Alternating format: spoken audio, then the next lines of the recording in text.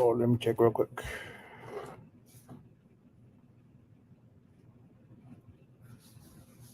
Turn that off.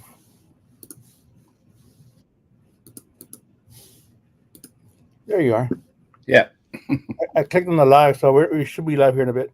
Okay. All right. Lep will have to dance along now. You'll probably ask me for a link. In fact, I'll just go throw it over there. I'll be right back. Okay. Uh, here, here, there.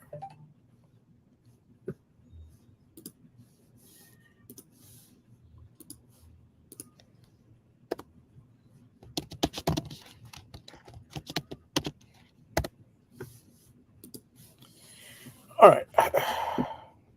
We got two people watching. It's probably you and me. Probably. Oh, we got five people watching. There's Troy V and Panchuco. Yep. They're trying to come over now.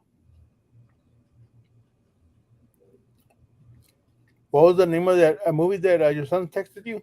It's called Hell or High Seas, I think. Okay. Hang on. Let's see. It's on Amazon Prime. It's called Hell or High Seas. Okay.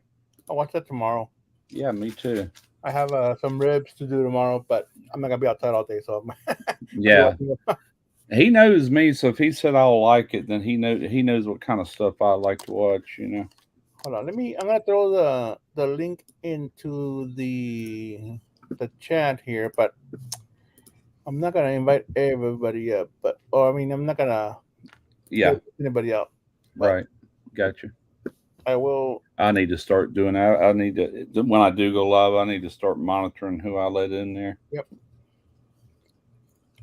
Which I don't go live that often, but Hello, Lady Sky TV. we're not live yet, right? Yes, we are, sir.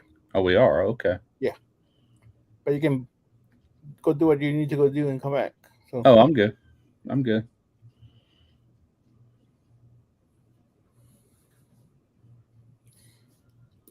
Here is the StreamYard link. If y'all want to come up, but like I said, I'm not gonna let everybody up because I don't know everybody. Yeah, that's the best thing if you just don't know him. I made that mistake that one night. God, man, that guy was stoned out of his mind or something. Yeah, well, I think he was just drunk, and then he went to get more wine from the cellar, and Yeah, he was wasted.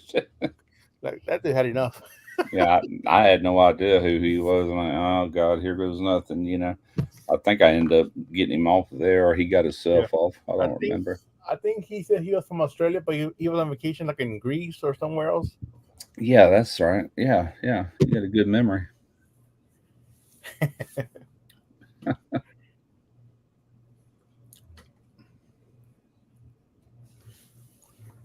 Lance must have gave it up for the night. Figure Yep. he might have would hop on here. He has a link if he wants it though. Okay. But he also had a long couple of days as well because he's been moving stuff out of his daughter's house. So Yeah, my lord, he's awful. I don't mean this in a bad way, but I can't imagine myself helping nobody move. My boys would have to help me. You know what I'm saying? It's like them days are over. I got some stuff in this house that I can't lift like I used to lift. You know, I don't do nothing, and I got some heavy stuff here. I'd have to get both of them over here if I ever did move. Get dollies and everything else. yes, sir. Because I'd probably be in the same boat. I, I know one thing. When I moved here, I rented one of those pods, and that's way if I ever have to leave here, that's what I'll do again because it's real low to ground. I mean, that all you got to do is about that far to get it up in there. You know, about that far off the ground, and it just makes life so much easier. You load that thing up. The sleeper said he'll be back, and you get that thing loaded up and do it smart to where you utilizing all your space, and they'll come and pick it up, put it on the back of their truck, take it wherever you're going, and set it off. You know, can't beat it. Your kids are supposed to help.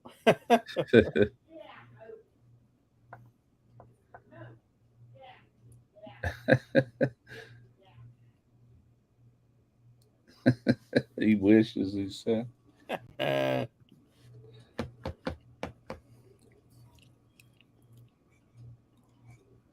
Sheena reminds me, when I look at her, a little bit of Cyndi Lauper. a little bit. Yep. Yeah, she kind of just reminds me of her eyes and everything. Yep. In the eyes. Yep. I want to sing, "Oh, girls just want to have fun," when I see Sheena.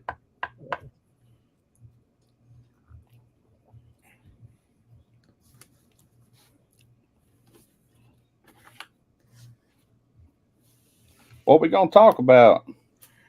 How about dehydrated or freeze dried candy? Ain't much to say. It's pretty weird, man. those Those, uh those Jolly Ranchers got me interested, man. You said it's just like a puff yeah, of they're like they puff up. They're kind of like a little ball, and they don't feel like anything.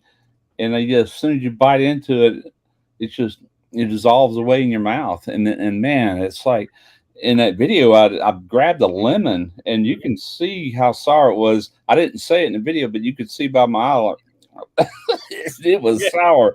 It exaggerates that lemon flavor, you know. yeah. No, Russ, he's just younger. What is he talking about? I know. Something I was just saying. I can't even remember that far back. Sheena E. No, Sheena on YouTube. I remember Sheena E. or whatever her name was. Yeah, Shinai. Yeah. Oh, this updated. I fixed that the other day because I only had Facebook listed. Oh, okay. Now you got Instagram and TikTok. Yeah. Although I don't do a whole lot on TikTok, I only have a couple of shorts on there. I gave it a shot last summer, and I did it, I don't know, probably 5 6 months, and I was putting up a weekly thing. I'm like, why am I doing this? I said, I ain't making a penny. I didn't even figure out how to get it monetized on or anything. So finally I just took the whole TikTok thing down. I just got rid of the app and everything. But Yes, sir. My channels are Yes I Can Barbecue, and then my personal page is Simon Velez. yeah, I still have I've had Instagram for years. I don't do much on there. I've just never have gotten a habit. You know how people post content all day long, whether it be a picture or Yeah. whatever. And I do a little bit, but mainly when I do a video, if I remember it, I'll just throw a thumbnail out there because you can't put links, and Right. I'll put like new video alert or video alert, something like that, thinking it Uh, might get a few people to go over, but I don't think it does. yeah, and Bill Sheila E. You're right. Yeah, Sheila E. Yeah, that's right. We're old. Yeah, I know I am. My brains are getting scrambled like an egg.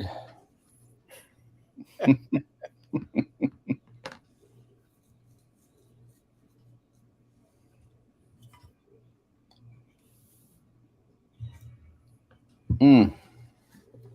Ah, Oh, I forgot to change that thing on top on my logo on the corner there. It switched between mine and Randy's. oh yeah.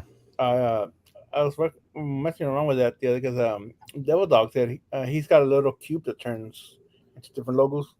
Oh, okay. And so I was messing around with it, figured out how to do it. Devil Dog, he's gotten in there and figured out how to do a lot of stuff, ain't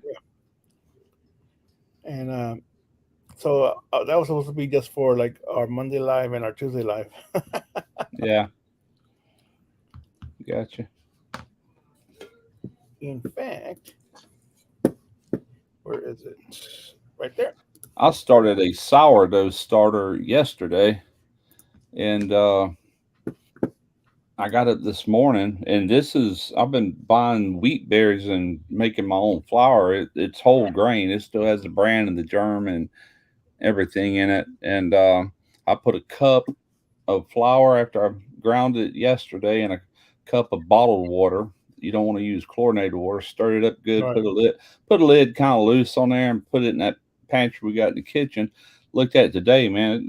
It's just full of air bubbles. Like, ooh, yeah, it's working. So I took it and I dumped half of it out. Ooh, it smelled bad, and it will for a few days. Well, yeah, it's sourdough, right? Yeah, it's for sourdough. It'll start smelling like that eventually, getting that yeasty sourdough You smell. just get that. But it's like, oh man, disgusting. And so anyway, I scooped half of it out, poured that much back in, more water, started in, and I looked at it. I put a rubber band around it where it was at, and it's already about half of where I started. So by tomorrow, it'll be doubled again. I'll do it again. Do that for like 7 to 10 days, and by that time, it should be ready to make bread. But I'm not ready to make bread just yet, so I will probably put it in the refrigerator at that point, and that's on, and just feed it once a week. Yeah, keep it up until I'm ready. Can you believe whose video I saw? But this was years ago. It's about 5 years ago on how to do a sourdough starter. Yeah, it's super easy. Yeah, I've never done it because I just like, that's such a learning curve. I don't want to go there, and so finally I did because I knew I was getting this meal and everything. And I had to get a better meal. That one I showed that one night is for like corn, and it won't get it fine enough. So I bought a really good mill. It's hand crank, but it's got a like a pulley wheel on it, and it's got a extension. The handle's way out here, right. But it'll hold a belt, and they also sell this board with a motor on it if you want to make it electric, but I ain't worried about that. I am gonna buy an electric mill too here soon. What's up, Lance? What's up? But I'm trying to find a thing. I just had a guy recommended a different pressure foot for that brother to stitch out those koozies. So I was real quickly went to see if I can find them. Looks like they're out there. So I have more time. I'll go back and do a little bit more research on it if I ordered the wrong one. Have you done any of that kind of stuff yet? You've been working on it? I did one sample one. There's no way I can do 100 koozies like that because the fabric, pressure foot is so, if you got like a foam piece of material there, that metal pressure foot is pushing down on that so hard that when the foam passes through the needle, it wants to buckle up and everything and get sort of wavy. Yeah. So I had Lewis is in here now. He's another one that probably know the answer, but this guy, he is a sewing machine tech, and he said to get myself a roller pressure foot. So, and I just read a little bit up on it, and it said that's exactly what it's for those soft items. What's up, Lewis? That that have a lot of play and movement in them. And that way, when you're sewing it, it won't buckle up or roll up, and that's exactly what this other one's doing.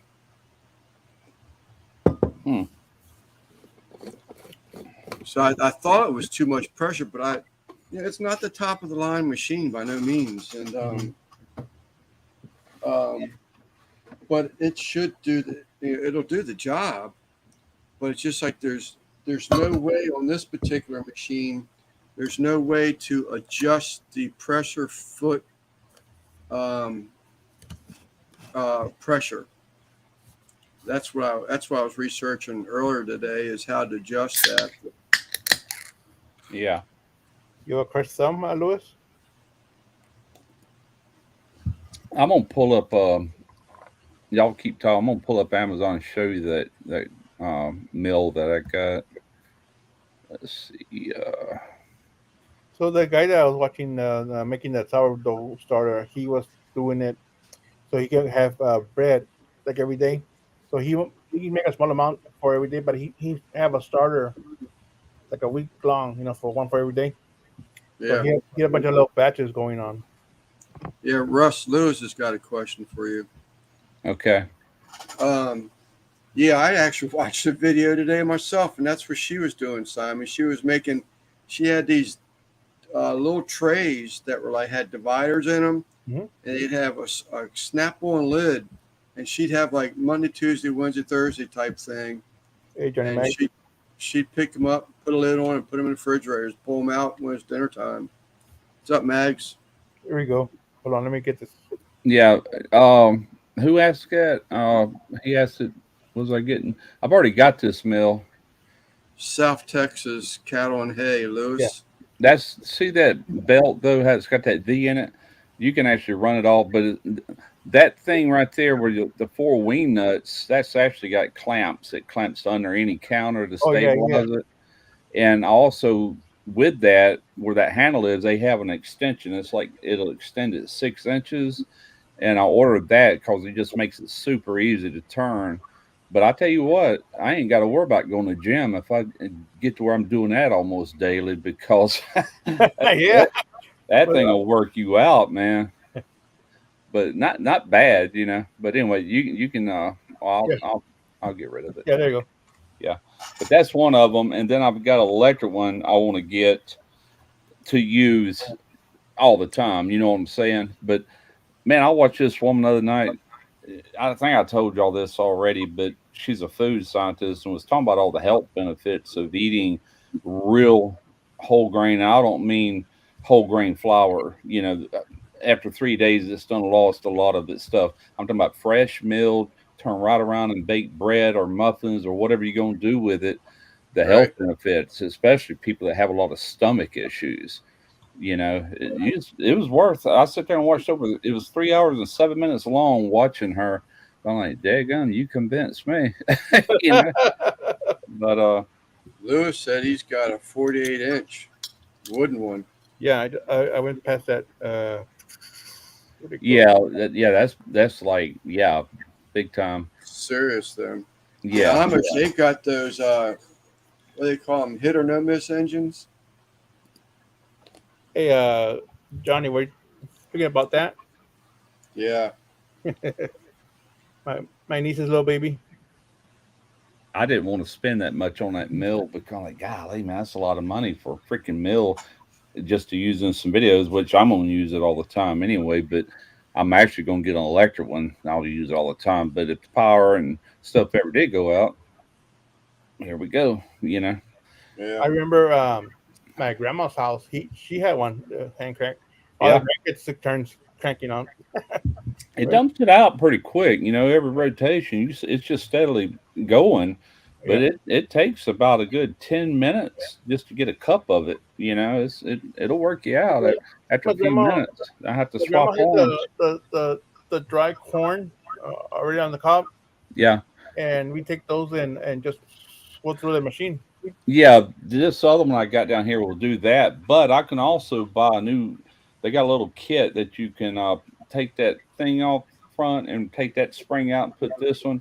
Then you can grind corn with it. You can grind anything if you got the right parts, you know. But I got that one just for flour. I've got one for corn if I want to do that.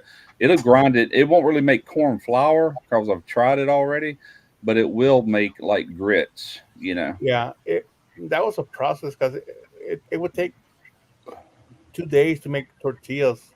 So we do it every day, so we have the stuff for the next day, you know. Yeah. I want to make some whole wheat tortillas and see how they are. They're good. My mom had bought the flour one time because she couldn't find regular flour. Yeah. So she bought that and made it, and they were good. They were really good. Heck yeah. So it just won't crush it fine enough to make a corn tortilla? Well, my grandma's she put it in a mixture of what was that white stuff? To break it down, break down the corn. Oh yeah, I know what you're talking about. I can't think of it. It's a powder. It's like my goodness, I was like 8 when I did it. You know, this in Mexico. When we'd go visit my grandma. My goodness. But yeah, she would mix it with that stuff, and that would break it down, and then you could mill it fine, and then make a little bit. Why? I mean, why, Russ? Why lime? Why doesn't yours? So you're saying yours doesn't break it down fine enough? I'm talking about my old one, the one I showed that night.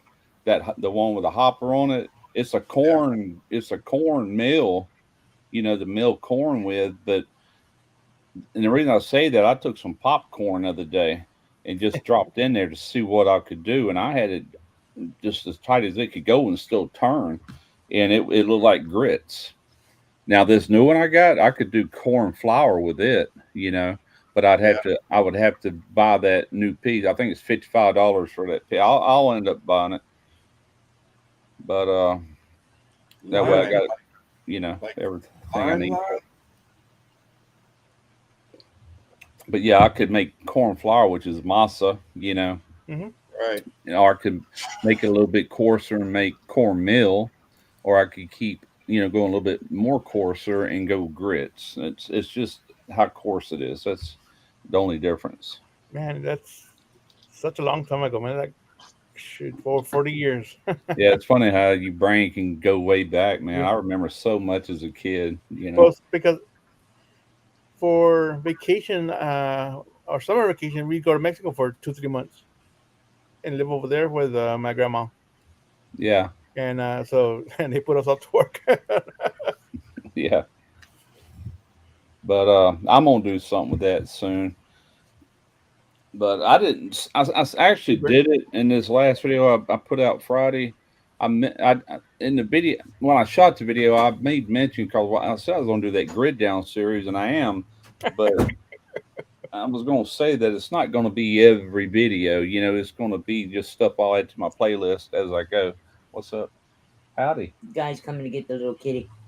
Okay, good. Are they going to take the mama too? Talk them into it. I tried to. Try harder. I tried. So this lime, is that? I'm assuming it's got to be a different type of lime than a lime that I'm thinking of. I'm thinking of lime like you put on your yard. But is it the same stuff? Same stuff. I want to say it's the same stuff. Hold on, let me look it up real quick.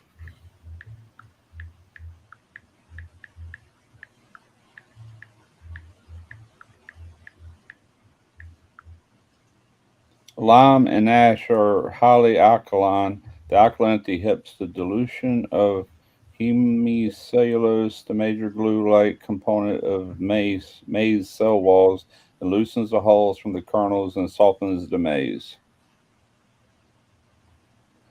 Does lime help digest corn? Corns are rich in cellulose, which is an insoluble fiber, and the body cannot digest it easily. Bancheli suggests cooking them with ghee. Oh, never mind. It's getting off on something else, but I guess it don't. I don't know if there's a difference in the lime or not. Let me see if I can get this. All right. Or is it right there? Mexican. That's not Mexican lime. Mexican lime. It's called Mexican. Yeah, it's lime. You're talking about the powder lime, though, not like a green. Okay. Yeah. Oh, I see it now. Okay. It's like a pulverized powdered limestone, I guess. So what do you do? Put that in with your corn before you actually grind it? You have to leave it in there for so long, or? He did it. Let me see. I think you put it in the kernels in water, and then we grind it afterwards. Like a day later. I don't even remember. Yeah, I think it was a day later. Okay. I'll Google it because I'll do that. So the lime would start breaking the kernel down? Oh, hold on. There we go. Yeah. Okay.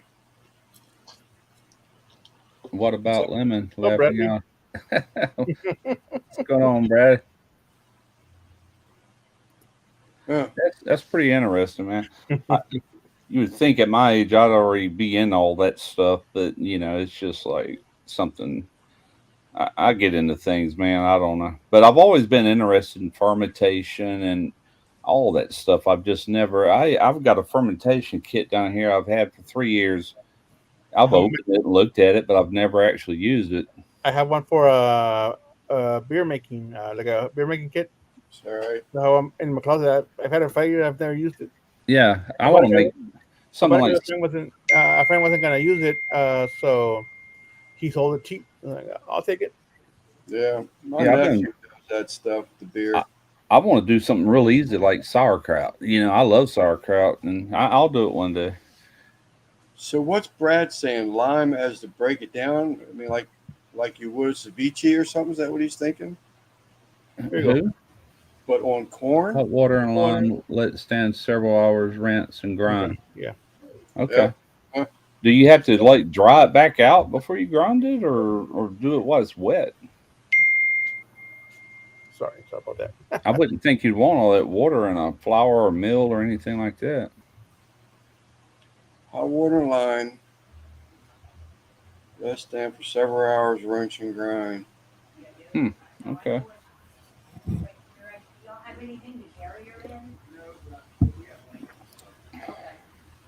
Huh. I'll have to dwell deeper in all that when I get ready to do it. For right now, I'm dealing with wheat though. I've got 50 pounds. I've got 25 pounds of soft white wheat, which is more like a soft flour, like for biscuits and stuff. And I also got a couple sifters. And I would probably sift it out for like biscuits, whatever.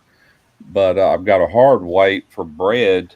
But I also want to get some hard red and probably mix like 50-50 red with white because the red has a little bit more flavor than the white. But some people says it's too strong. So if you mix it like 50-50 with the white wheat berries, then you'll get, you know, something that has a good taste but not overbearing. So you can't freeze dry as a biscuit because of what we talked about the other Yeah, day. When bread. you hydrate it. But what happens if you made like a go ahead and make a cream chip beef where it wouldn't matter if the biscuits were soggy or not? In a case like that, I would just do the chipped beef, freeze dry it, and then make biscuits when you're ready to eat it. You know what I'm saying? It's like There you go, Brad. I'm storing all this freeze dried food, but it's not for like MREs or anything. Where all I got, most of the stuff is raw. The stuff you won't be able to get at the store, like during a hurricane or whatever. Then so hey, we got 100 dozen eggs right here in these pouches, ready to eat. All we got to do is hydrate them and cook them, or whatever. I got to figure out what I'm doing next. I just did them strawberry. I want to run this thing at least once a week, every week, and just start stocking like that. Hey, So, Alan, Quentin Nelson. No, hey, Brad, you have time to log on? Get on. I'll send you the link. it's all about converting starch into sugars and removing.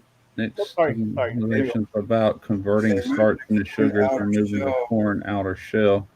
Then you have to sift out the shells and stone grind the corn into masa. Right. Where they at? Hang on. Oops. These are some like really fine sieves, and it's just I hadn't even used them, just got them in.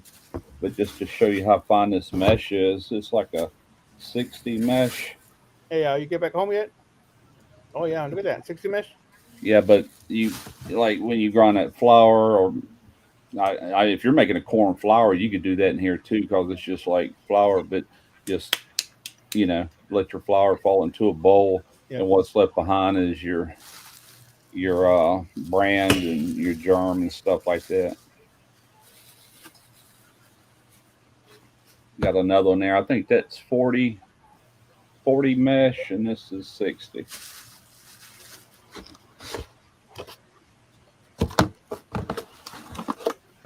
I get into something, man. I get into it. That's just, I've always been like that. I jumped right in, huh? Yeah. Me and my toys. Yep. Just got back home.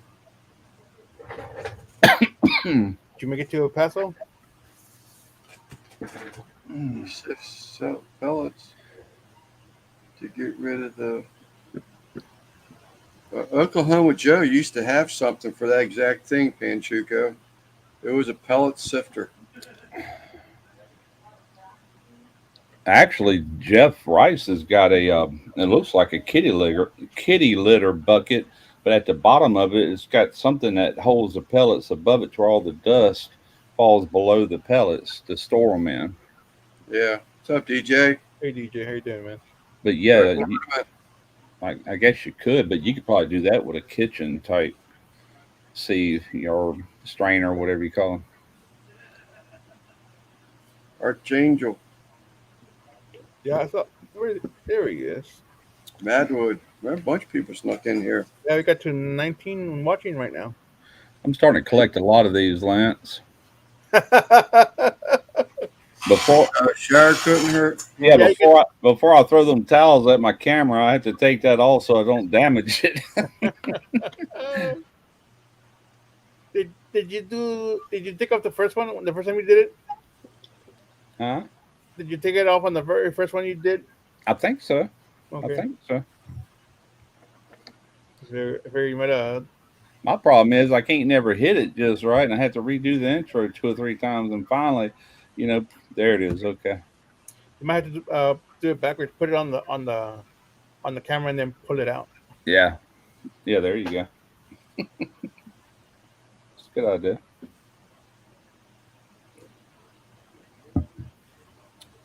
Oh man.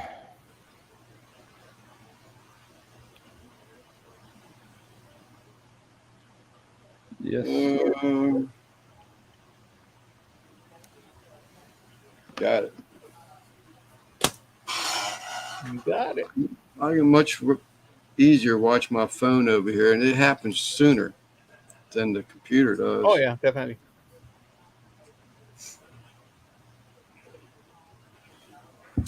I told you I never did get that rocket stove, and I ended up getting my money back. I still haven't got it. It was shipped or picked up. It was picked up by the USPS, and it just stopped right there. I'm like, what the heck? They must have damaged it and sent it back or something. Something I could figure. Yeah, probably so. Probably broke through the box or something, and then they didn't know like where it went to from that point. Got separated from the box. Well, after I got to looking at a video after I done ordered, and I'm like, golly, that thing looks cheap. I wish I had a weld machine and all like I used to. I'd just make one. Go get me some like 6x6 square, 1/4 inch thick. It'd last forever. Put some legs on it. It'd be easy to do. Yeah. So what about it that wasn't 20 pounds of weed, That's man. what he said. It was 50 pounds of wheat berries, 2 different kinds.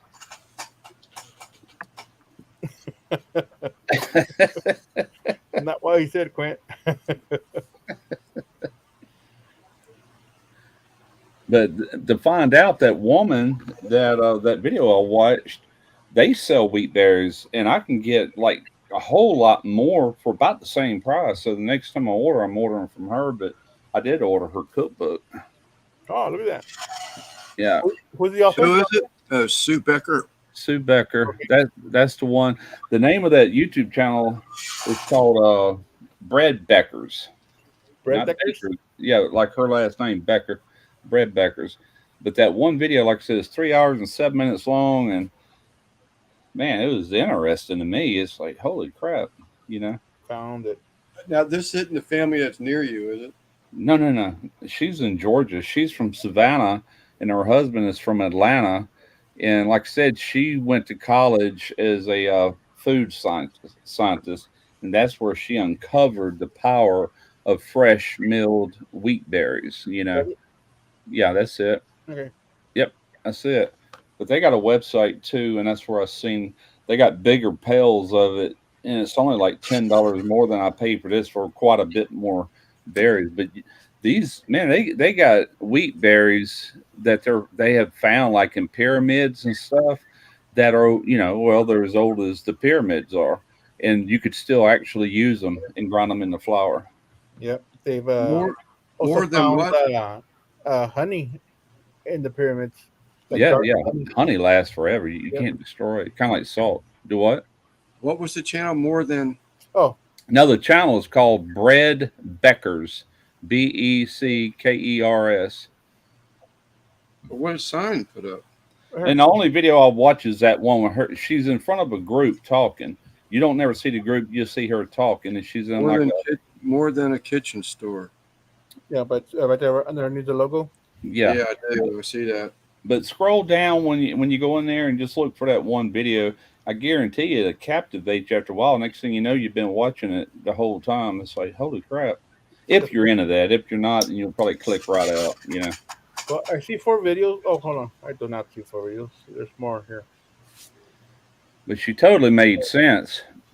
I don't want to do a spoiler alert, but something she says later on in the video just totally blew me away.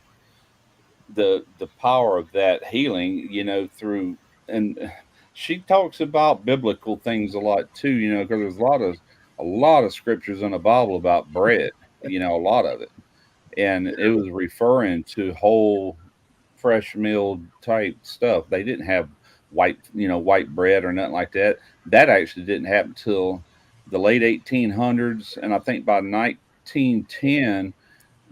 And the reason being, you can't store flour very long. Like when I grind this, it only lasts a few days. After the third day, it starts losing all its nutritional value, and it's got oils, vitamin E, the oils in it, and it'll go rancid. And so they had to get rid of the bran and the germ and just leave the endosperm, which is the white part, and get rid of the other part through sifting or sieving, whatever. But that's the nutritional part of it. So when you eat white bread, you're eating crap, but it'll store. That's the reason. Yeah. That's the reason it's highly used, just so it could be preserved, feed the masses. It'll still fill you up, but you're not getting the health benefits of it.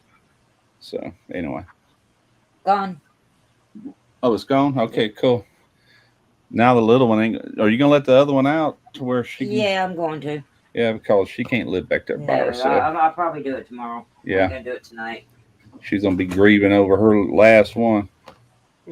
My wife, man, I swear, somebody dropped off 3 kittens and a mama cat where she works.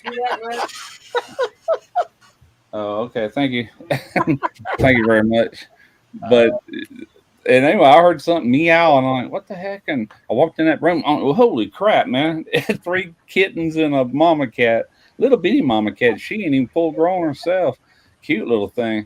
She's friendly as can be, But anyway, she got rid of the 3 kittens. Now she's got to get rid of mama. Nobody wants a mama cat, though. That's the problem. Especially if she's not fixed or anything. No, yeah, get her fixed. She probably will be before it's over, but we don't need another cat. Good God. Well, you said there might be some place around there where they'll do them free, just to keep the population down. Feral cat. I think every now and then they do offer that.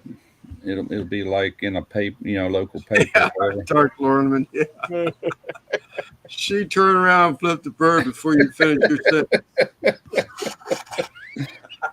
Yeah, no doubt. I saw that too. I said, well, she spoke too soon. Well, at least it was just a finger and nothing else flying at him. Yeah. Yeah, glad it's gone. Then the herd.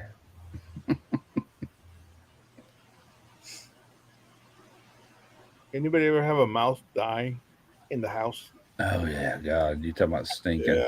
I had one die in the wall between the bathroom and the kitchen. Yep. Let's see, 1, 2, 3. My third wife, her sister lived over in Gulfport, and she lived in this house, and she could smell like dead rats or whatever. And anyway, she Donna, that's when I was married to. She asked me, could I go over there and see what we could do? Anyway, they had like wood board siding on the side. The house is off the ground. That's makes it really easy for rats to chew their way in there.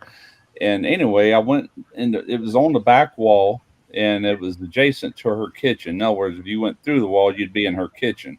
So I went to taking all them wood slats down and got to where I could get in there. There was a rat nest in there, and there was a bunch of baby rats in there.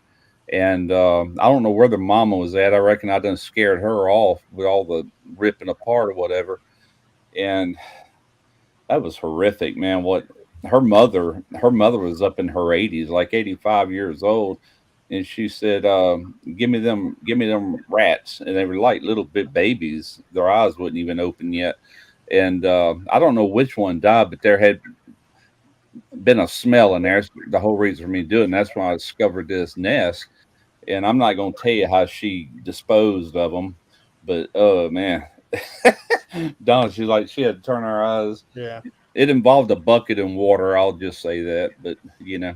Yeah, we had to knock a hole into into the sheetrock to find it. We found it real quick in the first hole, so we had to like not make more than one hole. well, I had to go buy new wood because I tore up a lot of that wood trying to get it off there, and I put like new siding up on the back of it and got it all put back together before. I think she ended up selling that house, but I got rid of her rat problem for the time being anyway. And I had noticed like a loaf of bread had a little hole in it where the mouse was eating. Yeah. I noticed that. Told my mom, we have a mouse or we have mice, and we were gonna get a pest control guy come out and put traps and stuff. But like a day later is when I started smelling, that. Yeah, it's already dead. Yeah. That's the problem with poison is I think decon is supposed to make them want to go get water. It like dehydrates them there, and that's the theory. But most of them just die and start rotting, and then you got to smell that forever, unless you can find him. So we didn't actually call because it was gonna be like 2 days out before they could come out. Yeah. But in that time, it's when we started smelling that smell, So it's like. Okay, do y'all have a cat by any chance? No, we just have my little dog. You get your cat, you ain't gotta worry about mice or rats. They'll take care of them. Well, the problem is, some bitch you got to be inside though, so you can get them inside. Then the cat's got to be able to catch them inside. Well, we got outside cats and a few inside cats, so either way, they're getting gone. What's up, Chef? But that smell, I mean, it'll linger around for a week or two. And then it goes definitely. away. It was about a week. After it was gone, it was about a week. That heat that you have right now. Yeah. Yeah. That's what my mom said. It probably died of a heat stroke. Well, we're on a slab with a brick house, so it'd be hard for a rat to chew. If a house is off the ground and like wood siding, it's so much easier for them to get in. Yeah. Not that they can't. They could come up through the roof and all. You know what I'm saying? Not the roof, but like the eaves of the house or whatever. They could get in if they wanted to. But yeah, our house is partly brick, and then the rest is siding, but it's a foundation, a concrete foundation. Really? Okay. Yeah. So it must have gone through probably through like the garage, the back in the garage or whatever.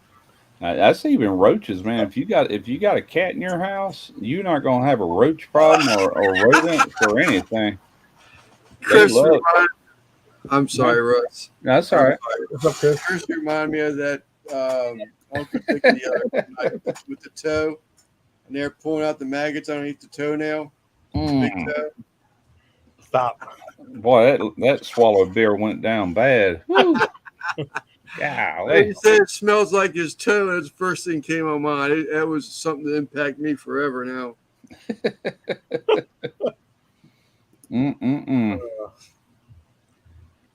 Extra crispy. Well, you been out in the sun, Chef? What's up, Eddie? How you been, man?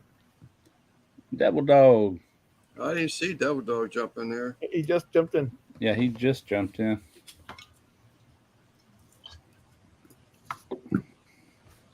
I'm gonna Tommy Hanlon. That's a new one. What's that? Tommy Hanlon or Hanlon? Oh yeah. I have it's a new name to me actually. But thank you for 15 plus degrees there. Jeez. Where? Oh, 150. Yeah. Yeah, Chef. Was it Arizona? Yes. I texted my youngest son earlier. I told him, I said, when you get back from Florida, pull by the house. I've got a box full of rubs. I'm going to give you a couple of thermometers and a set of knives I've never used. Let me show you these knives. Hang on. Let me stop my cam. That's what Rick's getting ready to do on Facebook. I don't know if you saw that earlier. I saw some type of an announcement or something that he was doing something on Facebook, and he's going to be introducing a line of knives on Facebook. Yeah, that company in here in San Antonio. Oh, the one he's already with? Yeah, I think so. What's up, Randy? Yeah, Randy. Feeling better? My dad said stop by his house. He's gonna give me some knives and shit. I was just seeing what I was gonna get. Pit barrel. Pit barrel. Probably Ah. private labeled for him. I have never used these. Yeah. Oh, Look nice. nice. Rosewood. I don't Those know are for what me, it Russ. is. Huh? Those are for me, Russ. No, I'm giving them to my youngest son. Derek, there's a penny in I'm here not the too. youngest, I guess.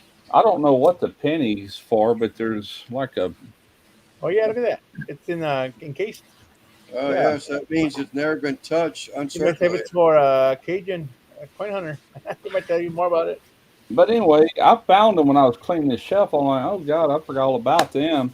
And I also found this spatula from Dowstrong that I've never used.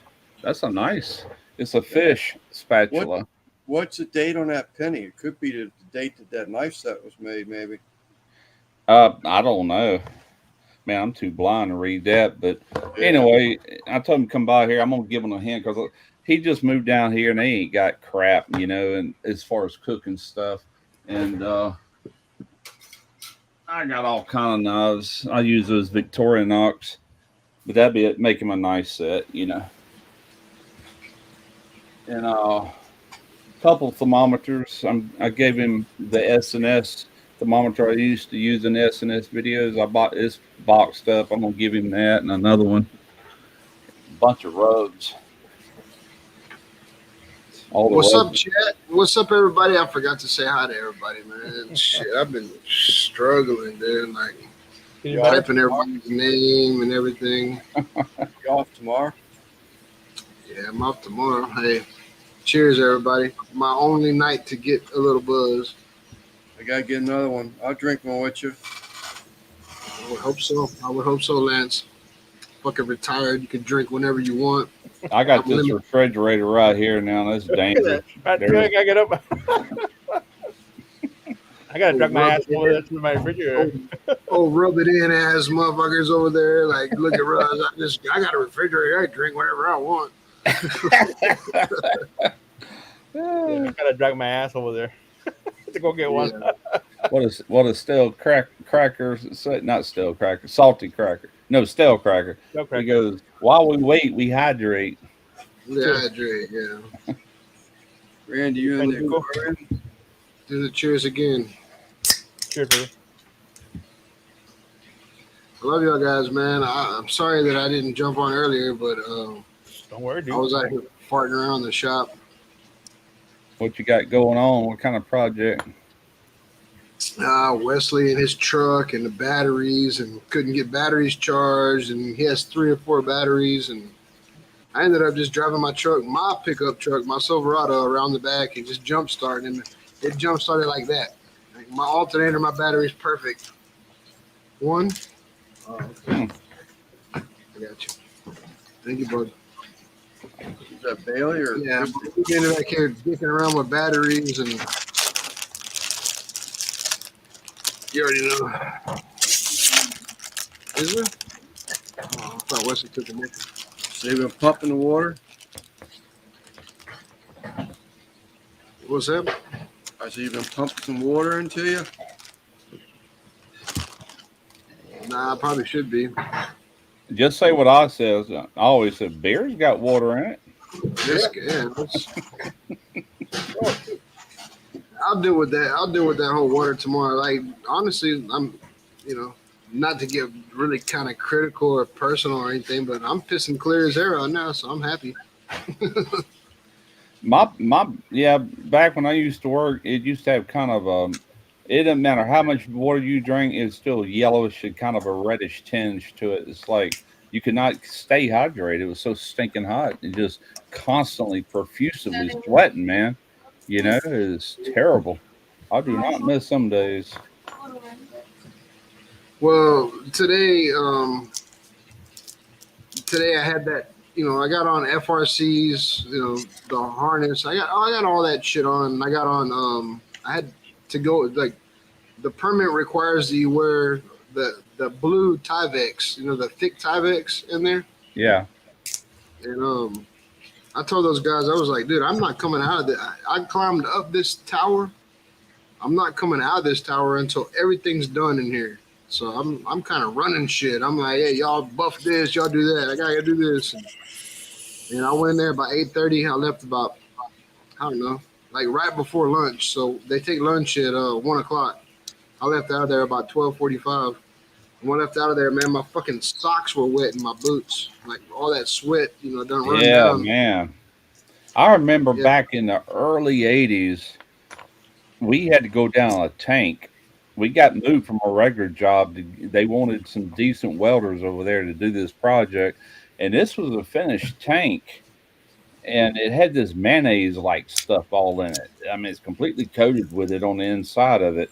And we had to put these white suits on with these rubber booty like things on and go down in there. And Those they had underwear, already, look at all that. Yeah, I saw that earlier God today. dang.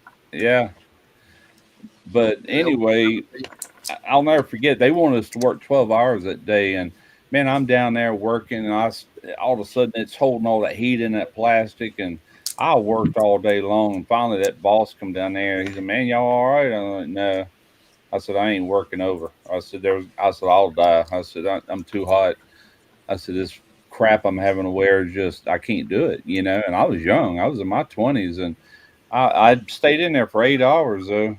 And there was another guy, so I'm gonna stay in here and go ahead and work. I said, "You do what you got to, man." And that was it. The next day, I never seen that guy again. He drug up, I reckon, but he was done for. But I don't think that was it. I think he got another job. But So on the bottom they got an air conditioner. They bought this big portable air conditioner and they got a duct that goes in there on the bottom. And so like every manway they have what you know what a Copus fan is, right, Russ? Those fans that are driven by air. They're not electric fans. They're like they put air hose on them and they suck out. like they run them off of air hose. Yeah, they call them Copus fans. They're intrinsically safe. That way the sparks don't ignite nothing. You know what I mean? Oh, okay. No, we didn't have to have that. All we had was sucker tubes and blower tubes that they would put down them tanks. One would be sucking stuff out, and the other one's feeding It's fresh similar. air in. But you could blow it on you. Our fresh air's coming in the bottom of the tank, and then they got 3 manways above us. They all got fans that are sucking out, so they pull that fresh air up, and Okay. Theoretically, it's supposed to be like pulling fresh air. Makes sense, but no, we didn't have to do that. Now inside the ship, like compartments, they had these huge fans that were electric, and they're just blowing air, But it's Yeah. hot air. I mean, Well, but see, if you're soaking wet, it feels good. But if after a while it starts heating up as you start drying out, Well, so they use these Copus fans because they're intrinsically safe. They don't have no sparks. They're not electric. They're running off of air. That makes sense. Yeah, because you're in there welding and grinding and all that shit. You can't have all that flammable shit going on. Anyway, Right. like I had my phone in my hand, and I was waiting to go up another scaffold layer up inside there. I had my phone and I was looking at it, and I did this, and I just had black all over. Like there was so much dust in the air, it was settling on my phone, and I was thinking that my phone was, I don't know, like I was thinking that I didn't have the brightness settings or whatever, but it was just so much dust on it, and I'm the only one in there that ain't got no fucking air filtration system. Dang. Yeah, we used to do a lot of tank work, but we had the rules at the shipyard. The rules at the shipyard, you had to have at least 2 people in the tank. You couldn't go in one by yourself. And on new construction, you didn't have to get it sniffed or anything. If it was like an overhaul, just rust can, build up in these tanks can kill you. It builds up like carbon monoxide or whatever. But but we'd have to drop a sucker in there to pull air out and also have positive ventilation for at least, I think it was 30 minutes before you could drop down the manhole to get to the tank and do your work. Yeah, they got all that. They got all that. So every whole watch has got a 4-gas monitor, just to make sure. Yeah. The plane has to come out and suck the whole, Yeah. sniff the hole. I guess not suck the hole. Well, I mean, I'm down there TIG welding, blowing argon everywhere. You know what I'm saying? But Right. as long as you got a sucker in there and positive, two types of ventilation, sucking and blowing at the same time, you're good. You know, you ain't got to worry about it. Yeah. So I mean, it's part of the job. You know what I mean? Like, there's nothing gonna change. These guys been doing this shit for. There's guys working there that's been there for 15, 20 years. This is standard protocol for them. This is nothing for them. I'm the inspector, you know. I'm expected to be in there and do my inspection. But like I said, dude, when I climb up 170 fucking foot of ladder, I'm gonna go in there and I'm gonna do whatever the hell y'all call me in there to do, plus some. Because if you tell me this is ready, I'm not gonna wait for them to go call me and say, climb back up there and do this. I'll be like, well, hold on a second. How far along are y'all? You know, are you 15 minutes away or are you 20 minutes away? I'll come back to you.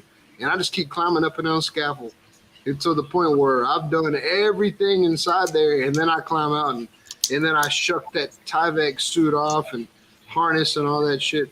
So that I got kind of overheated today, man. Honestly, Yeah, like it can happen fast before you even know what happened. Yeah, in my backpack I carried 2 bottles of water. So from 8:30 to a little bit before 12, like 11:45, when I climbed out of there, I had 2 bottles of water. When I climbed out, I knew I was dehydrated. And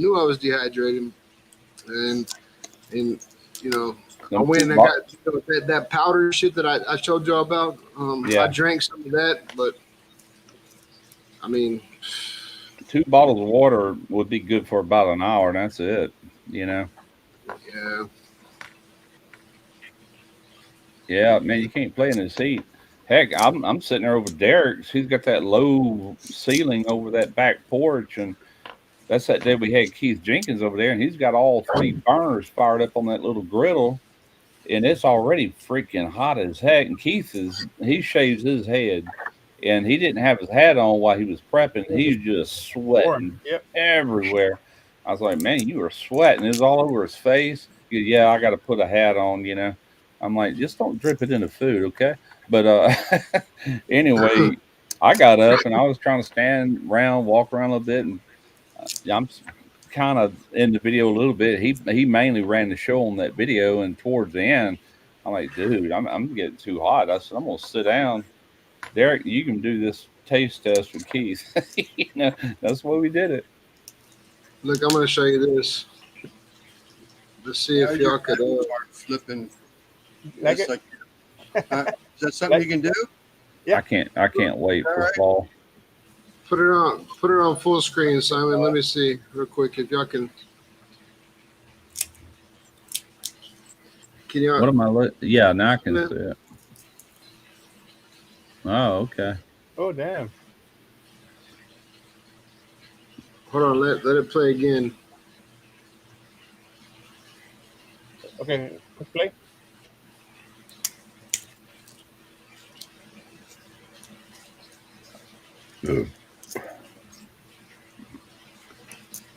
Shit.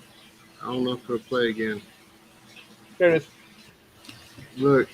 Look at the way the scaffold builders build that scaffold, bro. They just went in there and they took fucking like a bunch of like scrap pieces of fucking there's grinders with no safety guards.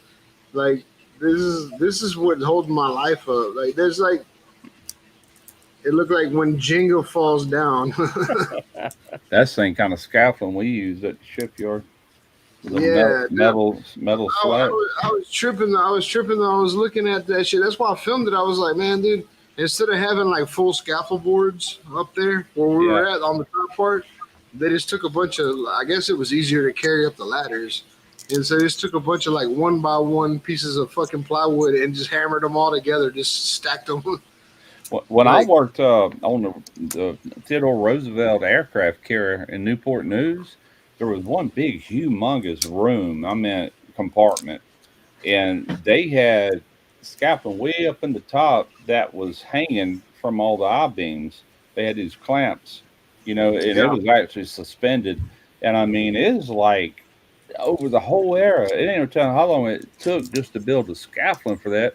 And one ladder that was up against the bulkhead, you climb up there, and you kind of come up through a hole, and you throw your tool bag and whatever you carry in there, and then go to your job site. All that pipe's running up in the overhead. We had to get up in there and weld and pull our welding leads up there and all that stuff. But I like that scaffold though. It was well built, put together. I felt totally safe on it.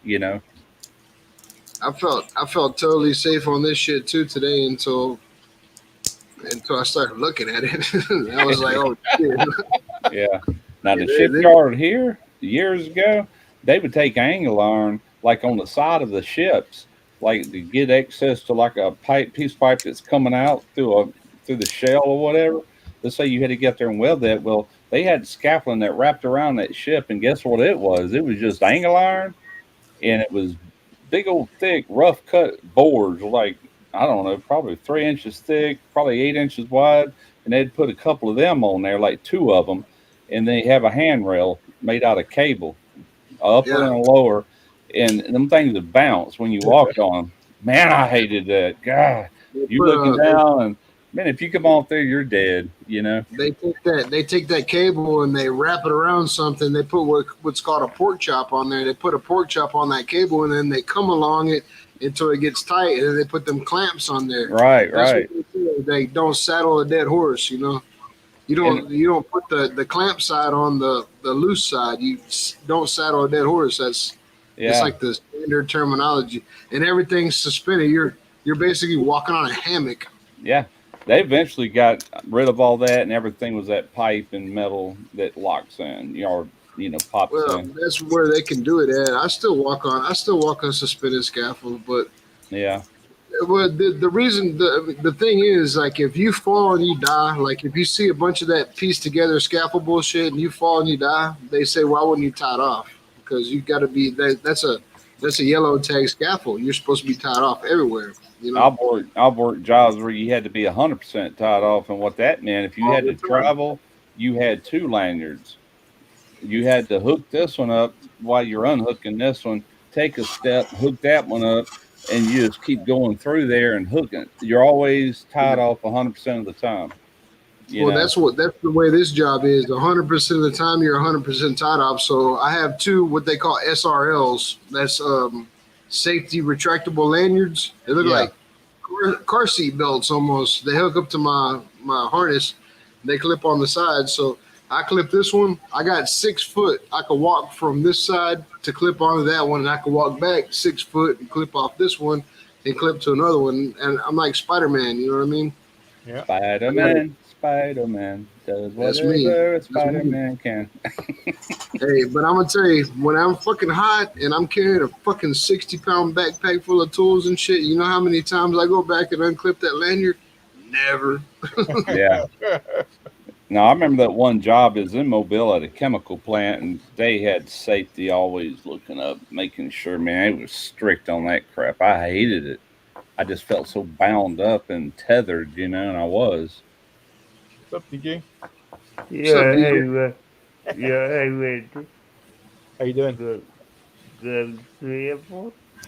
Well, I'm gonna do like old Boo. I got to go lean off the dock. I'll be back. All right. Yeah, lean far, Russ. You don't want to get nothing in your boots. I look like Spider-Man when I'm out there, man. I'm talking about, that's if I'm tied off. Like, okay, well, if anybody from Chevron's watching, I'm always tied off. But yeah, sometimes I'm not. I'm not gonna lie. Sometimes I'm not. Sometimes I'm getting in there to get shit done. Micro, safety third. I forgot that I sent that picture to y'all today, Simon, on Discord. Oh, it was a video. I just took a screenshot of it. You seen that video though? Yeah. Like, I'm sitting there like this dude's taking forever. And whenever I go over there and look at him, he's looking at TikTok. He's not even doing what he's supposed to be doing. Like, that son of a bitch was over there looking at TikTok.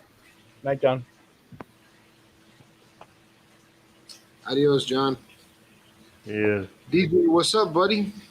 Not much. Just hang out, relax. Hey, how many hours do you need, DJ?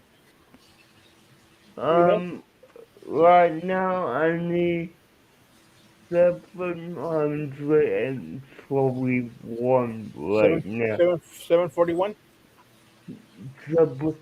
Sorry, one. Okay. Please. 31. What? Yeah. Yeah. Okay. Yeah. And but you have a master playlist, right, of all your videos and stuff. Yes, I do. Okay. You may have to scroll over because it's a bit hidden on the Yeah. playlist. But yes, I do have one. And let me ask, do, do any of these guys know what's going on? No, maybe Lance might know. Well, that are what? you are you aware of what's going on for the next month? No, that involves you or involves YouTube? Involves me and YouTube. Okay. Yeah. So No, Uh, there's a bet. Who did that? Eddie. yeah, Eddie. Eddie bet is betting that DJ can get his hours before what date is it? August 24th. August, Yeah, the end of August. the end of August.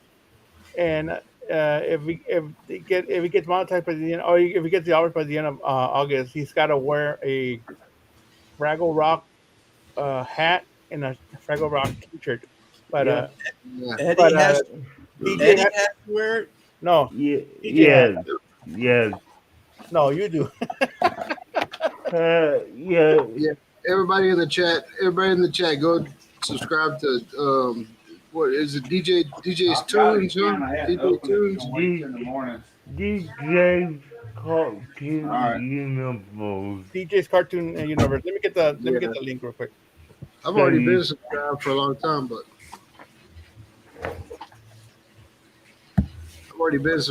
long time, but Yeah, everybody, man, help this dude out.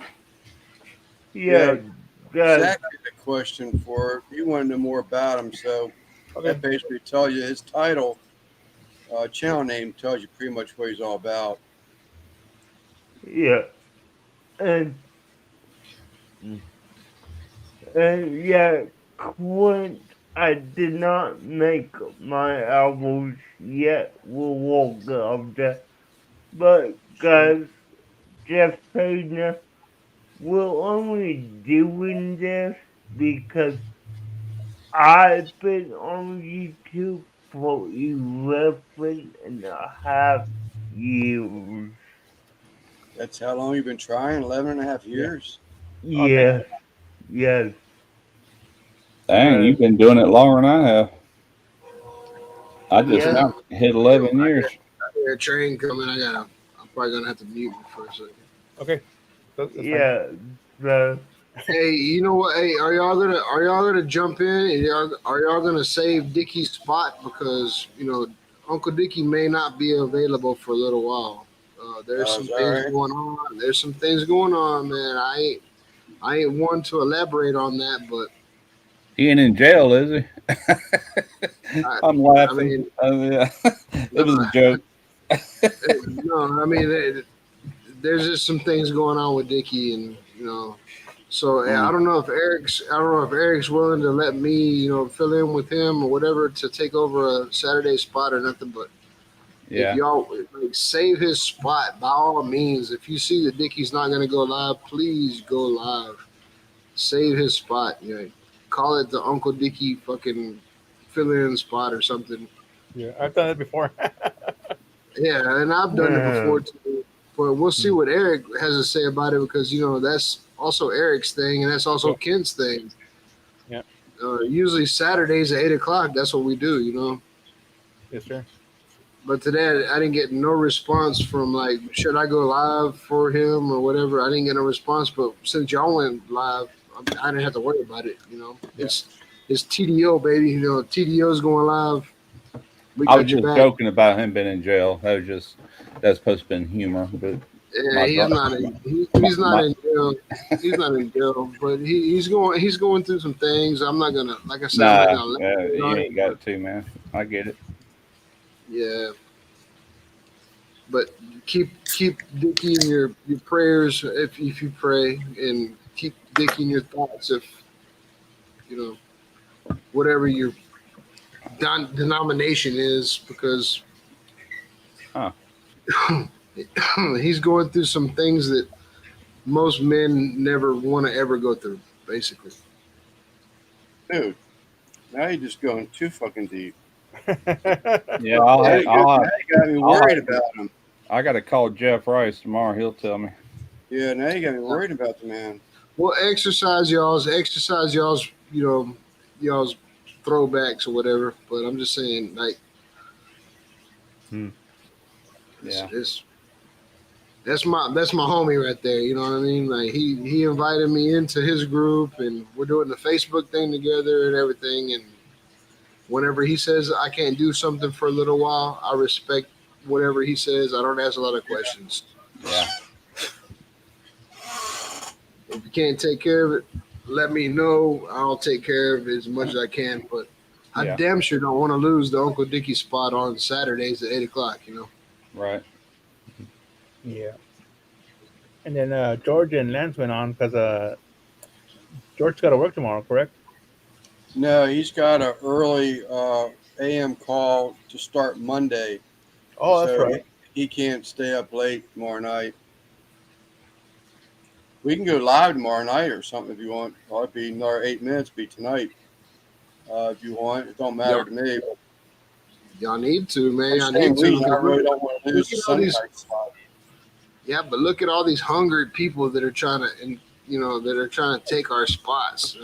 You say you're not gonna go live one night. Look at Rick and Al. Like we're not gonna go live, and all these hungry people are like, we're gonna start doing live on Monday nights or Sunday nights. This is our stuff, man. This is our. We did this in the beginning. We need to take over our spots. Like, be aggressive about it. That's the way I feel. Like, you're not gonna take my spot on Monday. You're not gonna take Simon's spot on Tuesday. If Simon can't go live on Tuesday, I'm going live on Tuesday myself. If Mexican and Gringo can't do it on Sunday, I'm doing Mexican and Gringo by myself, and I'll speak Spanish and English, and I'll just be on my own. He's the one to do it, though. Yeah, I'll argue We'll with do myself. We'll keep tomorrow.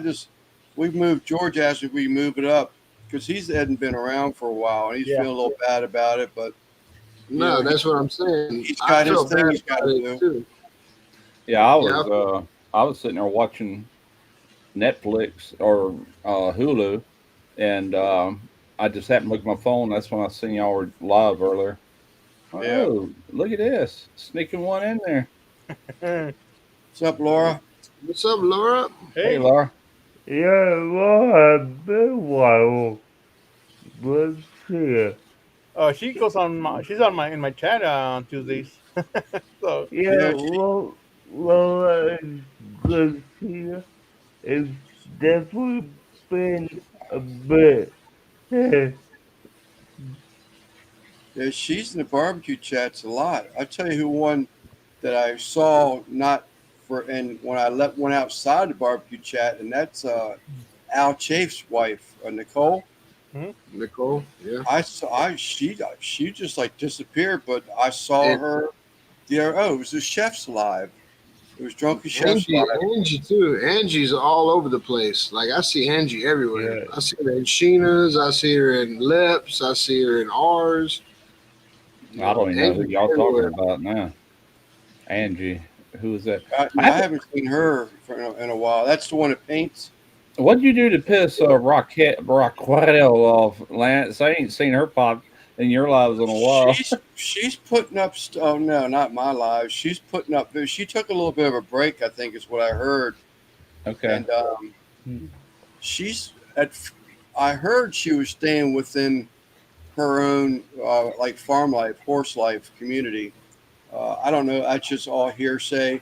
I did see where she brought out and cooked up some kebabs, and she did a one of those 20-volt battery pack or handheld chainsaw reviews the other day.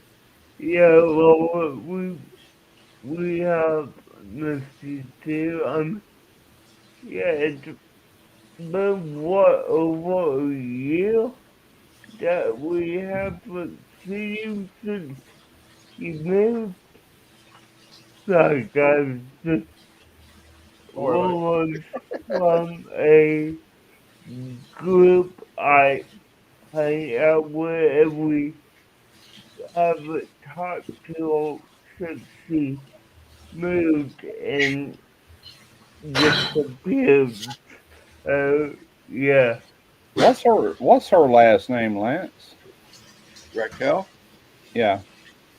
Welsh. Cottonwood Ranch. Um, Her name is Raquel Cottonwood Ranch. yeah, I don't I know. his I last seen name. today. I seen today on Facebook. She had changed her profile picture. Like she's making love. She's like French kissing a horse. I was like, hell yeah.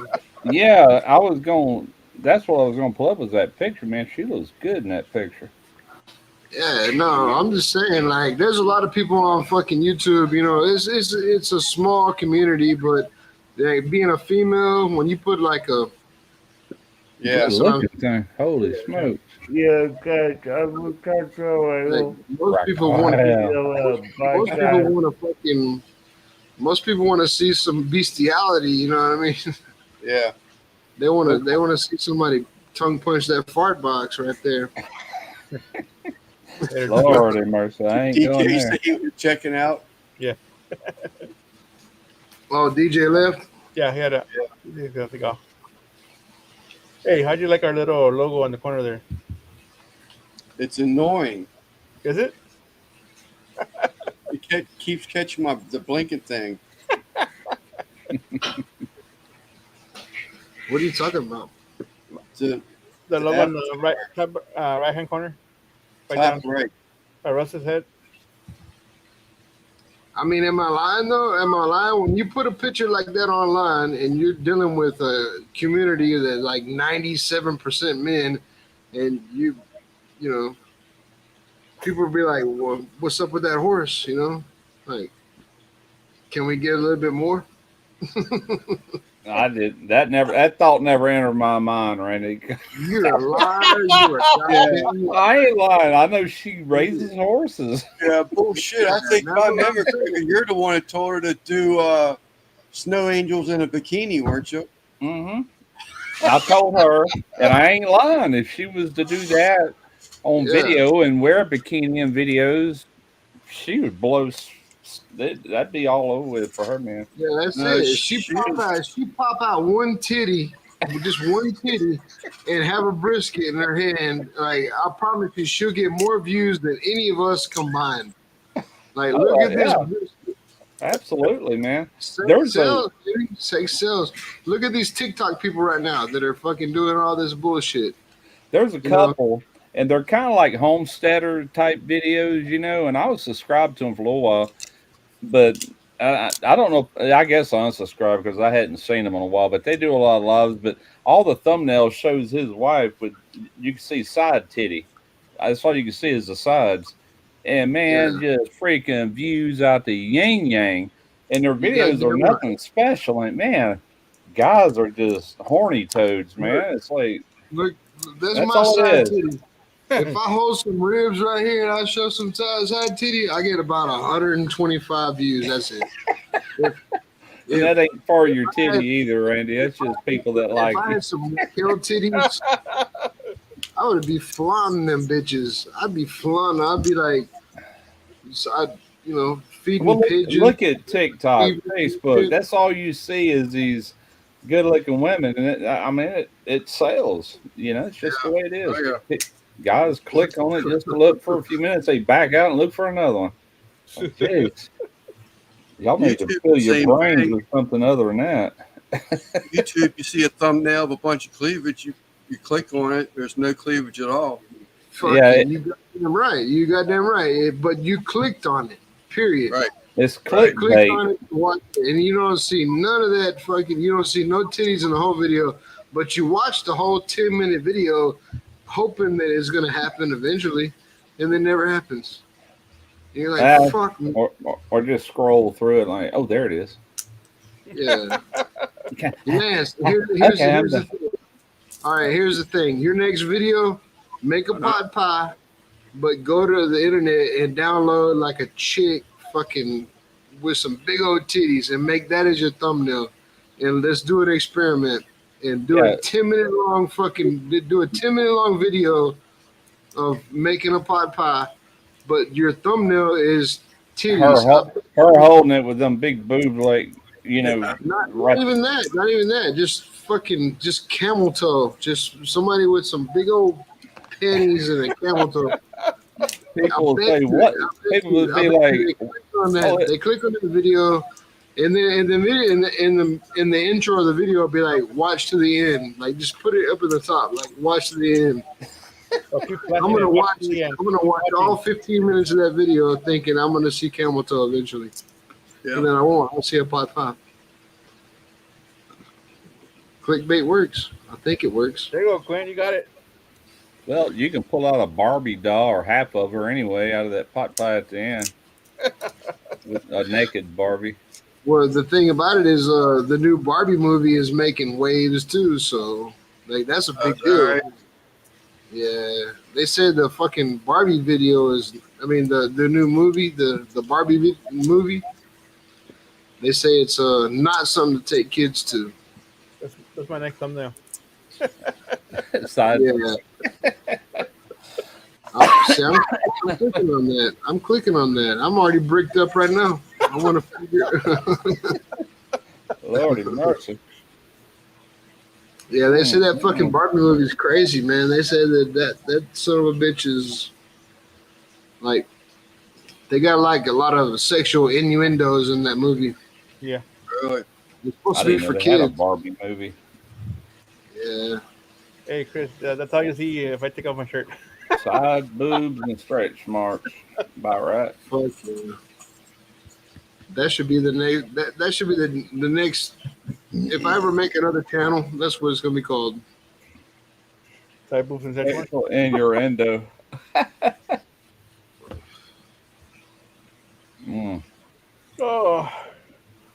Oh yeah, look at that. Bud Light and Neil sausage. Bud Light and Light stuff. and either so. Fucking David would say some weird shit like that, wouldn't he? Oh god. I guess I'm on a You made it awkward now, David. I think I'm on a scoop, guys. I'm getting tired. All right, sir. Thank you. Hey, hold on before you leave, Russ. Yeah. What you got in that What you got in that fucking machine right now? Freeze dryer? Yeah, Nothing. nothing. Mm-mm. I've been running it once a week. I'll do something probably around Monday. I don't know what yet. I got to cook something I want to eat in about 25 years. If you're still around, right? Yeah, if I'm still around. Oh, yeah. He'll be around. He'll be around. Yeah, Russ is an OG. Russ is the kind of person that lives to be 109. He lives to be older than Lance. My dad lived to be almost 90. My mom lived to be 77, so there is some longevity there, so we'll see. You know what I seen today on, I don't know what I was looking at, but they said people that like the smell of gas, that like the smell of acetone, that like the smell of oil and shit, are more likely to be drug addicts. Really? Yeah, that's what they said. Hmm. So, like, I've been asking Bailey, like, you like that smell? She's like, no, it smells like gas. I'm like, cool.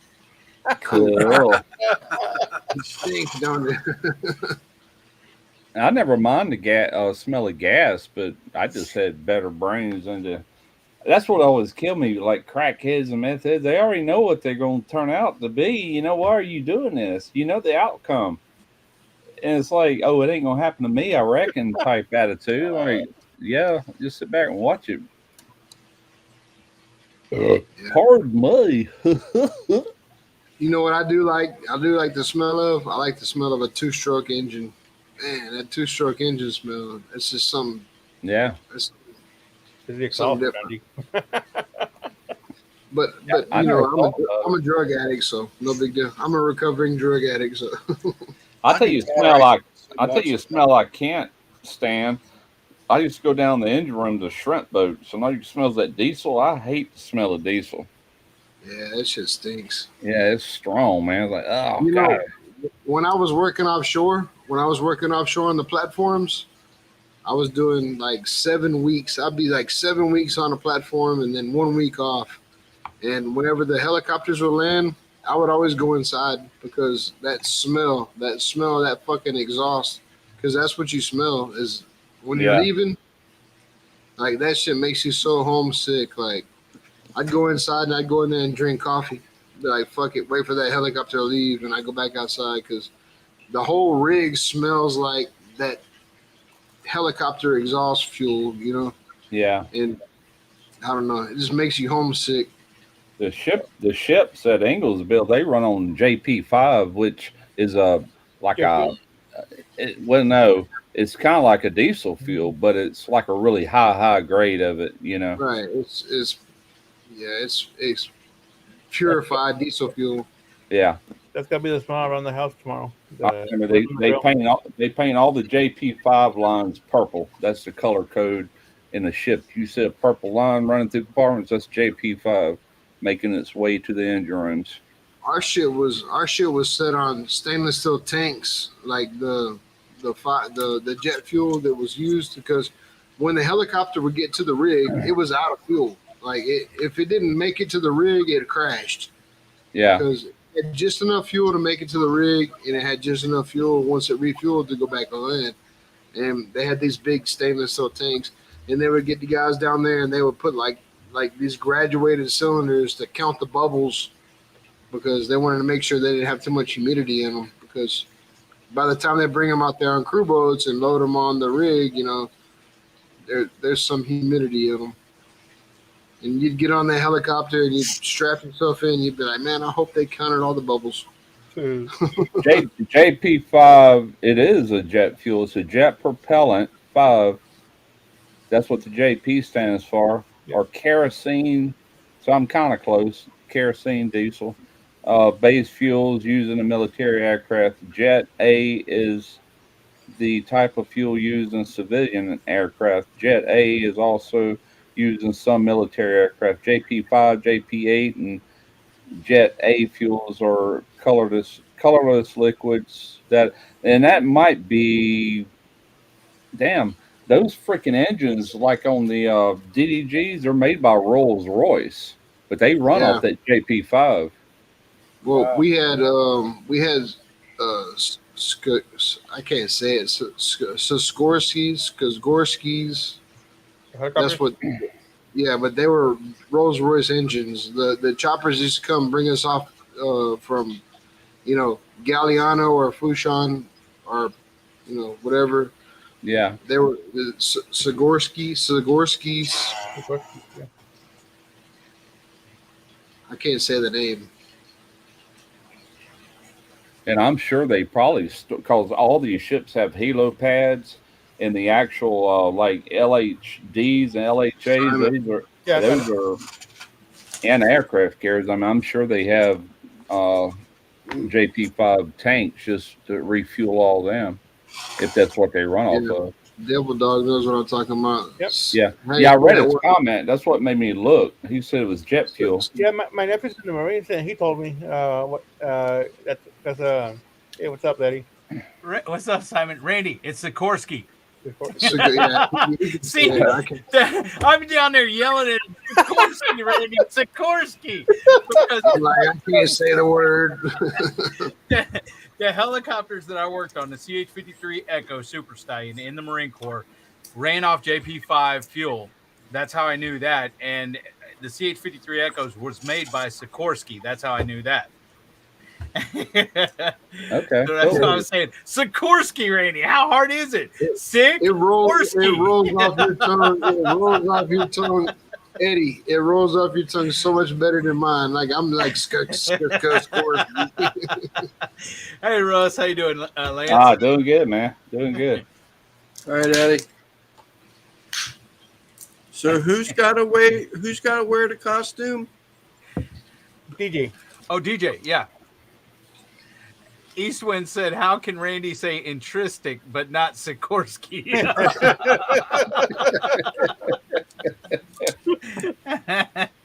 It gets, let me show you why. Let me show you why real quick. This right here. This is what makes me. Can you say the label on that, Randy? Yeah. Can you read the label on the bottle? That's Weisenheimer. Anheuser-Busch. Yeah.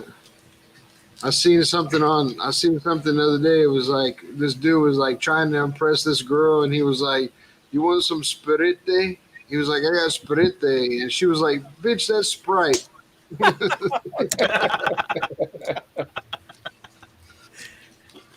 I'm getting another drink. I'll be right back. Lance, you feeling better? The other day you weren't feeling that well or something. No, I'm feeling fine. Okay. Well, Tired. I was a little tired last week. Did a lot of movement last week. Hey, Eddie, your microphone's doing that thing again. All right, I'm gonna have to go down. You have to bring me back up. All right. I gotta go pee real quick. Damn, it almost hit it. My phone just lit up. 11:12, missed it by a minute.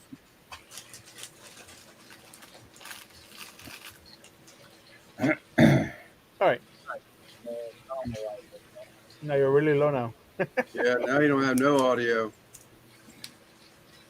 I was hearing him earlier. I did have audio. There you go. There it is. Oh, okay. All right, let me go get a beer. I'll be right back.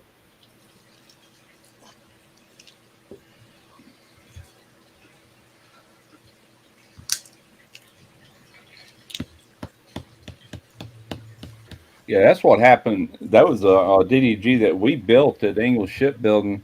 The Cole, USS Cole, USS Cole, that got blew up in Yemen by that boat that rammed the side of it with all that C4, and they hit where the engine rooms were just further in, right where they hit, and so when they done that, it blasted in.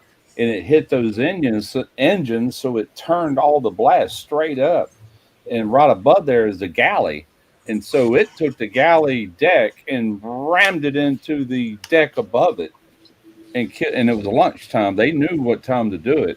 And everybody was being fed and all that. And so that's why it killed so many people that were, just happened to be in that galley area when they decided to strike. And, They brought that ship all the way back on one of those semi or submersible ships, piggybacked that thing, brought it back, and we completely repaired it. And man, that was a day to be proud. When that thing was completely repaired, I remember it was floating, and it had all this big to do, and they had sailors from the bow coming down the bow up over the houses, and then the rear house, and all the way to stern, and their whites, just standing there when that thing sailed off. But that just made you proud to be an American that day. It's like you might have stumped us for a little bit, but we're right back in your face with it. Tell them what that cost. You know what I'm saying? That had to be some major expense. That was no easy endeavor. They had to bring it back on the land and completely just cut out all of that and just start over again, that part of the ship. Why is everybody being perverted? There you Oh, thank you. Shows all that side tit and drawers, and he bends over in front of everybody. Okay, y'all like it? Subscribe to my OnlyFans. Hey, this is Simon's channel. That'll bring in all the subscribers, right? And watch ours. We'll put a boot in your Well, now it's I was thinking the I same don't have thing. an OnlyFans. Y'all can send me a down payment. I'll start one. I don't have an OnlyFans, but Did you know Trina came in the room behind you, Russ? Yeah, she popped me in the head with that old snuff can, that snuff box. Yeah, I didn't see that part. Well, she's supposed to have brought me. There's that picture again of Raquel, but yeah. she's supposed to have brought home Who is some that, home Eddie? from work, and she forgot. Who- So. Who is that, Eddie? Who's that one right there? That's, That's Danny. Yeah. Danny Days Ahead. okay. No, Danielle. the female before that. Yeah, Oh, it was was. that her? Yeah, I'll go back. Oh, It okay. was Danny. I thought that was what you call its wife. That one right there. Hold on. The one one that right there? played. Yeah, I thought that was. Who's that now? That's Danny Days Okay. ahead. Okay, no, that's not who I thought it was. No, but Hey, what's up with that? What's up with that chick? And there- Something about copper. Some copper. Oh, hardcore copper. yeah, Yeah, hardcore copper. yeah. I saw no. her. She went live for like a couple of days ago. Yeah, she had. She actually used to come to mine and Gary's Good Cop Bad Dog show, but then she stopped showing up, and I seen her live the other day. Yeah. For whatever reason, I subscribed to her, and I keep seeing her going live, but she never even shows her face anymore. She's like just an avatar, you know. What happened with the guy that lost his home and all that to a fire? Was it?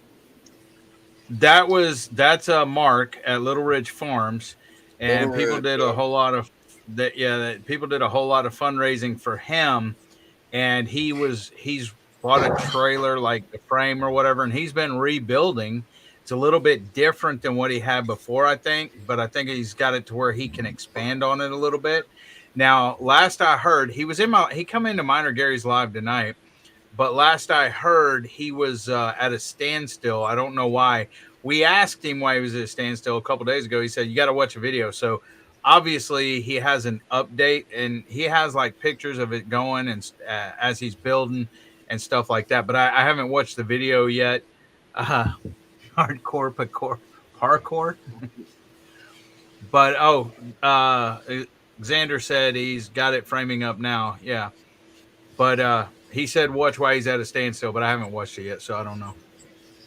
But he lost more than just his home. Didn't he lose like some shop buildings or something too, or something? Or No, the actual shop that was next to it still stood. And he was actually away whenever he came home. His brother called him and told him his house was on fire. And by the time he got home, the firefighters were there and everything else. So nobody got hurt, luckily.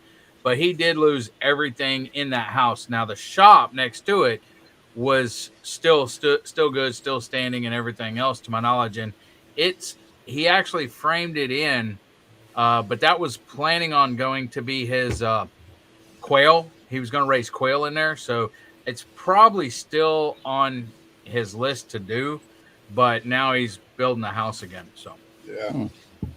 If you cruise down 225, Eddie. You cruise down 225 and you pass by the Red Bluff exit, and you look over, you're going to see a big ass tower with the fucking American flag on it. That's 178 foot tall. So that's where I'm at. I'm in that chevron, like right before you get to the Washburn Tunnel. Yeah, going 225 west from where I live. 225 west, right before you get to the Washburn Tunnel.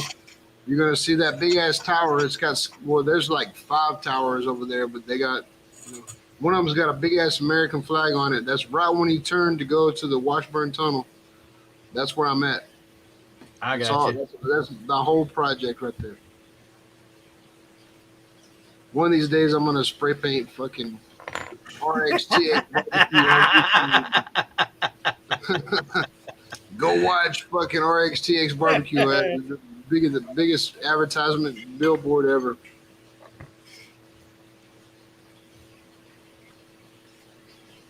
I got you, Xander. What is Dark Lord? What is Dark Lord's real name? Xander. Uh-huh. What am I? YouTube news? Everybody comes and asks me. Well, we've always said what's up, Dark Lord. It's like you and Gary. Real name. Yeah, Brisket Medic. Washburn Tunnel goes underwater.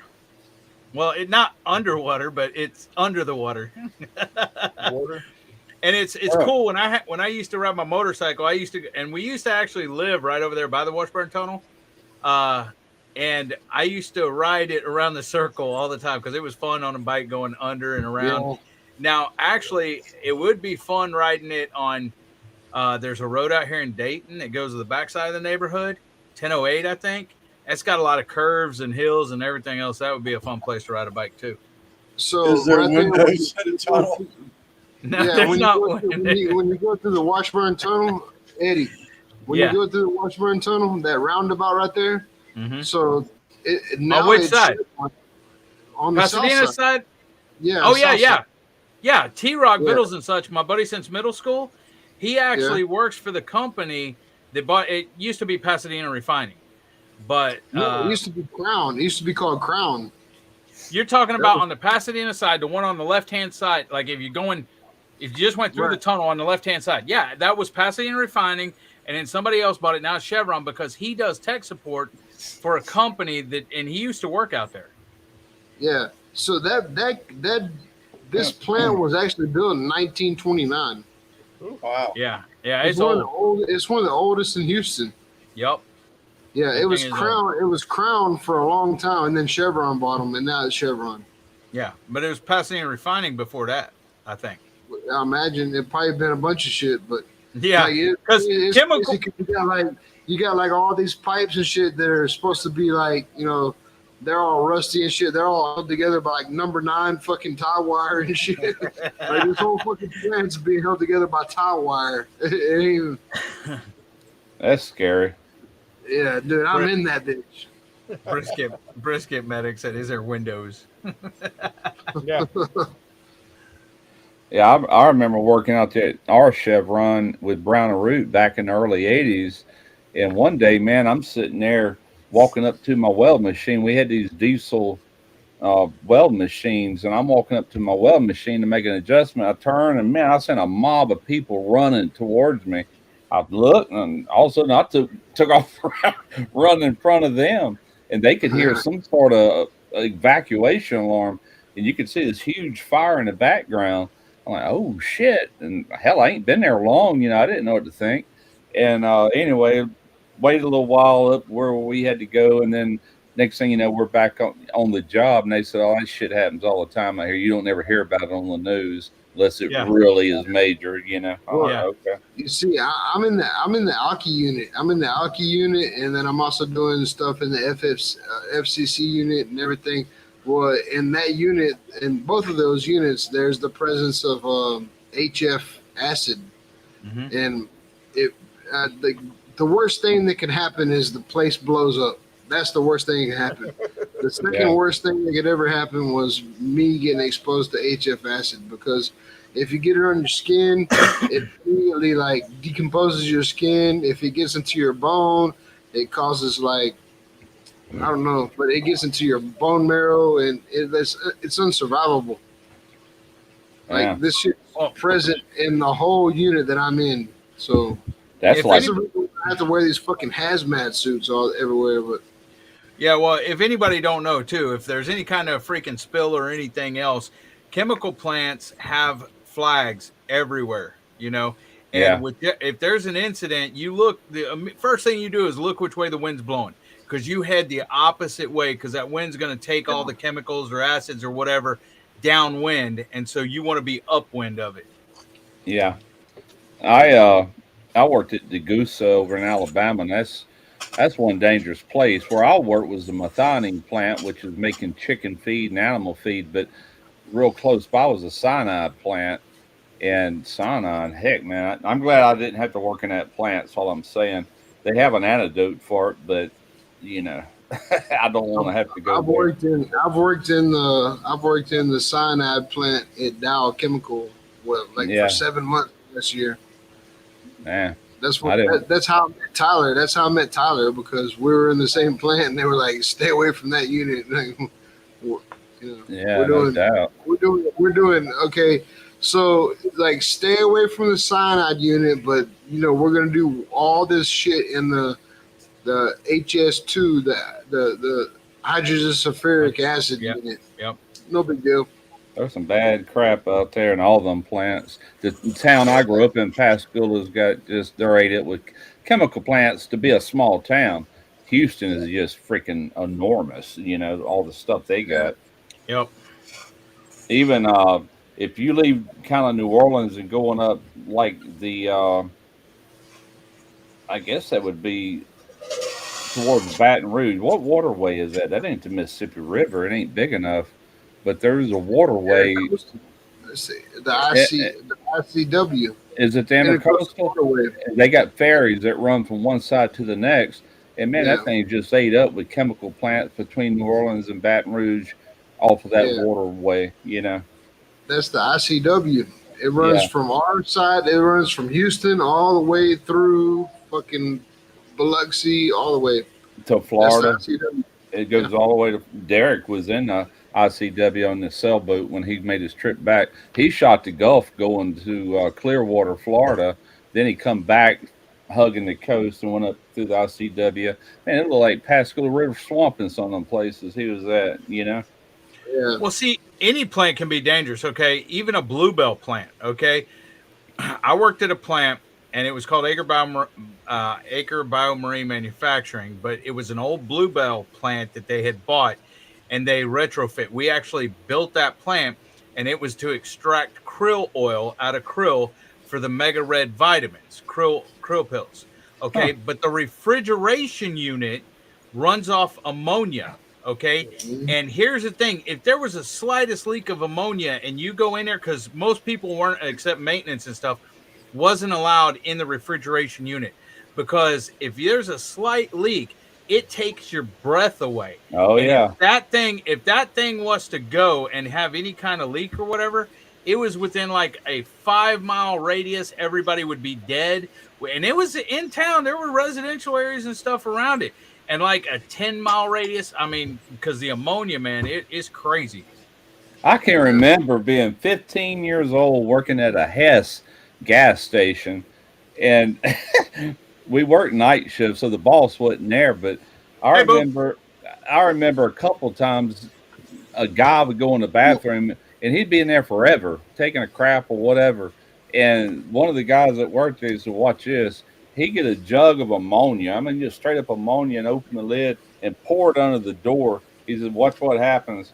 That guy, man, he wiped that butt and he was out of there. He might not even wiped. Yeah, he never questioned it. He's like, "What the heck?" It was killing him, you know? Anytime there's dealing with refrigeration is always going to have ammonia. Like Yeah. Budweiser Refinery, Bluebell, all them places that they're always going to have. When you said Bluebell, I thought ice cream, but It is. oh, it is. Bluebell, Okay. yeah, Bluebell Yeah. ice cream, but they have a big freaking huge refrigeration system to freeze to keep everything cold. I mean, and here's the thing. It is so freaking huge. You got a warehouse. I mean, a huge warehouse where they store it, but it's all frozen stuff, you know? Yeah, And right. so that air conditioning unit runs that whole it's not an air conditioning unit, it's a freezer or whatever. Right. But I mean, it's cold in there. You drive forklifts in there, and you got to wear a jacket and I couldn't stay in there that long. I've even seen little small refrigerators like for like camper trailers and stuff that had ammonia, and all it had was like a pilot light that would heat that up and make it go up, and then it would start its circulation through the system to start the Yeah. cooling and freeze. Ammonia is more effective than Freon. Oh yeah, Like, ammonia is more effective than Freon. So like you got ammonia running through, pipes and shit. And I promise you, man, have you ever been purged by ammonia? Because you'll have a fucking booger drip from your nose to your fucking boots, and your eyes won't even work no more. Like Yeah. you'll be begging for fresh air. I can't Like, stand that smell. there's motherfuckers who jump off of fucking 30-foot scaffolds once they get purged by ammonia because it hurts so bad that they can't see. They jump off. I mean, Dang.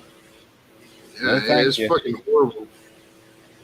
You get purged. So what I'm dealing with in this plan is HF acid, like HF acid. Hydrofluoric acid. Hydrofluoric acid, exactly. You'd rather be shot by a shotgun than fuck with that. And so you're never gonna open your eyes. You're never gonna fucking breathe. Your body's just gonna shut down.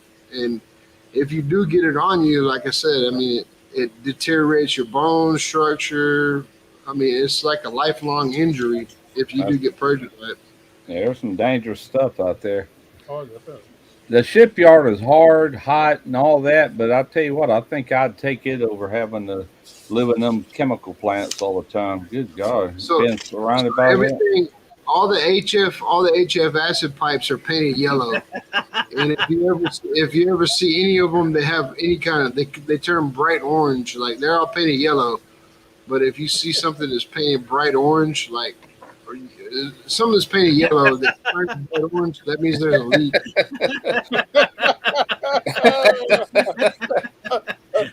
Chemicals 101 this week. Yeah, you're right. You're right, Clint. Yeah, Dude, he had the fucking most dangerous job ever. He was a goddamn police officer. yeah, no doubt. You're dealing with fucking assholes. At least I have to worry about this. I don't have to. Every single time you pull somebody over, you got to worry about them assholes being fucking 10 times worse than acid.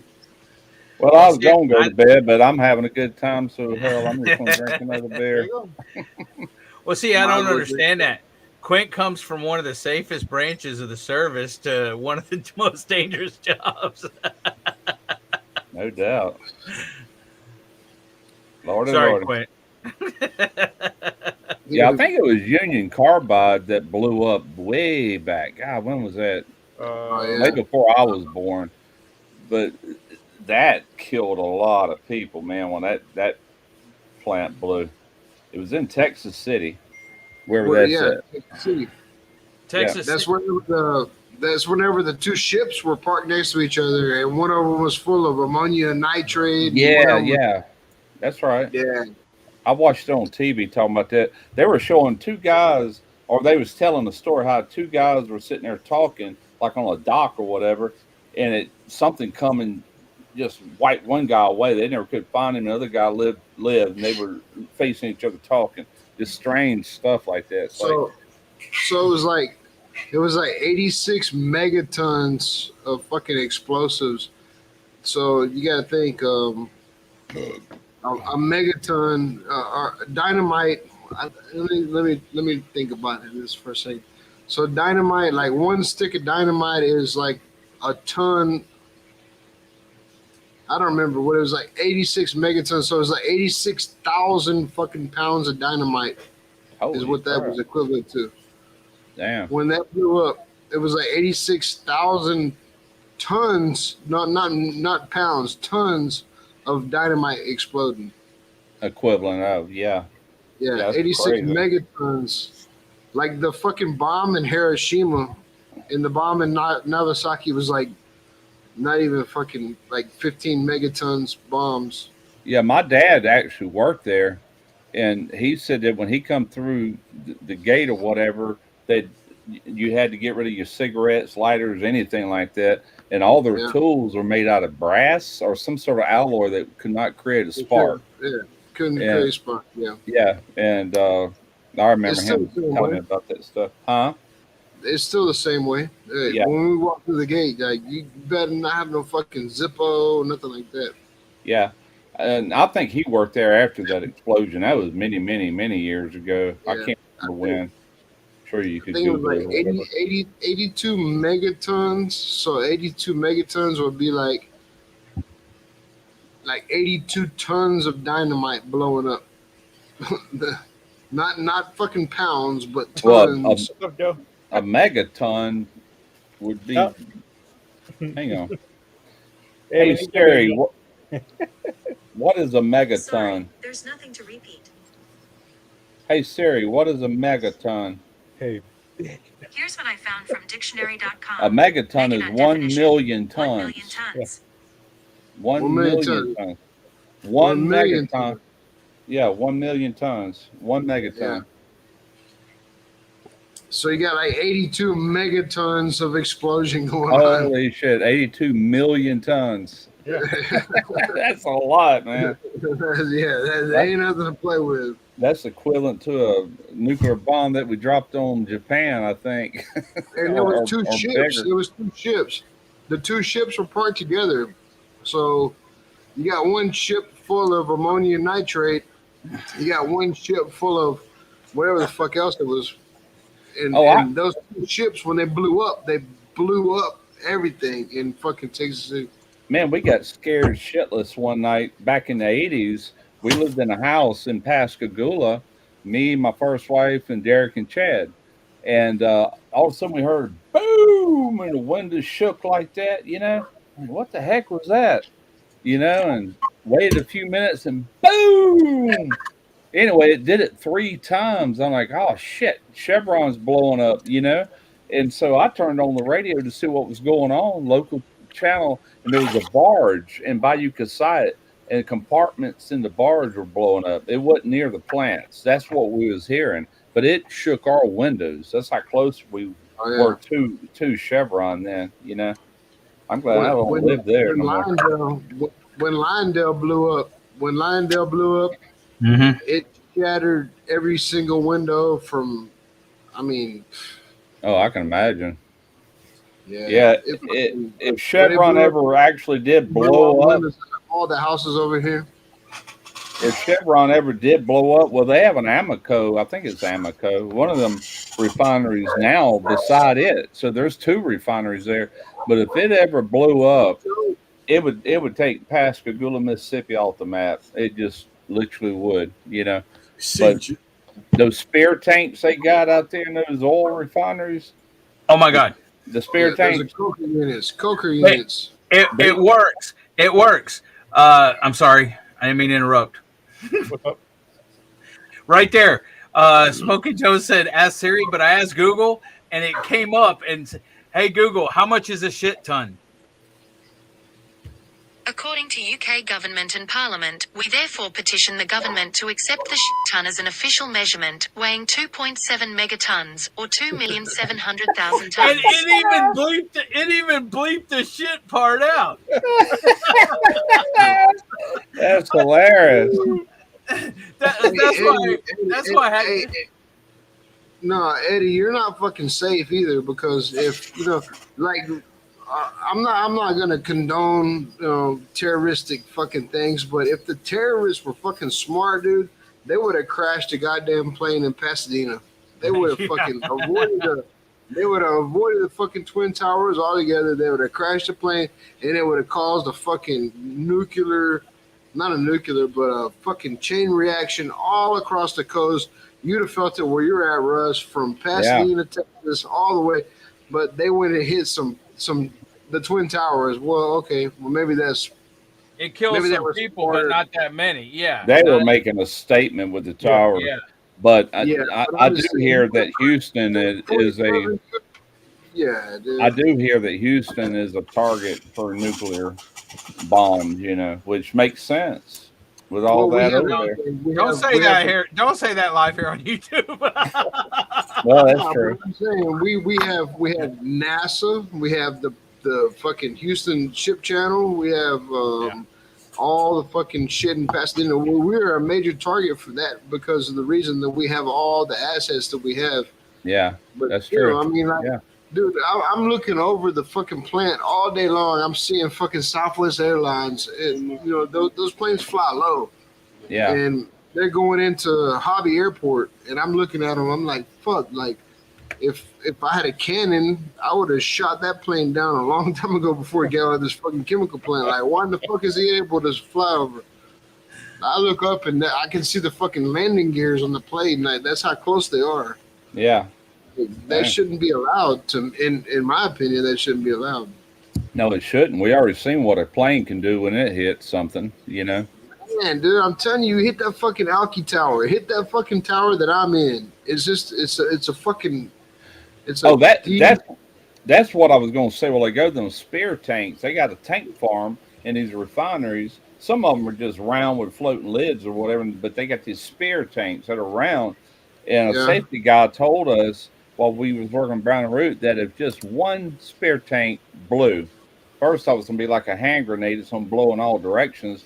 But if you gave an above average runner a 1 mile head start before it blew, it would still kill him when it blew. Just a one. It would still kill him a mile away. You know, it's like, holy crap. Hold on a second, Russ. I'm about to send you a picture. I hate it, man. Dude, I hate it. I mean, Dude, I make good money. All right, I make good money. I live and I do these like super critical fucking jobs, super hazardous jobs, and that's what is expected of me because that's what I do. But Yeah. man, What you laughing I at, still, man? We don't have the NBL. Houston Oilers. No, Oh, okay. NBL. Yeah, y'all go terrorist attack Tennessee. They got the Houston Oilers. I was just sitting there thinking. I said the word KILL and blow up and all that stuff. I don't know if y'all follow Tucker Carlson. What's his name? Carlson Tucker, whatever his name is. But they run captions in front of him, and every time he says something that like kill or war or anything, they bleep it out. They print it across, but they won't allow the word to be said. So obviously there's a YouTube thing, and they don't want you talking about that stuff. Okay, let me tell you this. We used to in my business. Tucker Carlson, that's his name. Go ahead. I'm sorry. In my business, we used to do trade shows. Okay, and I sold knives, and one of the types of knives I sold was Damascus, and my wife sold bath bombs that she made. Okay, Yeah. Well, the PayPal, I think it was PayPal, canceled our account because it had the word Damascus. It was Devil Dog Damascus and more, but it had Damascus and bath bombs. And because it said Damascus and bombs, and Damascus is the capital of Syria and everything else, so we had to call to them and explain to them what kind of business it was and everything else to get them to reopen our PayPal or whatever. But that's why. Oh, it makes sense. Yeah. Lord have yeah, mercy, man. go through the what is it? Goddamn checkpoint, and be like, yeah, I sell Damascus and she sells bombs, and see if they don't hit me up. Like, try to get on a plane and say I sell bombs. We didn't say we sell bombs. We said bath bombs. You know, the little balls you throw in the bathtub. You said bomb. You said bomb. Fucking, huh? Nah, that's Devil Dog. Look, here comes Christy. She's gonna entertain y'all while I go take a pee. What the hell? Watch out, Devil Dog's wife sells bombs. Hey, Christy. Hey. Hey, Christy. Your hair looks like it's wet. Over here, and I'm like, no, I just took a shower. I don't want to go put on. Otherwise, I'd just be sitting here looking at the shop.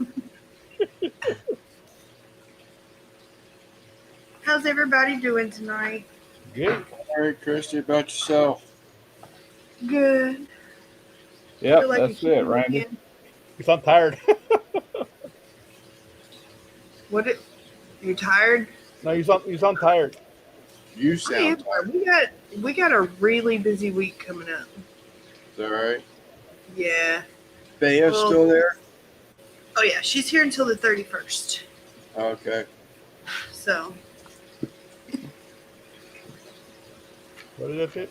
One of the dumbass. You see who that is, don't you? Oh, Yes. the bottom part of the Yeah. tire.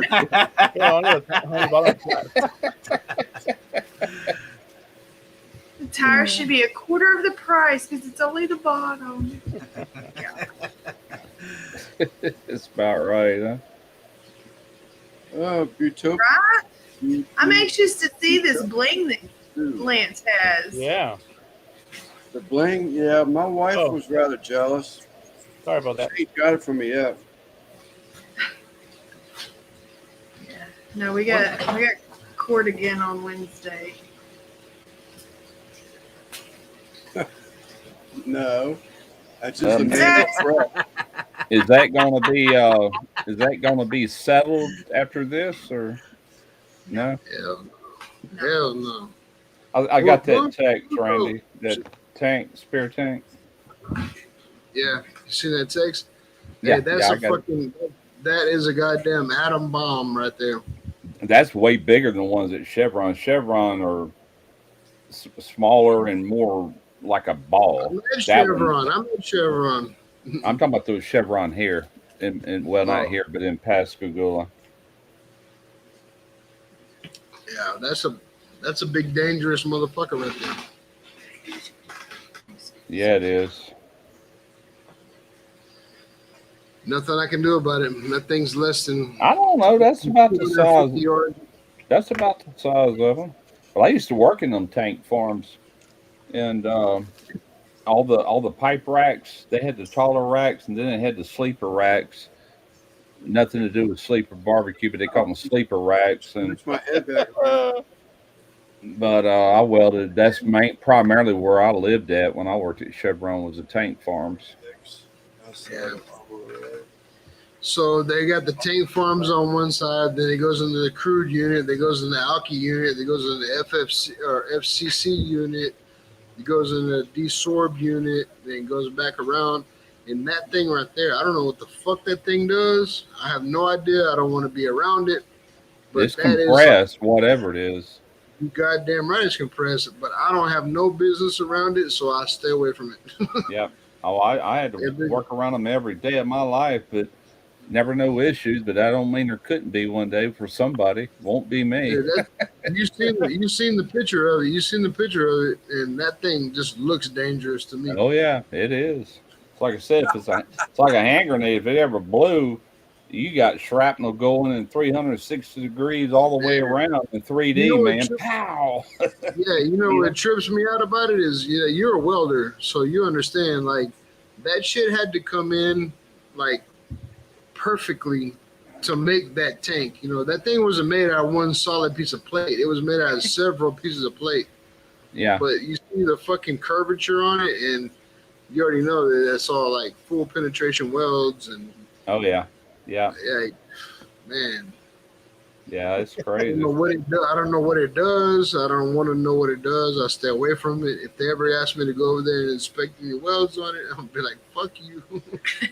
You know, it's pretty amazing, like what they do, like an oil refinery, you know, and eventually they take crude oil and they can make gas out of it, and they can make this out of it, and this and this and this, diesel, whatever. But they can do it like a little mock-up inside of a room with test tubes and the little heat, you know, like a small scale. And what they're building out there is like a humongous what you can do in a room. You know, it's the same thing. It's just on a very, very large scale, mass produced. You know. Well, that's one thing that, you know, like if I was in a plant that was fucking built in 2023, I'd feel nervous as hell. This motherfucker was built in 1929. Oh, It's yeah. been working this long. It has no problem. Well, I ain't gonna say it has no problems. It has units that have exploded. That's a big problem. Yeah, that's a big problem. But I'm saying the units that are still running that I'm working in, you know, Yeah. the little bugs have been worked out. Evidently, it's been working. It's only blowing out because of corrosion these days. You know what I mean? They use I don't know about MIG, but I know when I worked at Chevron, they used TIG and stick. I need to go work for fucking Smoking Joe's fucking food truck. Pretty sure it's gonna be pretty safe.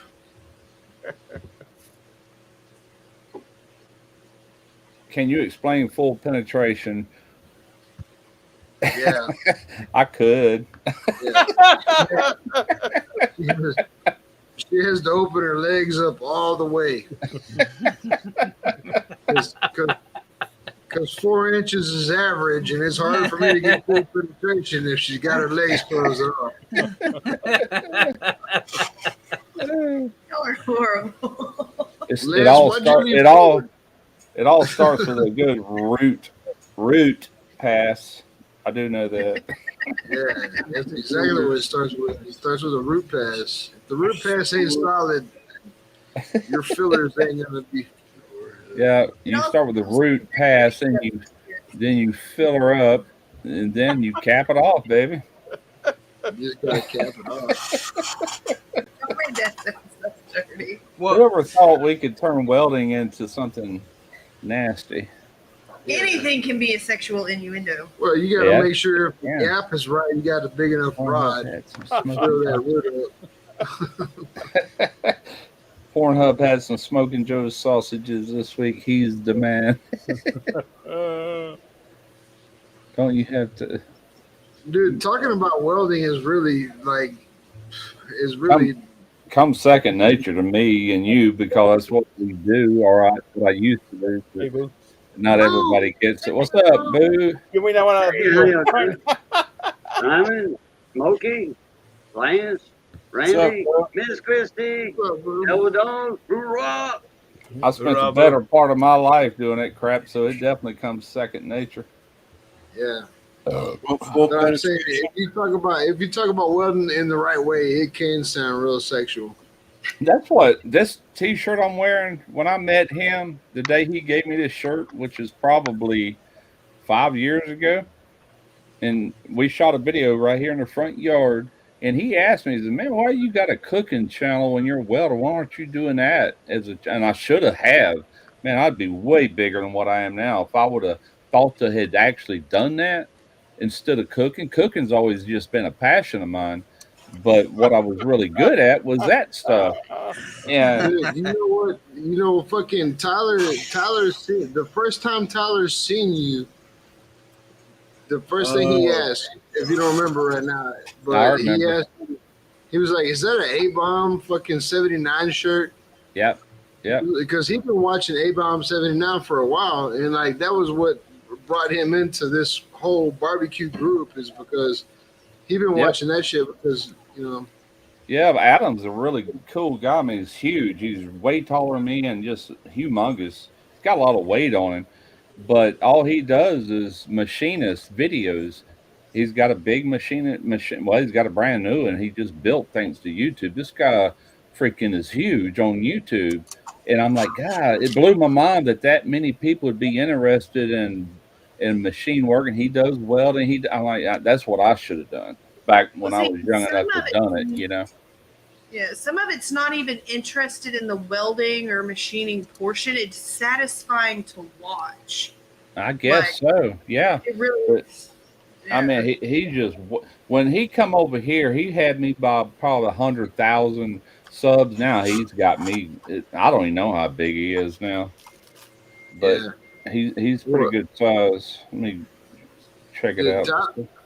Tyler had fucking, he had been watching A-Bomb for 10 years before he ever even talked to us. You know what I mean? And he never even knew about you, bro. Let me turn this down. They got a guy in Texas. He's got a welding channel. He's got awesome machines. Well, he ain't as big as I thought he was. Texas Viking, I think his channel name is. He's about twice the size I am. Well, not quite twice. I thought he was bigger than that. He's over 500,000. He's 549,000. But let me go to his about and just see how many views he's got. It's probably going to blow my mind. He has got, oh, good God almighty, boy. That's where he's tearing my ass up. I got like 29 million views total since I've been doing this. He's got 182,042,947 views. That joker has made some money with YouTube. That's a lot of views. Yeah. Holy crap. Well, I started watching him after Tyler said something like, you were like, yeah, Adam, you know, yeah. Yes, his name is Adam. I don't know where the A-Bomb comes from, but he's also got a A-Bomb Adventures channel, and I tend to watch that more because it's more cooking related. I do watch some of his machining, but I'm not a machinist, but I'll sit there and just get into it watching him sometime, you know. Yeah. But his videos tend to run really long, but he gets tons of views, man. Just unreal. Yeah, it's like you got like 32-minute videos. I watch people that make knives out of they're grinding them into shape out of raw metal, or they're actually forging them.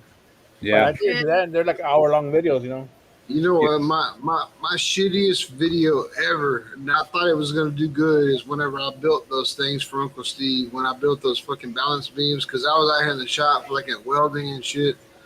I thought, you know, like maybe my subscribers want to see me build stuff. Like they don't want to see me cook; they want to see me build stuff. Dude, that was like I got like 124 views on a whole fucking. What took me 5 days to film, and what took Christy a couple days to edit.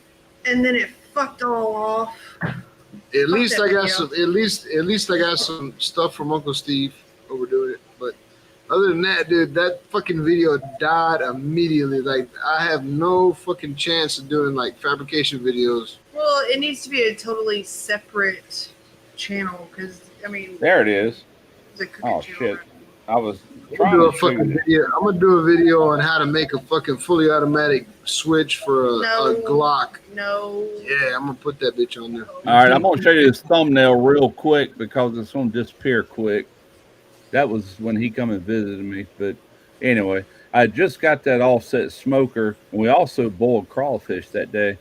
Then his is right there. He did a visiting Russ Jones a Smoky Ribs barbecue. Yeah, but yeah, You can't so- boo. B, since we got boo on the panel. Yeah, I'm gonna do a video on making a switch, like a full auto switch for a Glock. You know, let's see how that See, does. even Chris, no, don't do that. I gotta go lean off the dock. Oh, I'm sorry, that's Boo's line. I gotta go. I gotta go. I'll be right back.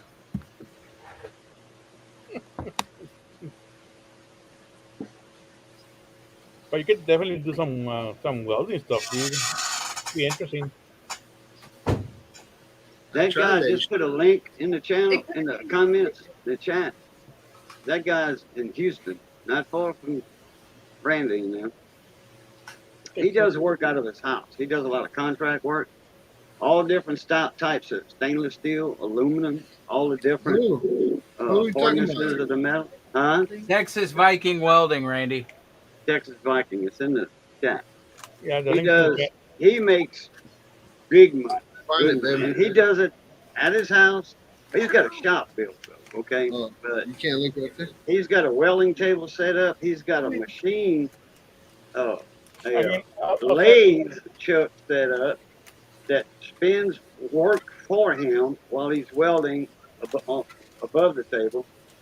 He's got a roundabout that comes up through the table, his welding table, that's foot operated with its feet instead of a foot switch. Now the lathe chuck is operated with a foot switch. And this guy does some amazing work. He does. He makes good money at it too, though. All in plants. He does a lot of work for all the plants around Houston. Nice. Sent you, texted you the link for that channel. Huh? I sent Randy the link to that channel. Oh, okay. What's up with Smoking Joe, man? Smoking Joe gets a lot of shit to say, but he's to jump on here and talk his shit in person. Send Joe a link. Or no. I guess he meant I could stay on the live and go in there and let y'all hear me pee and everything off the dock. I don't know what he meant. You're gonna raise the water level and the bayou. It's Simon. 12 o'clock at night, and I know Joe's got to sell at his barbecue tomorrow, so. I'm on talking about A-Bomb again. The thing about him, and I've seen all his little, he made all the mounts for, but all he shoots with is. Him. Uh-uh. You're dropping off, Eddie? I'm gonna keep running. Yeah, I'll be in chat, but I'm just dropping off panel. Okay, okay. But all he shoots with is GoPros. No. He's got these little magnetic mounts and all that he built through, machining or whatever. But yeah, pretty cool. Every bit of it's with GoPros. It's all right. And what's his channel name? A-Bomb? A-Bomb 79. Better. It's charging now. It's all machinist related. That's all he does. Well, if you go to A-Bomb Adventures, he gets in his travel, mainly camping and traveling. He loves to do that. And he released one today that he does a lot of cooking in it, Yeah, Joe he said- contacted me. He was at some sort of trade show out in California, and there was some guy he was talking to. Pictures of Joe naked. There was some guy that he was talking to and said, "Hey man, you ought to check out Smoky Ribs like that." And he found me on I forget how he found me. Maybe through a message on a YouTube channel or something. But he started watching me, and next thing you know, we were shooting that video together, and we talked about me and Tarana going over there one day and shooting something at his place. It just never has happened. But he's Joe, if you're fucking naked, like you didn't send me the right picture. You sent me pictures of you with clothes on. You send pictures of you naked to Christy's phone, but you didn't send them to me, dude. Like, what the fuck?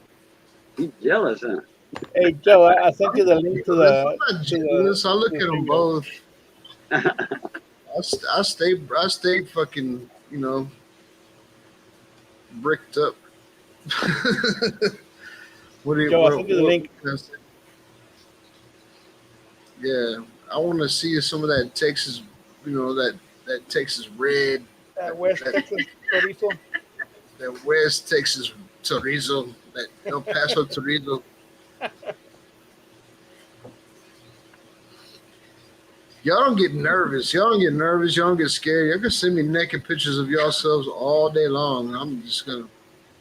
Okay. And he's gonna Photoshop your head on a vagina and all kinds of shit. Yeah, I'm gonna fucking alter it a little bit, but I'm gonna use it. My channel needs something.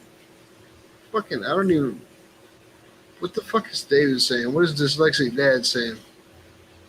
Read that to me because I'm kind of seeing double right now. Pitmaster X.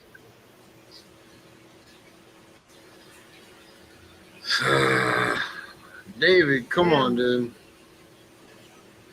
Nobody gives a shit about those people. Pitmaster X was talking about the inconvenience. Pitmaster X. If he was a real Pitmaster X, then he'd be all about all set. Thank you. I know Roll, man. I've been knowing him ever since I started. He's actually mailed me camera parts and stuff from the Netherlands. We all started up at the same time. Good guy. He's a bitch, right, Russ? Well, he used to never. He used to never show himself on camera, and then when he did, he blew up. He's over 500,000 strong now. I got a buddy of mine. 4 days ago, somebody gave him a pit bull Telegrip. He got over 1,000 square inches of grill space. This thing's nice. It's big. Pit balls. Everything's brand new. The auger, all of that. Everything's brand new on it. The guy changed everything on the side. He changed everything for the dispenser. I don't know why, because the actual pit boss doesn't have a lick of rust on it or anything. I mean, everything looks brand new, unless he meant it was all brand new. Dude, I'm not gonna see, even if you highlight the comment, I'm not gonna fucking read it because when I look at that shit, it just turns into a blur. My goal I is can read it for you. Yeah. My goal is light your cigarette and then pump your chest when you light it so it get it started. Yeah. Everything in the chat, I appreciate y'all for fucking Which saying glass is that? You need some cheater readers like I got. These I are don't need no reading fucking glasses. goddamn cheaters. I came That's all they tonight are. to get fucked up, and I'm getting fucked up. That's it. You talking about blurry? Yeah, that's blurry. Until Christy grabs me by my fucking shoulder straps and says, "Get the fuck offline," I ain't gonna leave. You got to work tomorrow? No. I'm You gonna gotta work? be mean to people. Don't be mean. No, I'm off tomorrow, so that's. Oh, okay, good. I was gonna say you're gonna show up be dehydrated tomorrow. Nah, hell no. I'm off tomorrow. That's the reason why I got. Okay, all right, cool. Explain to everybody how I got this beer. I ain't got to wake up at no certain time. Hell, I still got a lot of beer. We can hang all night. We get up in the morning and make breakfast. We can make some grits and eggs and toast. We're gonna do this Smoky Ribs style. Look, 7 hours. Or however long it was. There you go. Yeah. I could have swore that was my phone text, and it was somebody Oh, else. I drank all day Sunday one time, and then I stopped about Joe's 7 comment. o'clock in the afternoon, in the evening, and we started about 9 in the morning, and I started drinking water after that until about 11. I went to bed, and I went to work the next day in the attic. Oh boy, I regretted that. I was dehydrated for sure. Hey, Joe, I call them sock titties. I haven't eaten a lot. You need to eat.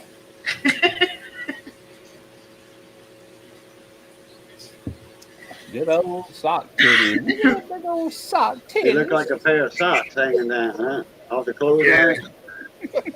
I like my favorite part of Joe is his belly button. I don't give a fuck about them goddamn. I don't give a fuck about them titties. Them titties can fucking slap me in the face. I'm telling you, that belly button is sweet. It's sweet. It's got Man, weird. Smokey, Yeah. Smokey doing this, he must have farted. No, it's flopping titties. Joe's flopping titties. Oh, okay, I got you. Joe's titties don't mean shit to me. Like I fucking bury my head in them. I fucking fall asleep. I feel so comfortable. Motorboat? But Joe's when I got them wake up- big when I flopping wake up- titties. Yeah, for whatever reason, Joe's belly button makes milk, and it's like a fucking cow titty. I get that colostrum. What is it called? You did not go on to me. Like colostrum. I lick it. I put a little Uncle Steve's fucking dessert shake on it. I love you, Joe. Troy V. Wow, I picked an odd time to pop back in. Hilarious, man. Coming from Troy. Boobs equal pillows. Cheese making factory. Yeah, it's not cheese though. It's like it's sweet. It's sweet. It's sweet. It's Mine is a cotton making factory. A bunch of lint. Yeah, see, I don't like to eat. I don't like to fuck a Russ's belly button that much. Yeah, it ends up with a bunch of hairballs and stuff. He get cotton mouth, but Joe's. So the Pescatello. Uh-oh, somebody's phone. Someone's phone, John. Come on, Sorry. Chris. Sorry. Chris, Damn what's rookie. up, dude? Hey, I heard a fucking joke today. How did the seaman cross the road? I don't know. She put the wrong sock on. Hashtag crunchy sock, baby. Sorry. Yeah. I heard a joke earlier on another video, and I can't remember what it was now. Oh well. It's kind of funny. Yeah, that one I said it wasn't. Hey, Simon, I might be back after a while. Okay, that's good. I seen, I just got another email. So Okay. I'll see what's going on over there. And like I said, I'll probably be back after a while. Okay, sounds good. All right. I'll see y'all later. Good seeing y'all again. Boo, Later, bro. Boo, Yeah. before you leave, if you don't come back, man, you got to exit correctly. I got a what? No, Do you your gotta sign do off. your sign off, bro. Oh, okay.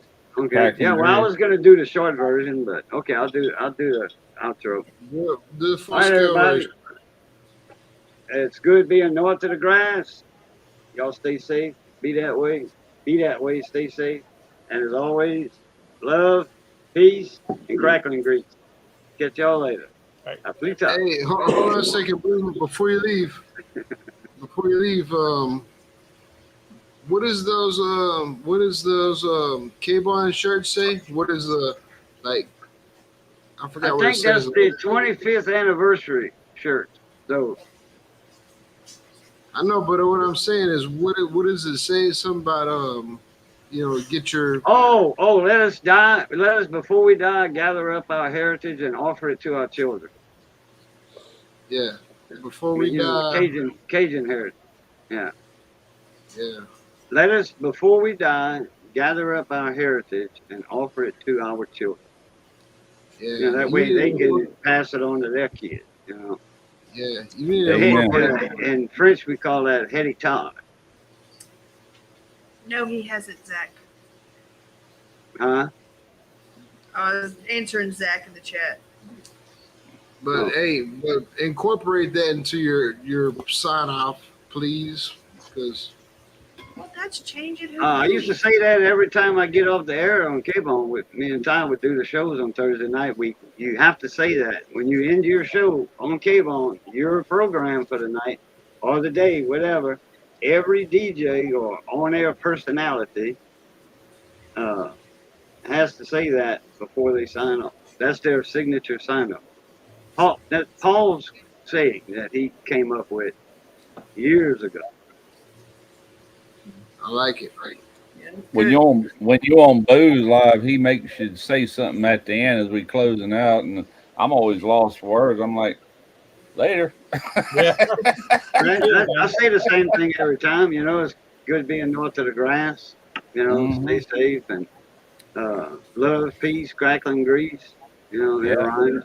And then plus tard, it means later in French. Okay. Hey, Cajun. Yeah. Boo. Yeah. I don't want to call you Boo because I don't know you yet. No, but, Boo. Just everybody calls me Boo.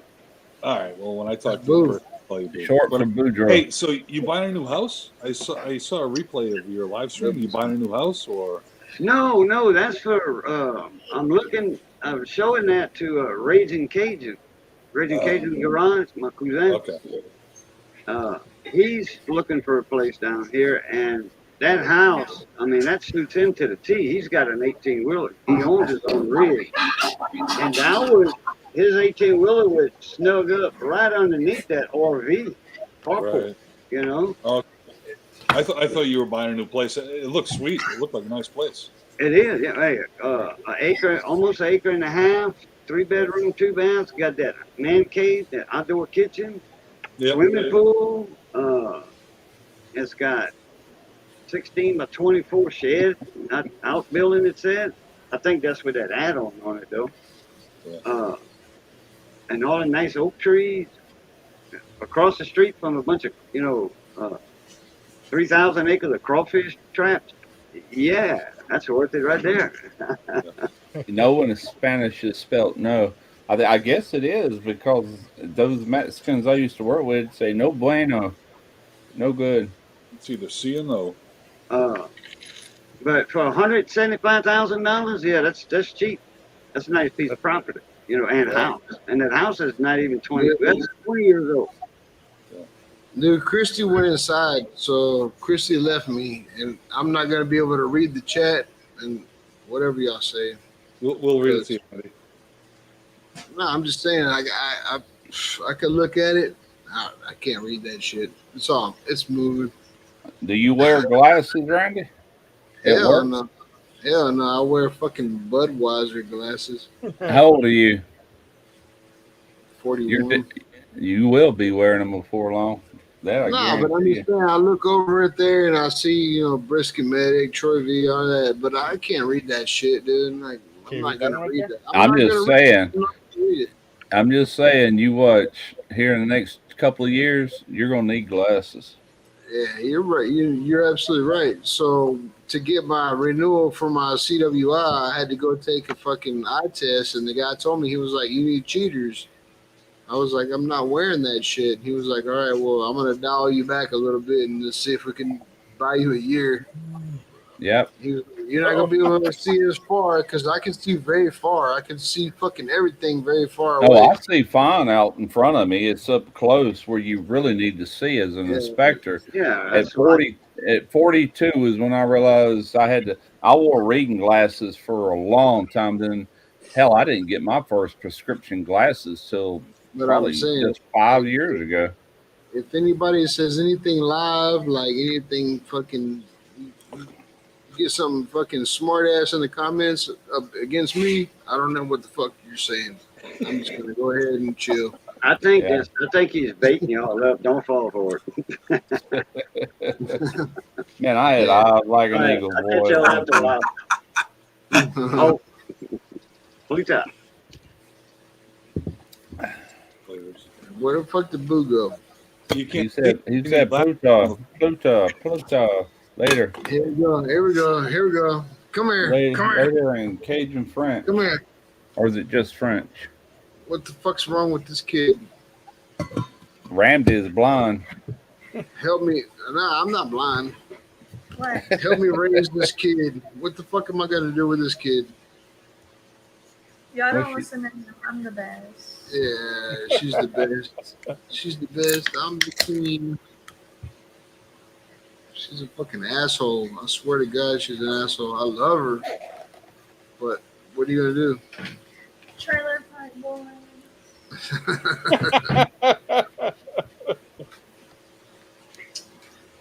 Roll it For over there. once in my life, I got someone who needs me. Someone who needs.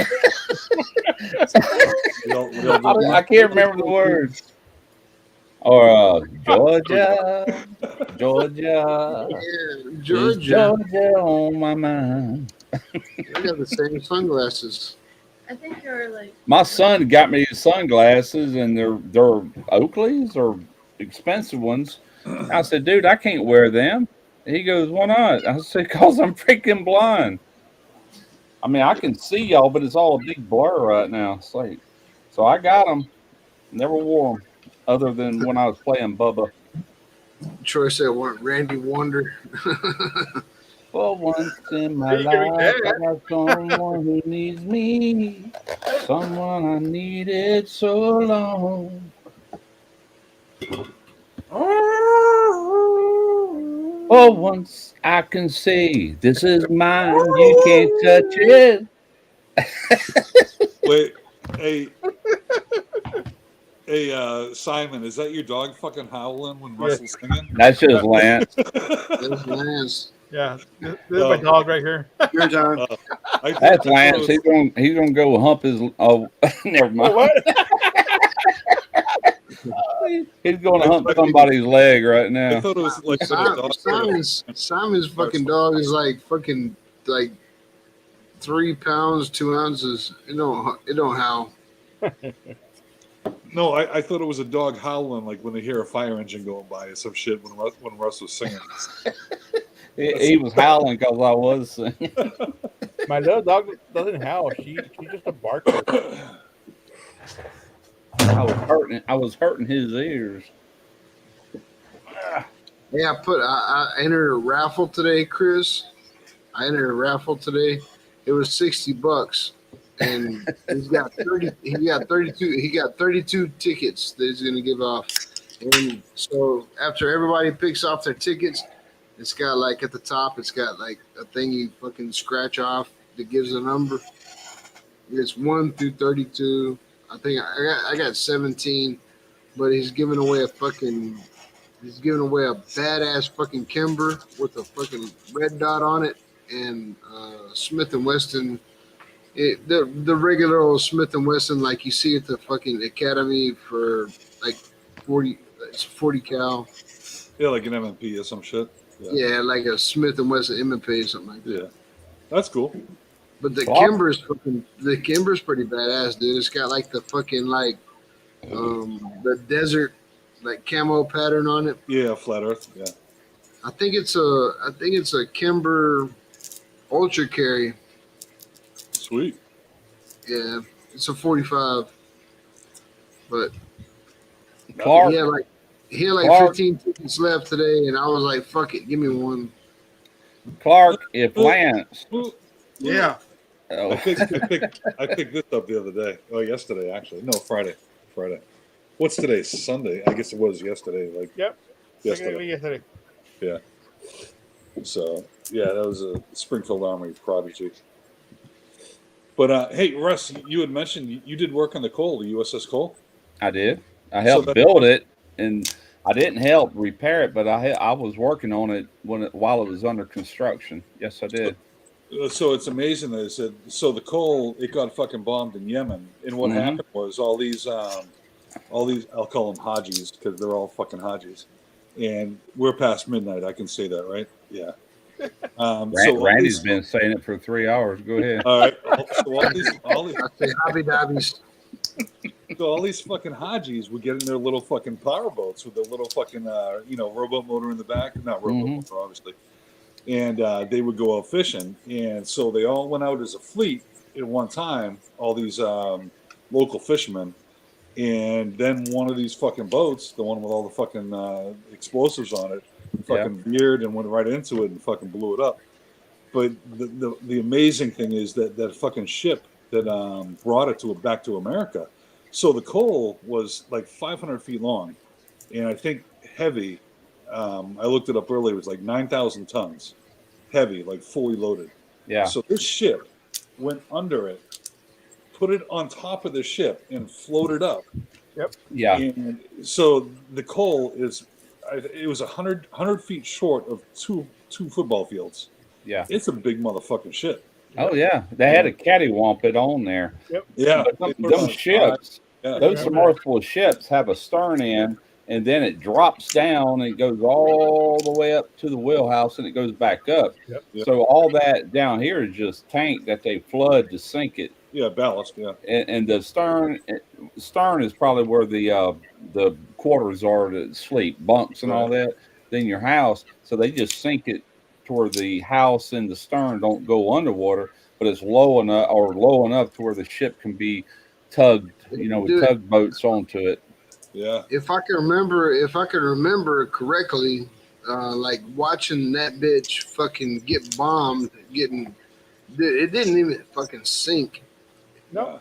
They got watertight compartments all through that ship. It can't right. sink. Like fucking it lowered a little bit. Like it might have killed some people because of the boom, but Here's the problem. The ship itself.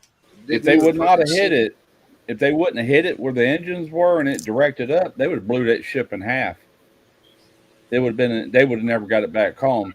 But it hit the engines. The Rolls-Royce engines are huge, man. They got 2 engine rooms. It was the forward engine room that took that blast and diverted everything upward. Yeah. So if them engines wouldn't have been there, that ship would have been blown in half instead of one big huge hole. But it ripped it all the way down to the keel. And I seen it up close and personal. I walked up under it and seen it right there at the shipyard once they got it on the land, It went to the keel.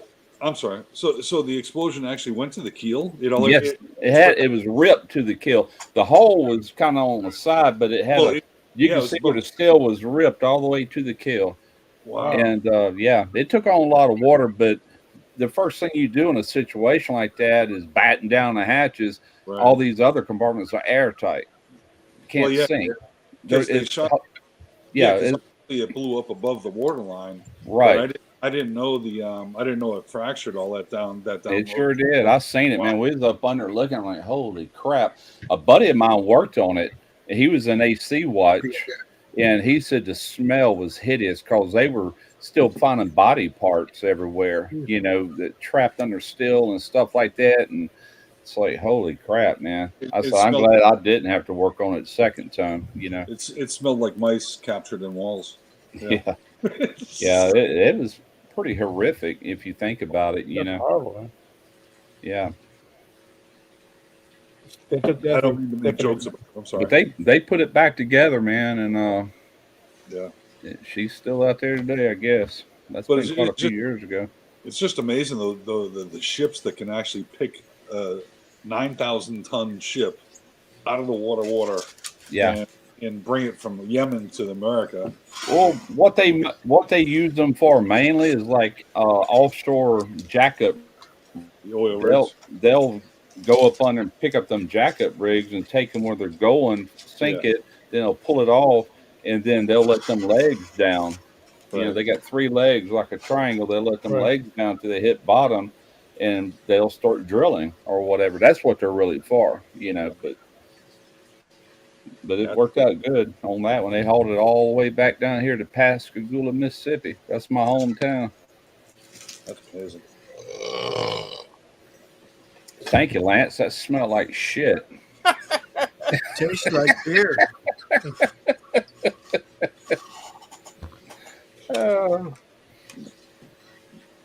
Man, I ate Beer some and spicy peanuts. sausages. I'm sorry. Go ahead, Lance. I said it tastes like beer and peanuts. Just like beer and penis. That's what I thought he said. That's why I call him. My wife said, I bought you some peanuts. I said, oh, you brought me some peanuts. She brought me some yesterday. She works at that C-Mart down here, and she brings me these boiled peanuts. I forgot I had these. What's up with them boiled peanuts, man? That shit looks fucking disgusting to me. You ain't never had boiled peanuts, and you in the South? Hell no. Huh. Yeah, I've seen them my whole life, but I thought that was that's the way to eat them. Get them Cajun boiled peanuts. Hell yeah. I always thought that was black people shit. White people shit. That's Southern. That's Southern right there. Period. Hey, you just ain't far enough east. That's the problem. I guess so. Nah, but I was listening a minute ago when I went to go take a piss, and y'all were talking about whatever the coal and everything. So I had a buddy that he owned he started a fucking company. Remember when the Oklahoma City bombing happened? He started his company from that fucking tragedy. He went over there and he was removing rubble and shit from the Oklahoma City bombing, and then he went from there because he made so much money, with his equipment and everything, that he went to the 9/11, the Twin Towers and shit. Yeah. But he said it was fucking horrible. You pick up a brick, you pick up a slab or whatever, and then any body parts, children's body parts or whatever, you have to document everything that you pick up whenever you move. He was it was a slow process, but he was after 2 or 3 weeks, shit was decomposing. You know what I mean? Body parts were decomposing. So he was it stunk so fucking bad. You hate to pick up the next brick because you never know what the fuck's underneath it. And it's been 2 weeks in the heat, Yeah, but that's what he capitalized on, though. He capitalized on that fucking, owning the machinery and having, anyway, sounds fucking horrible. Damn, these pictures are so freaking fuzzy. I'm trying to find pictures of you. I see a bunch of pictures, but the quality is so crappy on them. What's up, Wet? So did they bring the fucking USS Cole in into a harbor to? They brought it. They picked it up wherever it was at in Yemen or whatever. I mean, there's a picture, but it looks, you can't hardly see it. That's where it's riding piggyback on the back of that semi-submersible. That's why it came right into. There you go. Bomb damage USS Cole arrives at Pascagoula. That's the way it looked. But I have some really good pictures somewhere, and that we took. We're not even supposed to have cameras in that shipyard, but we took them coming in and the whole thing. There's so many people got around, nobody knew. Some little cameras you get them developed and you throw it away. Yeah. Way before digital, Well, not too far before digital, but it was all film. In other words. From what I recall, they had the coal actually was pretty much on its side, laying on that ship. Yeah, it was kind of cattywamped on there. Well, yeah, I'm not talking straight, but I'm saying it's not like it was straight up and down. It was it was sideways. Yeah, it was because of the shape of the hull. So how do they fucking straighten that? How do they bring that into a dry dock and straighten it? That's what I was wondering. I know what they done. The dry docks, they got cables and they bring them out into the river, and then they sink it, and they had to sink that right there, and tugboats pulled it in. They already have all the chops and everything. Okay. Already figured out for these ships because that was built there. They know exactly where to place them. They pull them in there, then they start pumping the water out of the ballast tanks on that dry dock. Next thing you know, it's up in the it's up, and then they got tracks, and they'll bring them little carts under it, Nah, I read and it, babe. they'll roll it onto the land. It's pretty cool the way all that works. But It's amazing. yeah, So what Chrissy's saying that, okay, I got a buddy, his name is Jose Luis, and you know he's an older gentleman. He's like Russ's age, and he don't believe in all that fucking Santeria, fucking like bullshit. You know, like ghost. He don't believe in none of that shit. all the what now? Like that fucking ghost, like you know, Santeria? spirit shit. But anyway, his job was to go and do like a lot of beam inspections on the Freedom Tower.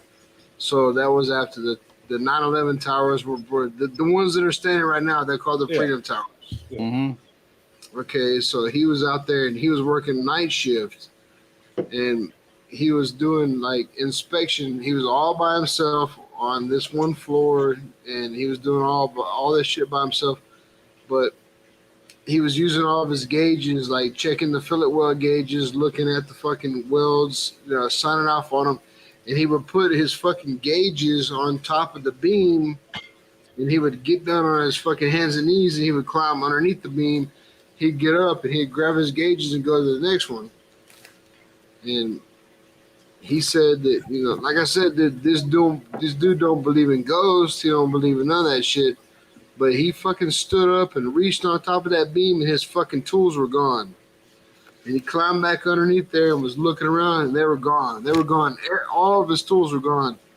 And it freaked him out so bad. He's an older guy. I mean, he's fucking shit. I'm pretty sure he's like your age, Russ. He's pretty old. Thanks, Randy. He's like not as old as Lance. He's in between Lance and Russ's age.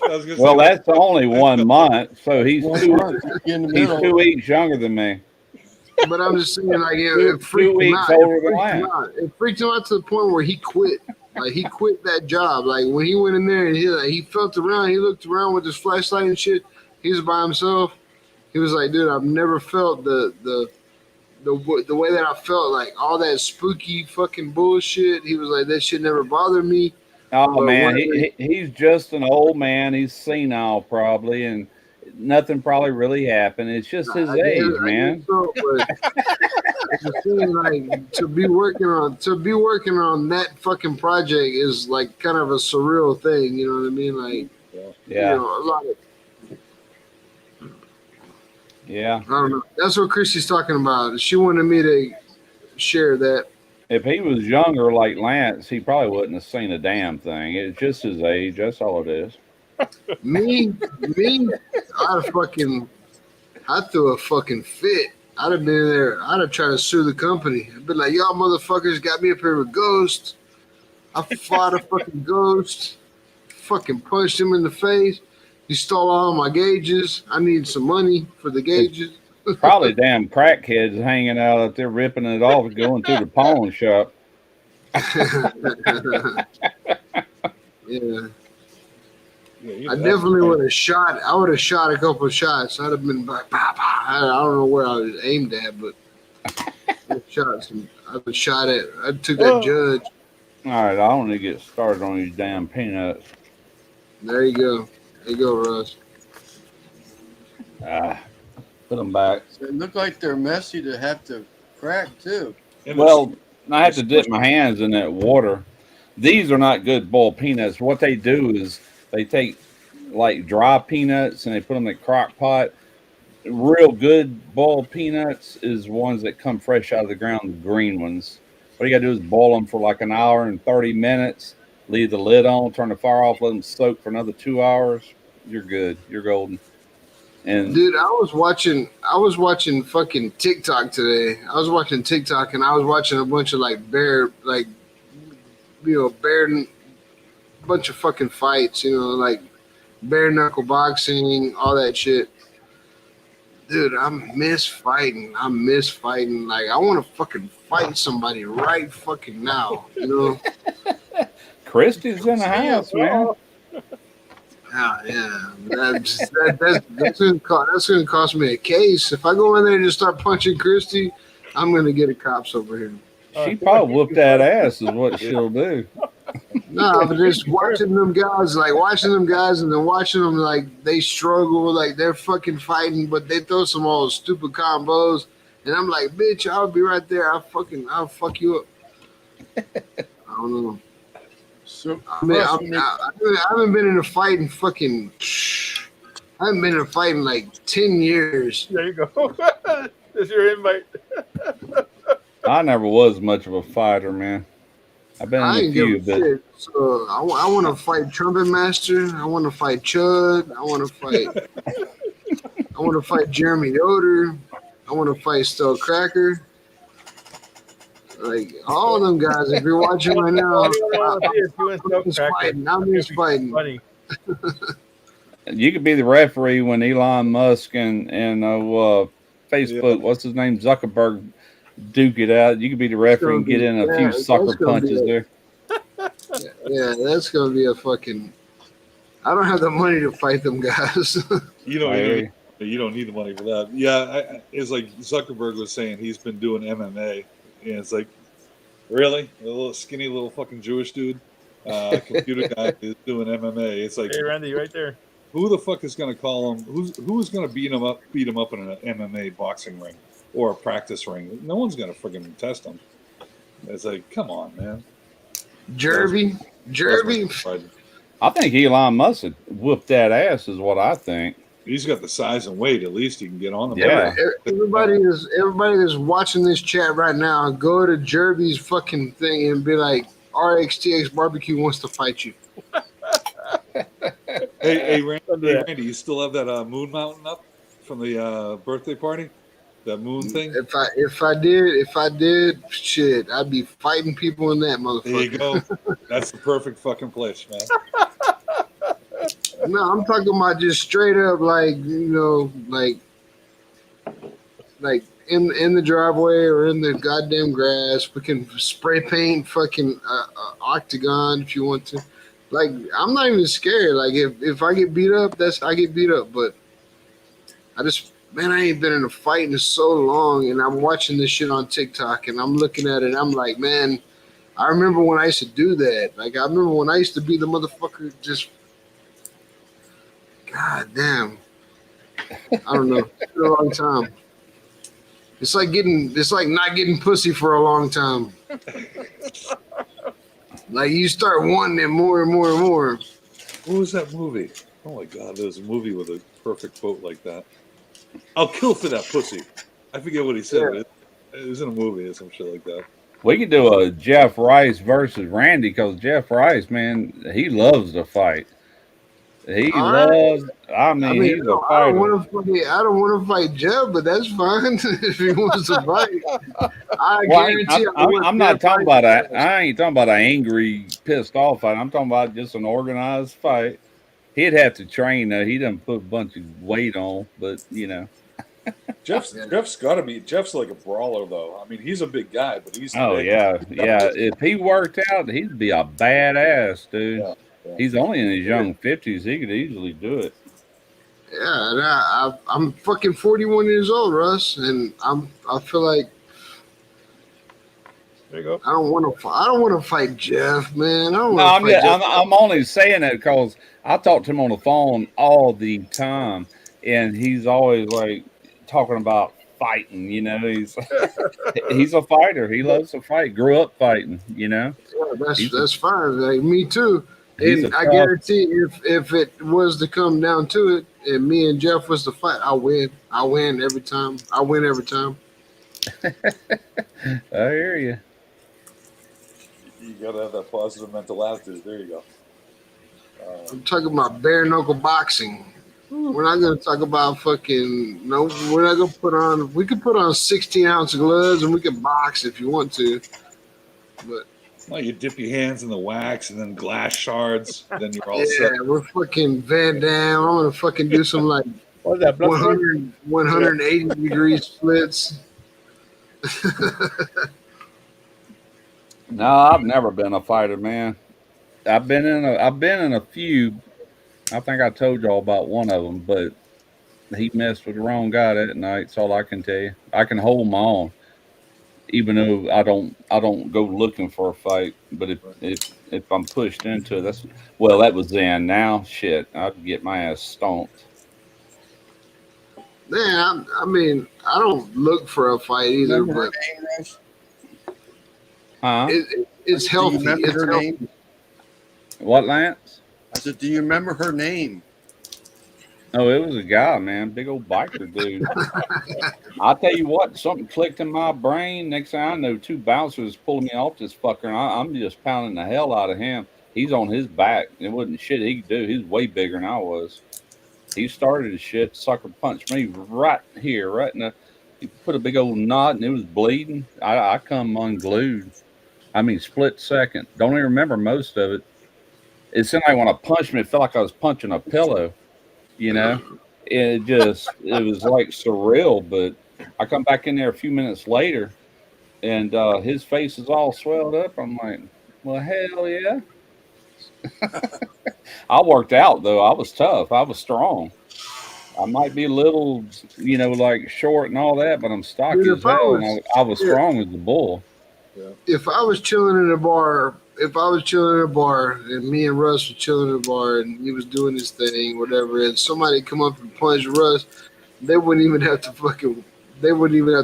blink an eye, because I'm about to fucking side swipe, fucking mollywop your ass. Like, bitch, you hit my fucking homeboy. Well, here's the thing. I'm short armed. I have no reach or nothing like that. So, and I know this. That's the reason I got him on the ground. I got him on the ground, and then I'm sitting on his waist. His chest is right here, and his face. There's nothing he could do, really. You know what I'm saying? You got him in the guard. Yeah. Yeah. I mean, that's the way I have to fight. I can't sit there toe to toe, because I'll be trying to punch up at you. I ain't going. You'll knock me smooth out. Well, I'm just saying, like, I'm sorry. if I can see her handling it, like, I ain't got to worry about jumping in. But I'm the kind of guy that will jump in, especially for my. I knew this guy, man. He was a friend of Derek's, and he loved to fight. Oh my God, he loved to fight. And anyway, I was in a bar room one night, and they were all in there with us. My medical helping. Who is this? Oh. Just like Dark Lord said, it's like I'm 6'5", but if I were to fight a guy like you, Russ, yeah, if you get inside of me, my arms, I can't do shit. Yeah, especially if I'm sitting down with all my weight, you know what I'm saying? The smallest I've ever been, even when I'm fit, is like 190 pounds. And that's only been 5'7.5" inches. It's pretty stout. You know, I'm talking about when I'm fit. 5'7.5". Come on now. 5'7.5". Short arms don't mean a damn thing. I meant 5'5". I'm sorry. You know, especially back in them days when I had some power and stuff. But what was I going to say? This guy, Brad Roseman was his name. He loved to fight. I'm sitting at this bar, and this guy, he's sitting there harassing this woman. Then he said a few things to me, kind of just being a smart ass. And anyway, I looked at Brad. I said, "Come here, Brad." I said, "You see this guy sitting beside me?" He goes, "Yeah." I said, "He's being a bit of a smart ass. He's harassing the hell out of that woman." And anyway, he goes, "Who is?" I said, "Right here." He goes, "Boy," he ripped his shirt off, buttons went in the fly. He said, "Come on, some bitch," like that. Next thing I know, they're out in the parking lot. Brad is whipping the dog shit out of him. You know, like, I almost felt bad for the guy because I instigated it, you know. But he got his ass towed up that night. But Brad ended up getting religious as hell. I mean, he's a preacher now, and the reason being, somebody broke into their home. He left this area, went up north Mississippi somewhere. Somebody broke in one night, and he killed him, shot him, you know, and it just really messed with him. As much as he liked to fight, when he actually took a man's life, and it was defending his family, it wasn't, you know, I don't know everything there is to know about it, but I know it changed him. He all of a sudden went religious big time, you know. But yeah, he used to love to fight. It's different though. It's really different. Like, when you take a man's life, that's what happened to him, because he fucked around with the wrong person. Yeah. But Like as far as like a motherfucker calling me out or something, like I don't even know. Like that's why I don't go to fucking bars and shit, because I may be that guy. I may be that guy that fucking calls you out. Like, you know, I want to punch you in the fucking face. Yeah. And you was just trying to chill. You was trying to chill at the bar, you know. And it's, Yep. I'd be like, man, fuck that dude over there. I don't know why, but you look like a bitch. Yeah. I tell you what, people underestimate small people. Derek is little, and him and Brad Roseman are close friends, and they used to get in the front yard and tussle and fight and stuff like that. And Brad could not get his hands on Derek because he's so little and quick and fast. And man, he'd slam Brad sometimes, just more like wrestling. It wasn't boxing or anything. He's like, God dang, you hard to hang on to, boy. You know. And that's true. You don't ever think you're gonna whoop a small man's ass, because that might not be the way it goes. Yeah, this you know, when you go to a bar though, you got that motherfucker that's cocky, been drinking and shit, and like, hey, fuck you, like fuck you, motherfucker. Like this is the reason why I came to this bar, is to fucking fuck you up. I got short legs, but I used to work out with a good friend of mine. That used to be a good friend. Until once me and my first wife got divorced, he ended up dating her. But at any rate, we used to work out with weights, and I could bench press way more than he could. But this guy stood up like 6'5". He was big and everything, but he wasn't near as strong as I was. I was a little powerhouse, you know, and that should carry you a long way. Short legs, short arms don't mean crap.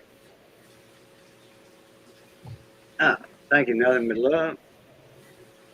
There was a little guy in Kaplan one time sitting there at the bar, minding his own business. Just a couple of guys walked in from out of town. They started messing with him. There was a couple other people in there, but that was it. And they was messing with him. They went up to him, started beating him up, you know. So once he like went like that, he just reached in his coat, pow, shot one of them in the head, shot the other one in the knee, and half killed him with his fist. And they didn't do him a damn thing. Yeah, it's just some people you don't mess with. Laws like that, you know. Two of them's on you, and he feared for his life. You know, he just reached in his coat jacket, got his pistol. You know, he made it to score even, and he took the guy's knee out. But hell, still a They don't call it the equalizer for nothing. Beat him half to death. Yeah, I miss some days, man. When you feel strong, you are strong. Shit. I'm just a weak pile of shit nowadays. Oh, well. Got to get old sometime. Huh, Lance? Yeah. Somebody comes up to me and just messing with me like Randy was talking about. I'm here just to side boob. Just to mess with you, beat your ass up. I'm grabbing something next to me, and I'm putting you down, Hoss. You are going down. My boots are in your nuts, or a pool stick across your forehead. You are going down. I'm gonna tell you something. The easiest person to beat in a fight is in a bar, and that's some gun that's drunk and think he's Superman, 10 foot tall and bulletproof, and you ain't. He's gonna get his ass whooped more than likely. That's it. Yeah, we was in Tampa. We was in Tampa, Florida, and we got challenged. We were just chilling at the bar, and somebody said, we can beat you at a game of pool. I was like, all right, that's what's up. This motherfucker had a motorcycle helmet. He took his motorcycle helmet off and sat on the bar stool, and his homeboy only had one arm.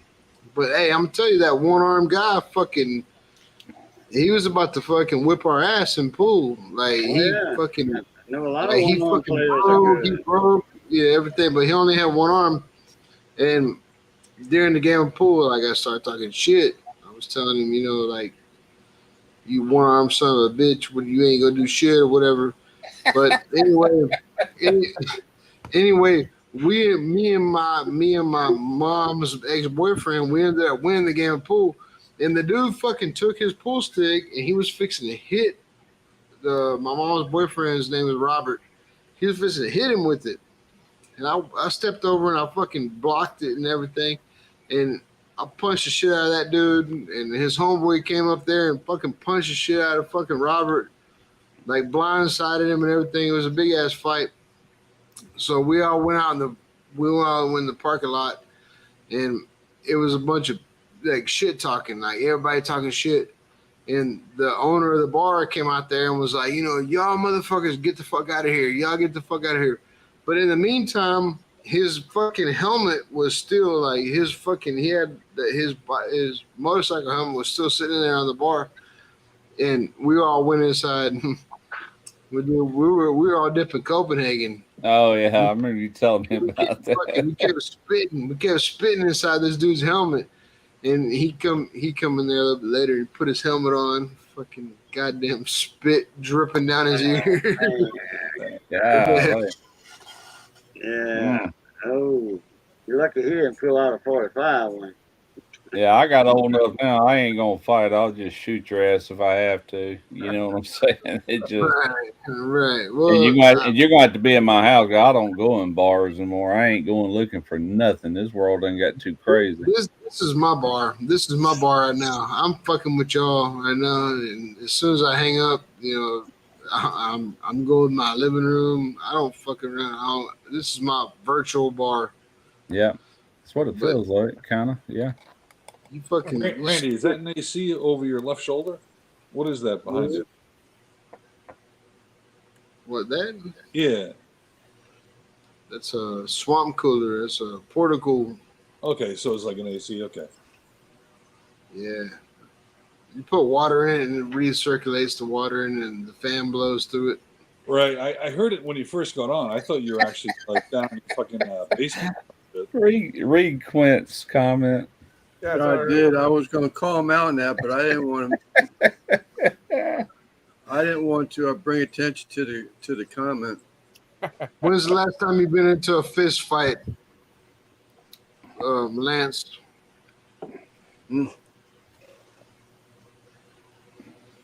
It's been a long time. I'm going back to high school days. Yeah, we used to fight a lot back then, but as an adult, once I had a family and all, we went in bars and I just never had no trouble until that one night. And I wasn't even talking to a guy. I was talking to a guy who works at the shipyard, and my wife that I was married to then was sitting here, and he was on the other side of her and back-tanned her and knocked her off the bar stool. And I'm looking at her, and that's when I looked up and pow! I mean, I didn't even know what was going on. It only took me a split second after he hit me. But anyway, that was that. I guess he thought he was going to take me down. It didn't work out like that. Huh? I was talking to Randy. There's been some calling out and all that, but nothing ever escalated. Someone was breaking it up or something before it ever got started. Yeah. Last time I got in a fight was in Pascagoula, Mississippi. Imagine that. It was before Katrina hit. And they had this guy, he was a carpenter, and he kind of deaf in one ear. He lived up in Big Point. His name was Jerry. He's got a common last name, but anyway, I was cooking fried oysters and fried shrimp. I was cooking supper that night, for the crew, off the boat. And this guy started just talking shit to me, bullshit.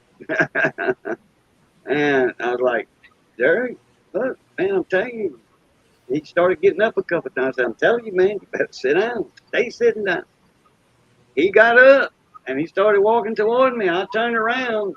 I heard that boot hit the ground, when he got up. And I turned around and I was coming with that left. I'm left-handed. I was coming with that left, a right and a left, and about 4 more. I mean, fast, lightning fast. Man, everybody was like, man, get off of him. You're going to kill him. And I knocked him completely out. And Big James was there. And James, he's not a bodybuilder, but James, he wasn't no fat guy. He's just big, muscular. Kind of like Randy, but a little taller than Randy. I think this guy's 6'2". And James, anyway, James went outside with him, and that guy went to his truck and got a 45. He was going to shoot me. James took the gun away from him, unloaded it, and stuffed it in the back of his pants pocket, put the bullets in his pocket, and he says, He said, you went after that man. He says, you ain't shooting him. He told you to sit down. Quit talking crap. I lit into him big time. You know, the funny thing that you're saying there, Boo, is like his buddy said, nah, man, you lost that fair and square. That was your fault. But his buddy was the only thing stopping him from fucking coming after you with a fucking gun. No, my buddy James. Oh, your buddy. Yeah, but you know, I mean, James is friends with everybody.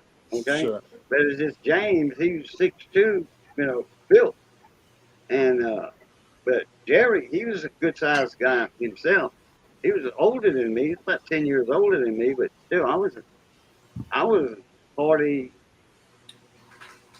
I was in my 40s though. He was 52, 53.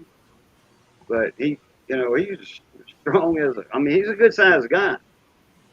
And his son was a big guy too. Just got out of prison. And he come and confronted me about that confrontation. I'd have fucked that motherfucker up. If I see somebody fucking with Boo, like, they ain't no sense in Boo even worrying about getting into a fight. If I'm in the fucking, James controlled the situation that could have got out of hand, you know, with a 45. Yeah. That's what I'm saying. Yeah. It doesn't take much for it to get past that point. That's the thing. That guy I was just talking about, the woman I was with then, I was married to her. She told me, it was probably a month or two later. She goes, you remember that guy you got in a fight with? I said, yeah. She goes, he stabbed the guy and killed him, and he's in prison. And I'm just sitting there thinking, like, damn, what if he'd pulled a knife on me? You don't think about that, but I had no choice.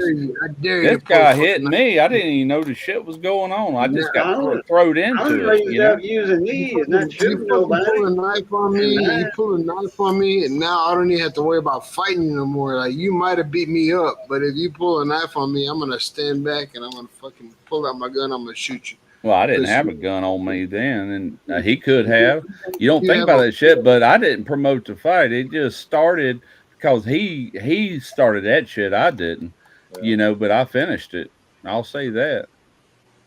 Yeah, I ain't gonna lie, dude. I ain't gonna lie. I mean, I have fought like a motherfucker that they think they're gonna pull a knife out on me and they're gonna intimidate me. Like, fuck you, you know. I never went back in that bar, and the reason I didn't, there was them bouncers that pulled me off. I said, give me a goddamn phone like that. So I'm calling the police. I said, you call the police, you're going to have to leave. I said, I'm leaving any damn way. I said, give me a phone. I called the police, and they all showed up. Then I called Derek.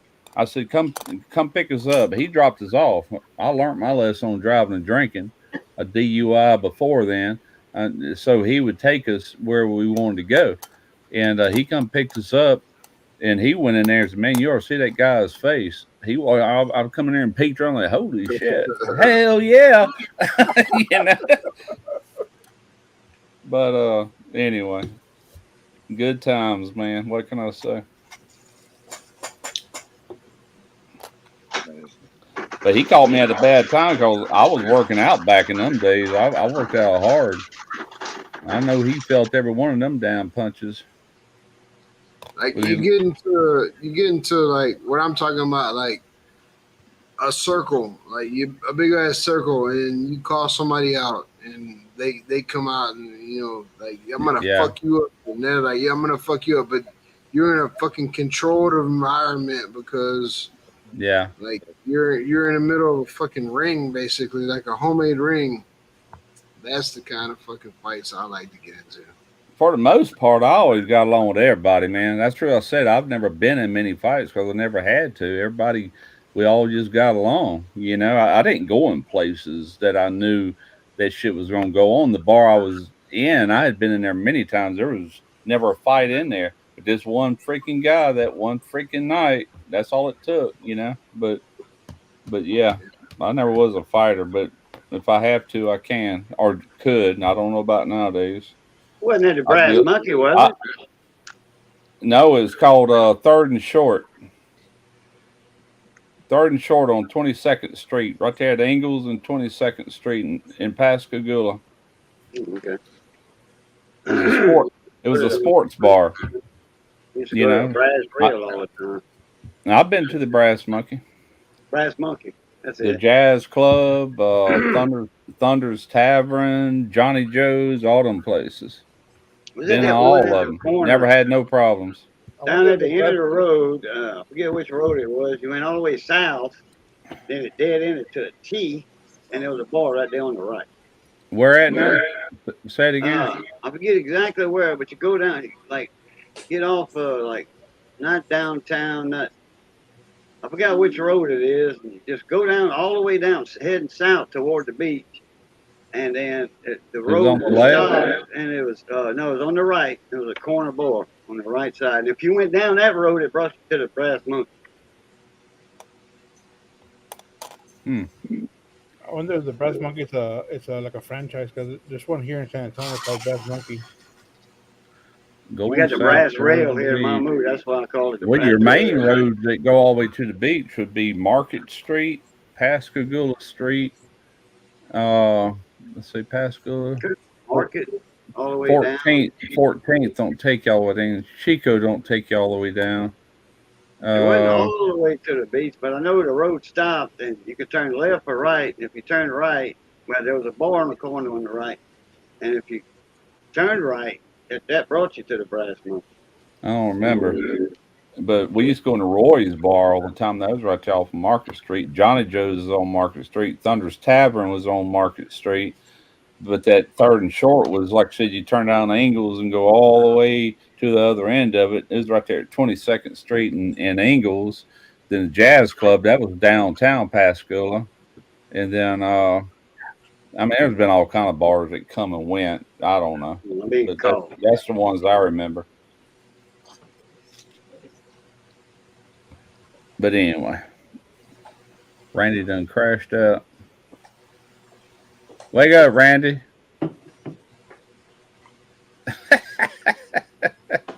Is he out? Did he pass out? Yeah, he's out. Oh, I'd fight him right now. I'd knock that ass out.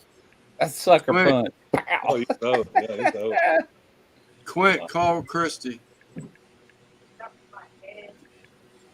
Oh, I hear her. Someone get marker and draw on him. That's hilarious. They should draw some shit on his nipple that's sticking out there. Damn, Randy can't hang with the big boys. Come on, Randy. What's up? Well, he's a little dehydrated. Oh, there he is. He heard me say that. You with us, Randy? Yeah.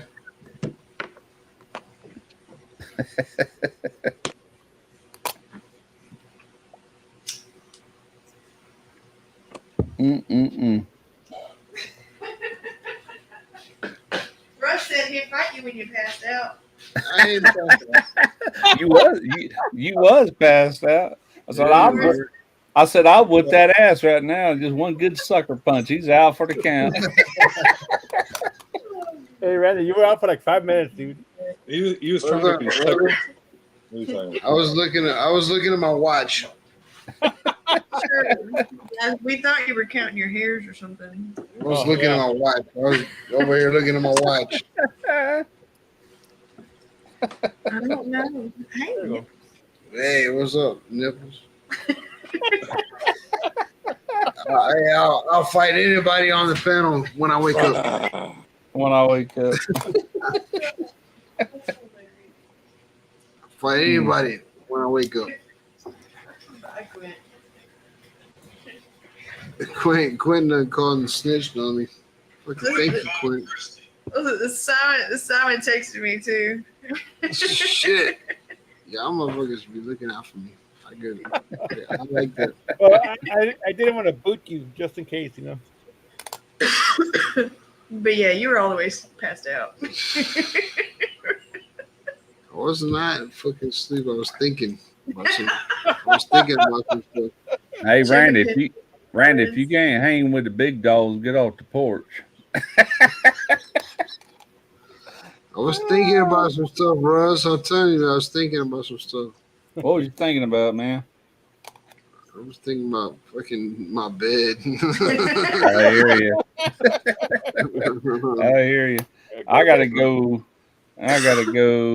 lean off the, what is it? Boo dock? Yeah, I got a dock. Let me go lean off of it. Help me out, man. It would help if I take off these headphones. Leave the speaker on. Take care of this. All right. I'm gonna go fucking pet this. Go to bed. Hell no, I don't want to bed. Fucking gonna piss. Just roll them Come back. into the house. But just make sure that everybody knows that I'm not. I ain't no bitch ass motherfucker. He's not gonna fall asleep peeing. He's a bitch ass motherfucker.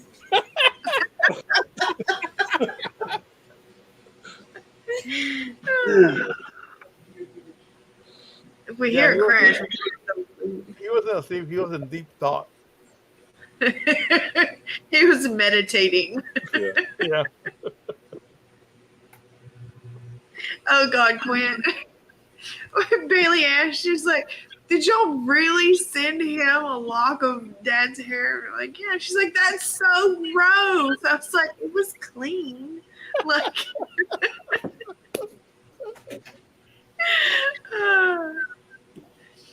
stay saner than me. Quinn, sounds like something fucking Joe Biden did. What are you talking about? Different on a little girl. Oh my God. Make sure you're still standing. He's kind of leaning. Like. We got the deer camper there. If he leans, then there's a fence. Then there's a shop on this side. So I'll be right back. I gotta go. unless he just comes backwards, then yeah. What's We that? should go hang out in the front yard with Simon. Yeah. I'll be right back. So you get snakes out there all the time in the grass? We had quite a few snakes. Like we've only seen, I think, 3 so far this year. One was a copperhead here in the shop, and then I chased a garter snake out of the house probably about 2 weeks ago. And then we had another snake. I can't remember what it was in the front. You gotta watch out for copperheads because they usually travel Right. two. Oh well, this one was probably a good 2.5 foot long. He was a fatty. But But took this a time shovel of and night, chopped his head off. Oh, his head was chopped. this time of night though, there's no snakes, right? They're all fucking gone to sleep somewhere. No. It was dark when I came out here, and there was. Oh, really? Copperhead. Yeah. Yeah. And they don't give a fuck. Gentlemen at night. What is that that? noise? Brandon shut down the doors. Oh, okay. Okay. Garage doors. All right. What was it? The Big overhead bay doors, doors. steel Garage doors, doors. the overhead but- garage doors in the shop. Oh, okay. And I big think bay he- doors with the chains. It's those wheels trying to go over his welds on his doors. Yeah. He just left me out here. Yeah, Randy, that was a loud piss. That ain't no doubt. Sounded like he was air spraying himself off or something. His phone and everything. I need to check the camera.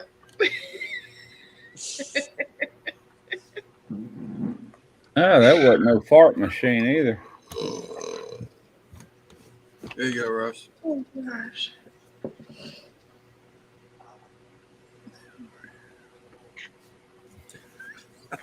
Did you go in and go to bed? Well, you and Boo was both talking at the same time. I'm like, what? Oh, Yeah, I didn't know what. At first, I thought someone was shooting the gun off. I heard a second time. I said, "No."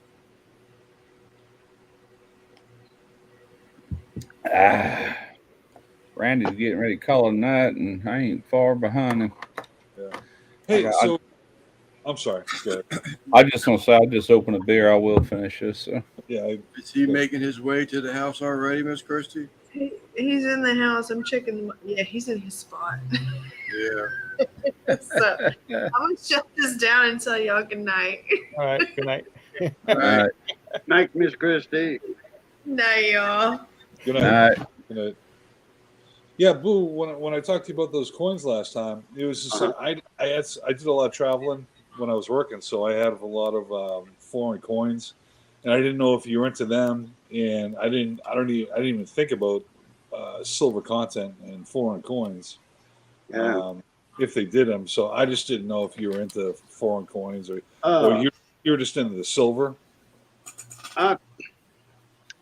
Yeah, I kind of got into foreign coins by getting into the silver part of it first. Not when I was young, though. When I was 6 years old, 7 years old, my dad had some Philippine coins, and they were silver when he was in World War II. Yeah. And all my uncles were in World War II, all my dad's brothers.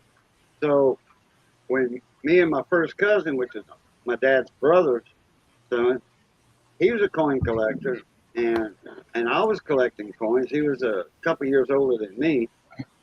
His dad had gave him his Philippine coins, and a few Austrian and Belgian coins, because my dad and all his brother, they were translators in their unit.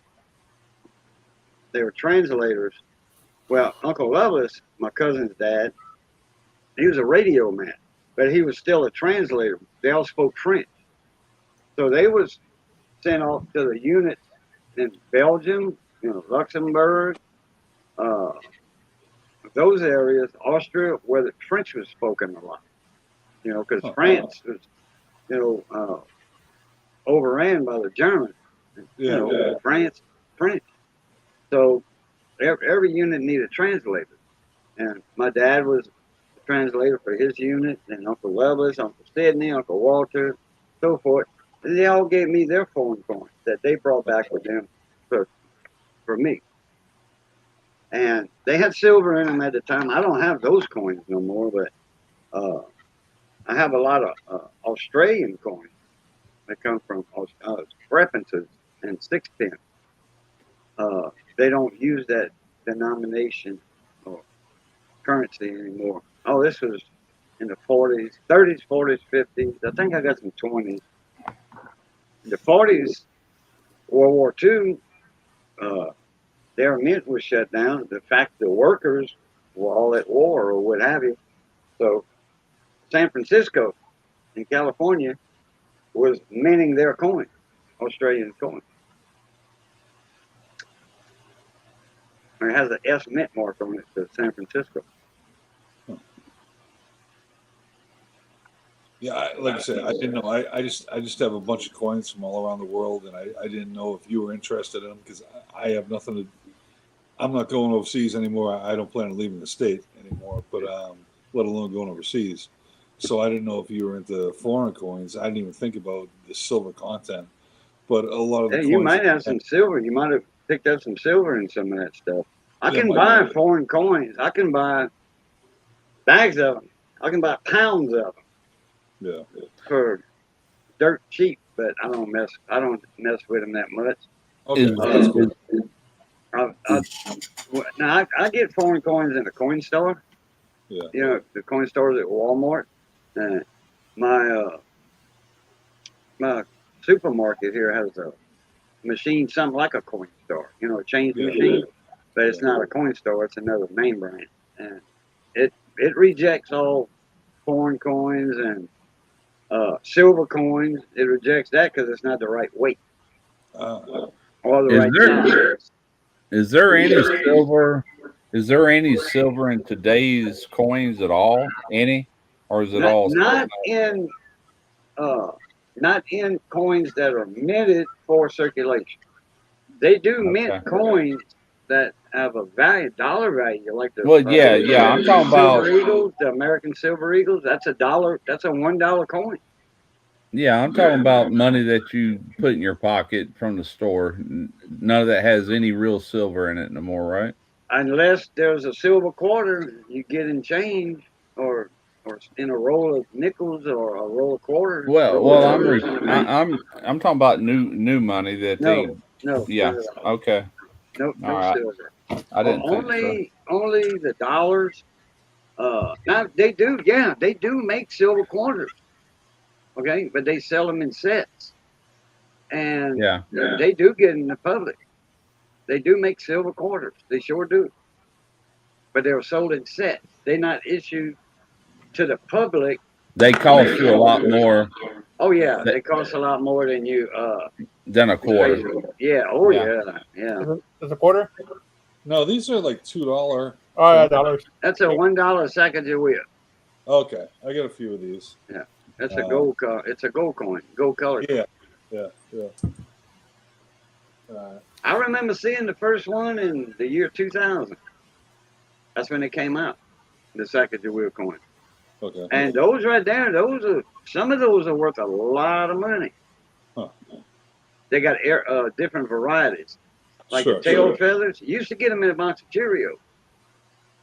Really? You buy a box of Cheerios, you get a Sacagawea dollar in a cellophane pack, and that's why they call them the Cheerios coin, Cheerios Sacagawea, because those were the first ones minted, and their tail feathers, the detail in the tail feathers, man, it pops out at you. You know, you have to look at a normal one and then a Cheerios coin side by side. You can see them in pictures on the internet, and you can see the actual detail. It pops out at you. Those are worth a few $1,000s. So I have one of those coins that has the Statue of Liberty type thing on the back. Benji, 1963, Benji $50. Silver, 90% silver. So is this Mexican coin right here? Is that 90% or like 72 or something? 72. 72, okay. So I had a lot of silver coins earlier in one of my top boxes over here by my workbench, but I got rid of all of them in that benefit. Not all of them. I still got some of that. I think like maybe Russ, like where he's getting, and I don't want to speak for you, Russ, but you know, Russ is getting to the prepping thing, and you know, you can do trading with silver, you know, because you know you think, is the U.S. dollar going to be shit? Is the paper dollar going to be shit? Yeah. And we have silver, you know, whether it be in coins, old coins, or whatever, or these bar or round, yeah. So, I mean, is it? Do you think about? So you're aware of the whole prepping thing, right? You know, if the world goes to shit, whatever, you know, you got silver, you got some sort of shit hits the fan, and like you said the key word, the dollar bill. Okay, the United States Federal Reserve note, dollar bill, is once that is no longer any good. You know, I mean, you can tear it up and spray it, you know, like confetti. Your silver dime, you better get a loaf of bread. You know, silver quarter, you better get, you know, a pack of meat, maybe. You know. So I guess my question is, you know, if the world were to go, and this is all hypothetical, and I'm not playing fun with it, but I'm kind of like curious about it. You know, your silver or your gold, it's worth money based off what it is. Yeah. But when it comes to a point where, you know, let's say shit is a fan, are people going to say that don't matter to me either? You know, if you got silver or gold, is it really a useful commodity? Yeah.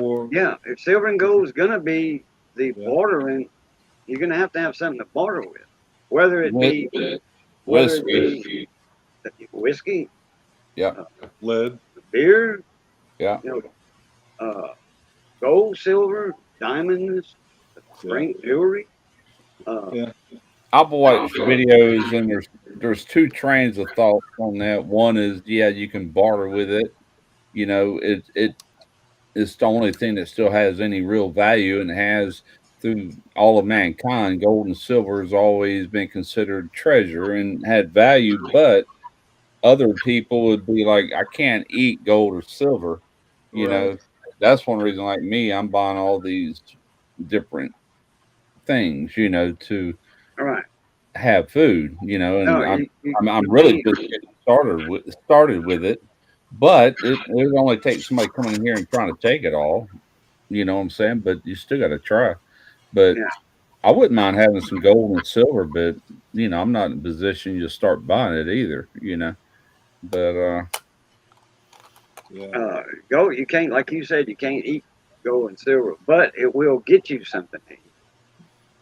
yeah, that's the I reason I'm do. taking care of that now. And if I'm still around, then I'll have something to eat for a while anyway. Eventually that'll run out, if it lasted long enough. But let's just hope it don't come to that. But I mean, that's the way things are looking.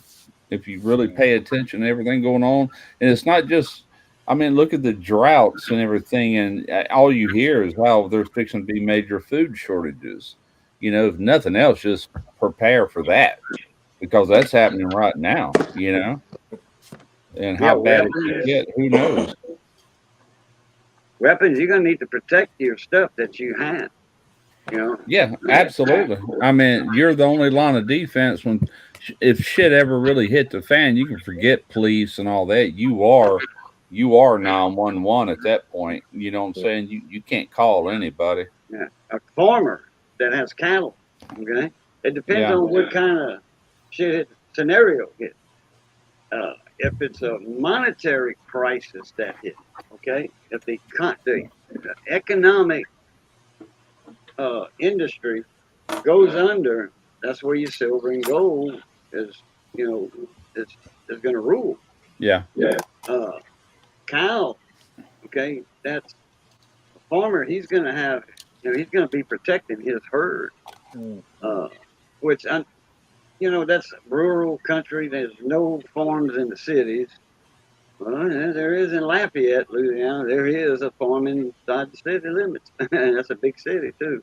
They have the horse farm there, and they got cows and sheep and goats and pigs and all that. But anyhow, what I'm talking about, that there doesn't really count. You go out to Montana when a big scenario hits. Buffalo nickel. Got a date on it? Got a date on it? Dates rubbed off. I had a bunch of them at one time. Sold them on eBay. Don't know if there's any silver on these. No silver. That must be some soft metal because every one I had the dates rubbed off on them. No, it's not soft. It's just they fixed that issue after a few years when it started wearing down. Yeah. There wasn't a Morgan, a Barber, Charles E. Barber design. Charles E. Barber designed the Barber dimes, the Barber quarters, and the Barber hat. Those were 1800s and 1900s. The early 1900s silver dimes, quarters, hat. And another design by Barber was the V-nickel, the Barber nickel. We call them Barber nickels when we were kids. But everybody knows them as the V-nickel. Those wore out even quicker than the Buffalo nickel because Charles E. Barber, he was a mint director. Before he was a mint director, he was a designer, coin designer. Yeah. Then he got to be the mint director. Well, anyway, when they engraved that stuff about your design, and his wasn't high relief enough. It was a low relief coin. Everything was real close. Yeah. So everything thin, it would rub off quick, especially the V-nickel. Yeah, the face of the nickel is like really smooth now. The front face is like really, really smooth. Now, this is what I do on all Buffalo nickels with no dates. Sometimes you need a little magnifying glass, just a regular glass like that. On the reverse, below the buffalo mound where he's sitting on, where it says 5 cents, it'll say 5 cents on the bottom, near the rim. Look in between the 5 and the cent, the word 5 and the word cents, in between there, near the rim. See if you see a little bitty D or a S. have to use my phone. You would probably need a little magnifying glass to see. I just text Tarina, but obviously she ain't awake because she didn't reply back. But she's got a bunch of old coins. You know them blue books that you open up and they got coins all old over? coin folders, yeah. She's got a bunch of silver coins somewhere. I don't even know where she keeps them. I have a safe, but she don't keep them in there. She's got them hid somewhere. But I was gonna see if she could bring them to me. I was gonna pull some out, but oh yeah, show and tell. There you go. Yeah, I don't see anything. I just see the 5 cents. yeah. Okay, there might be a mint mark. Now, when I see a buffalo nickel with no date and they have a mint mark, I'm gonna use some Nicodate on it. It's called Nicodate. What it does is you put a couple of drops on it, and it'll show you. It'll expose the date because that might be one of those rare buffalo nickels that. Now, if it's a 37 Denver and it's a 3-legged buffalo, you got money whether if it's 3-legged buffalo, you got money whether there's a date on it or not. Because that's a rare coin, the 3-legged buffalo. Oh, this one has 4 legs. I see it.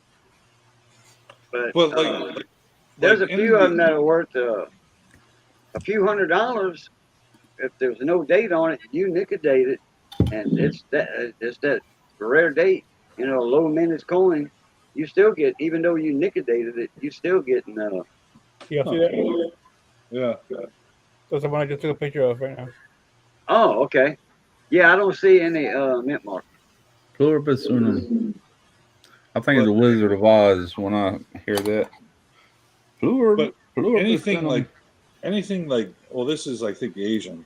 I think that's Asian there with a hole in it. Yeah. So, but anything like EU these days, like the European Union, all that shit's all fucking. None of that shit's worth anything, right? No, like a euro coin. Yeah. Yeah. Now, all your new stuff is not silver. It'd have to be 70 and below is the stuff you want to check. Okay. 1970 and below. All right. Like 68, you getting into some foreign silver, maybe 66 Australian, British, some of that silver, yeah. Yeah. I guess I probably have a bunch of junk. American coinage stopped in 64 for the dimes and quarters and. That's the front side of that thing. Hey, that's I see it too. That's a 1924. It is a 24. Look at that. Yeah, 1924. Wow. Damn. Let me look that one up real quick. It's an older date right there. Oh, here we go. Let me pull up my coin book. 1924. Buffalo Wild. That's his penis. 24. Really? Yeah, you got $1.75 right there. That's one of your semi-key dates. And I've had it for 20 years. Hey, that'll buy you half a loaf of bread. 24 Denver. Remember I was telling you about the D's? They worth more than the S's. Denver, $11. A San Francisco, 24, $30. Wow. $1.75. It's better than a nickel. What could someone actually have possibly in their coin collection that could be worth like fucking crazy money?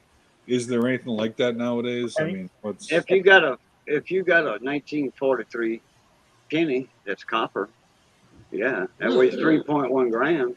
Yeah. Wow. They made them in steel that year. Yep. There was a few copper plancets that were left in the bins from the year before. There were a few copper plancets, and they weren't supposed to be in there, but they were hiding. And guess what? Boom! A couple of 43s came out. Those are worth mega. Those are worth kush kush now. Oh yeah. I've had of those steel pennies in the past. I got a brand new. Some in fact, one of those went to Franco in that auction. It's brand new, free and uncirculated. All the detail, everything in it. Wow. Hey, so you're from French heritage, right? Yeah. Boop. So I got a joke. What is a French World War II rifle? Never fired, only dropped once. What is that worth? Only dropped once. Never fired, only dropped once.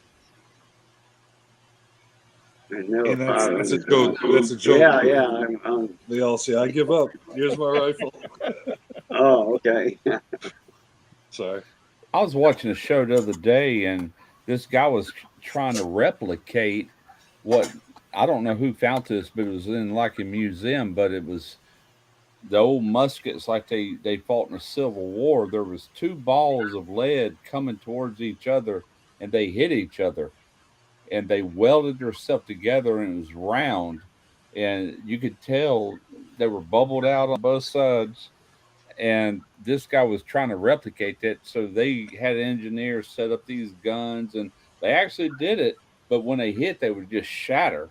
They couldn't get it to ever fuse. And what it is, today's guns are way more powerful than back then. So they started changing the loads and all that, and they finally got one to actually fuse together. But what's the odds of two guys shooting at each other in the Civil War, and their bullet, neither one got shot, their bullets or their balls just happened to hit and fuse, and somebody found it? I'm like, that is freaking amazing. What's the odds of that? That's 1 in a trillion. Oh my God, it's like blew my mind. Like, really? Check that out. I kind of had something like that. I don't know if Quint's still here, but we used to train on Sims guns, and we used the SIG 229, and they would shoot.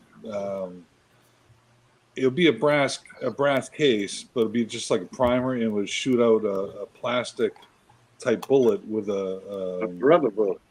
Well, they were plastic, and they had either a red/pink detergent or blue detergent, and that way, if you're a bad guy or a good guy, when you were doing the drills, you could tell by the paint color who got hit with what.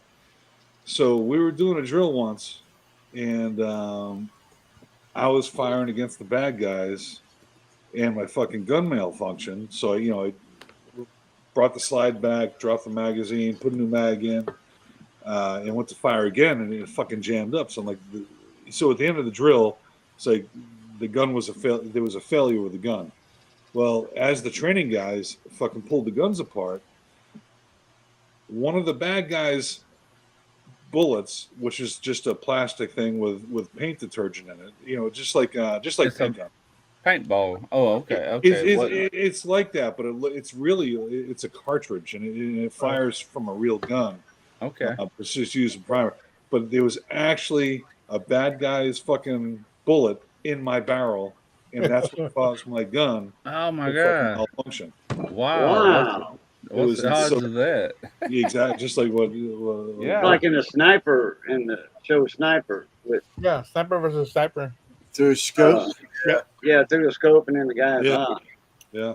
It's a good thing you found that before shooting a real bullet through it. You could have had an explosion. Well, they were just training guns, So okay.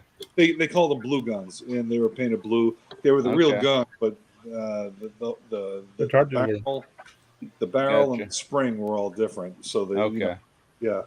But yeah, what are the odds of this bad guy's bullet going into my barrel and blocking up my gun? And it was fucking crazy. Yeah, man, that's the odds right there. But then you get to thinking about, like, my dad fought in World War II, and to hear him talk, he said, "Man, we didn't know from day to day if we were going to even be alive." And here I am. I'm like, what's the odds of me even being here and being who I am? What's the odds of him finding my mother?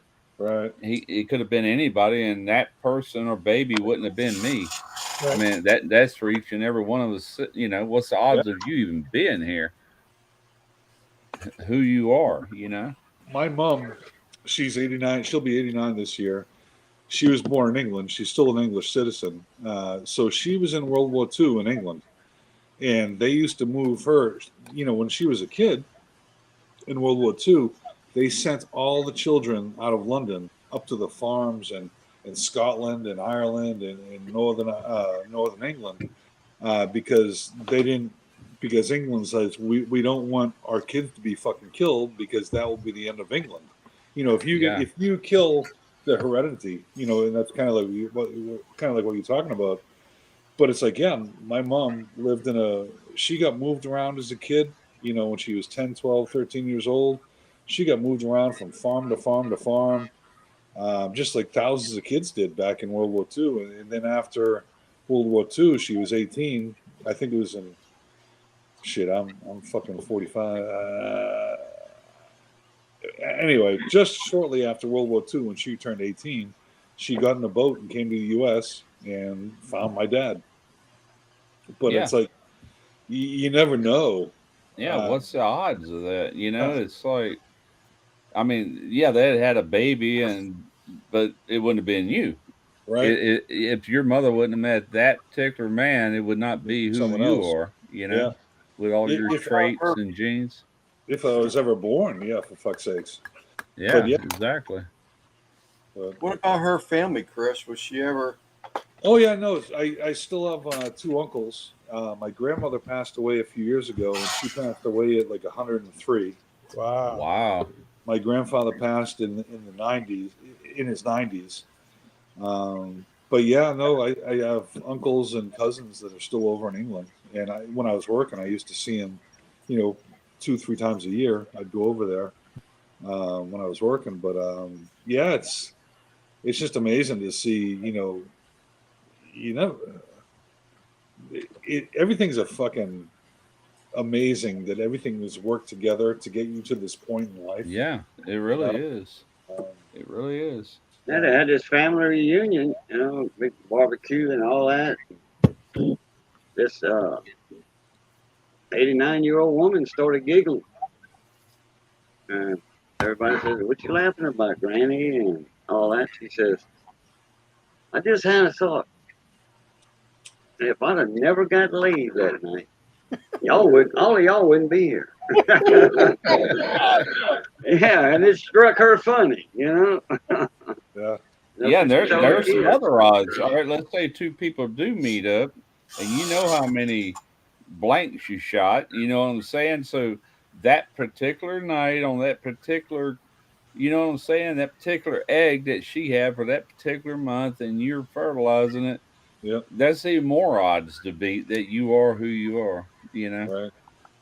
What the fuck is this channel turned into? It's fucking mind blowing. We're making you expand your mind, Lance, and think deep on things. I see DDC said, "Too bad Randy ain't still on." I mean, come on. Can you imagine a world? Can you imagine a world without Smoky Ribs barbecue? I mean, just fathom that for a minute. Wait, don't want to live in that world.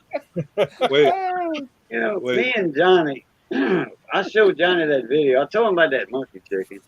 And I said, it's all bull butter. You know, it's got to be. I said, there's no way. And I showed the video to him. And he was like, "Whoa, back that up a sec. I saw something."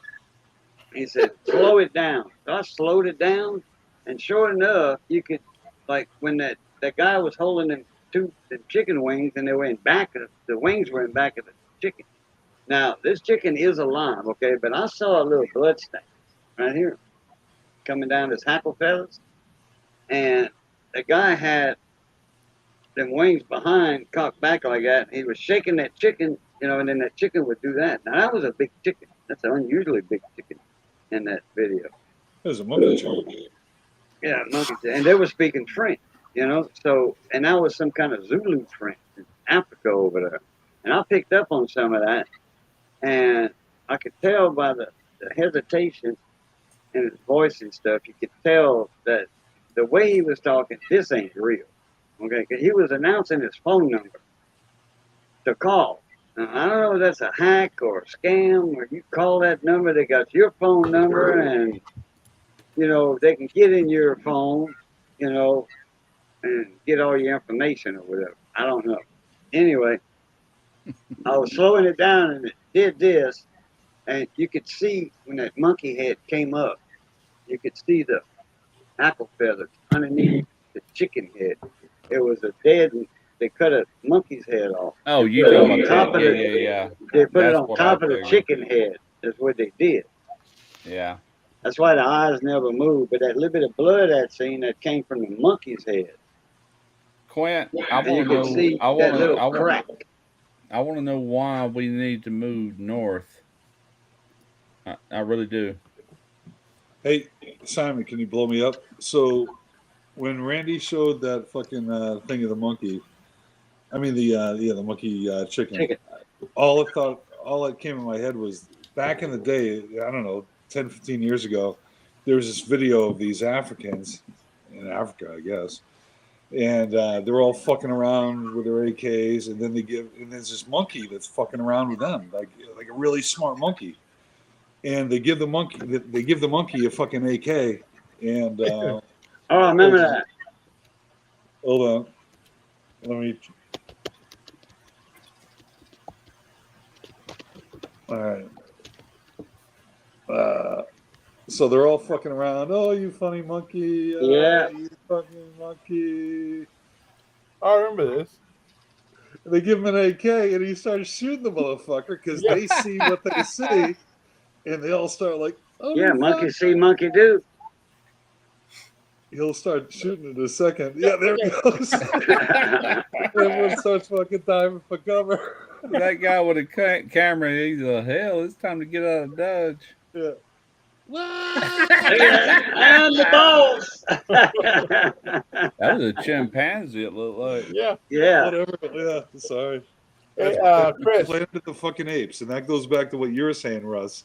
All it takes is fucking someone with a certain seed, and then boom, we're all monkeys instead of humans. You know? Yeah, no doubt. Hey, Chris. I don't know.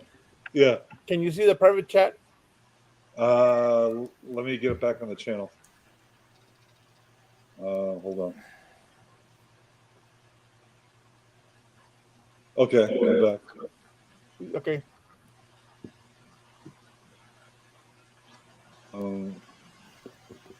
What do you want me to read something or see something? No, Quint wanted you to have his cell number, so that's his cell number right on top there, in the private chat. Oh, Private chat. Oh, private chat. Yeah, just hit private chat on top. I'm on an iPad, so Yeah. So, nope. Come back. It just knocked the picture off. That's all. Oh, I see it. Okay. Where'd he go? He still knocked, here. knocked his picture off. He's still there. Oh, okay. I forgot about that monkey with that AK. Yeah, I'm going to, I guess you got that off of YouTube, huh? I'm going to. Yeah, it's on YouTube. Monkey with an AK or something like that. Okay. Yeah, them chimpanzees are smart, man. They just put them in those rockets and send them up before they did men. Yeah, they did.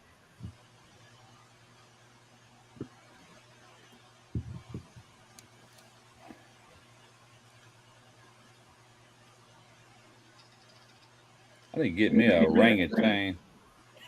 Yeah. Like Clyde? Yeah, like Clyde. I'm too old to fight. I just say, Right turn there. right, Clyde, or whatever he said. Right turn, Clyde. Yeah, right. Yeah, that's it. Left turn, Clyde. I'm bounced. Oh, it did. Well, his device is still up. You're still here, Chris. I'm fixing to bounce. Yep, I'm putting the bounce too, but Yes, I'm feeling it. yeah, it's been 4 hours, so Yeah. 4 hours. Yeah. Yeah, notice it was after party. What'd y'all do this afternoon before Man, this this? was 3 a.m. where Lance is. 805 Barbecue Junkie went live with Lance earlier today, and this is pretty much the party. Okay. Just take your shirt off, Russ. We don't want to see that. I promise you. But Talk save about that a number, ring. Simon. Save Just that think of- number in your phone and then text it to Quint, just think orangutan. I To just Chris. said it, and you'll Well, see I me. don't have with his it. number. huh? I don't have Chris's number. I do. Okay. Yeah. All right, guys. I'm out of here. Later. Later. See if I All right, Russ. Okay, Russ. Oh, okay. You wasn't waiting for nobody.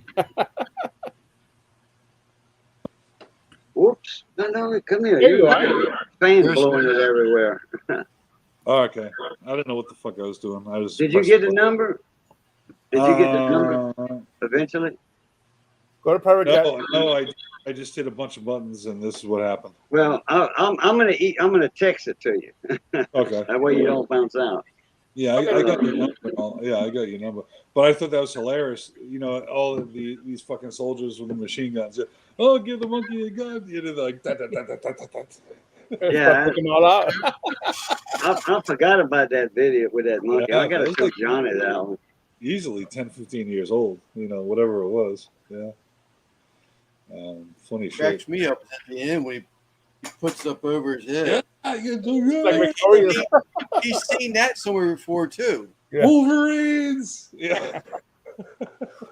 David, we're probably gonna get ready to end it right here in a bit. So Well, thanks for having me on, man, Simon. Yes, It was good. yeah, man, you're always good for a laugh. Lance Boog, good to talk to you. Yeah, thanks. You're funny. You're funny looking. Yeah. I like you, Sal. That's what I'm going to kill you last. Yeah, that's what I will say. Yeah, Sal, Arnold Schwarzenegger, It wasn't, Sal. it was something off that movie Commando. He's like, Yeah, oh, he says, I'm gonna kill you last. And I then like he you. said, I you lied. remember when I told you I'll kill you last? I lied. He said, yeah, I lied. Dropped him off the cliff. All And then right. the girl asked him when he got back in the car, he flipped the car over. And the girl asked him, where's so and so? Oh, yeah. he couldn't hang around. That was I let him go. That was such a horrible movie. That was fucking horrible. But it was Yeah. Arnold, so it was good, you know. But yeah, It was it was the Yeah. director, you know, that yeah, was the problem. Because Arnold had made some good movies before and Yeah. after. Yeah. All right, I got your number. Yeah. That's Quint. Oh, okay. Oh, yeah. That's what that message in the private chat was. He wanted you to have Quint wants you to have his number and Oh, okay. yeah. Well, I'll hit it right now, so it'll go to him, and then I'll text him right now, so he'll have my number. All right. Well, all right. Lance wants to hang. He is. No, Lance is going to bed. Yeah. Yeah. Lance's That's wife great. be here tapping on that door in about Yeah. 10, 12 minutes. Yep. All right. Let's go ahead and call him in. But thank you, everybody. All 6 of you that are still in the chat. Thank you. Have a good night, guys. Have a good night. Take care. We'll see you. All right, Peace. bye. Check y'all later. All right. All right.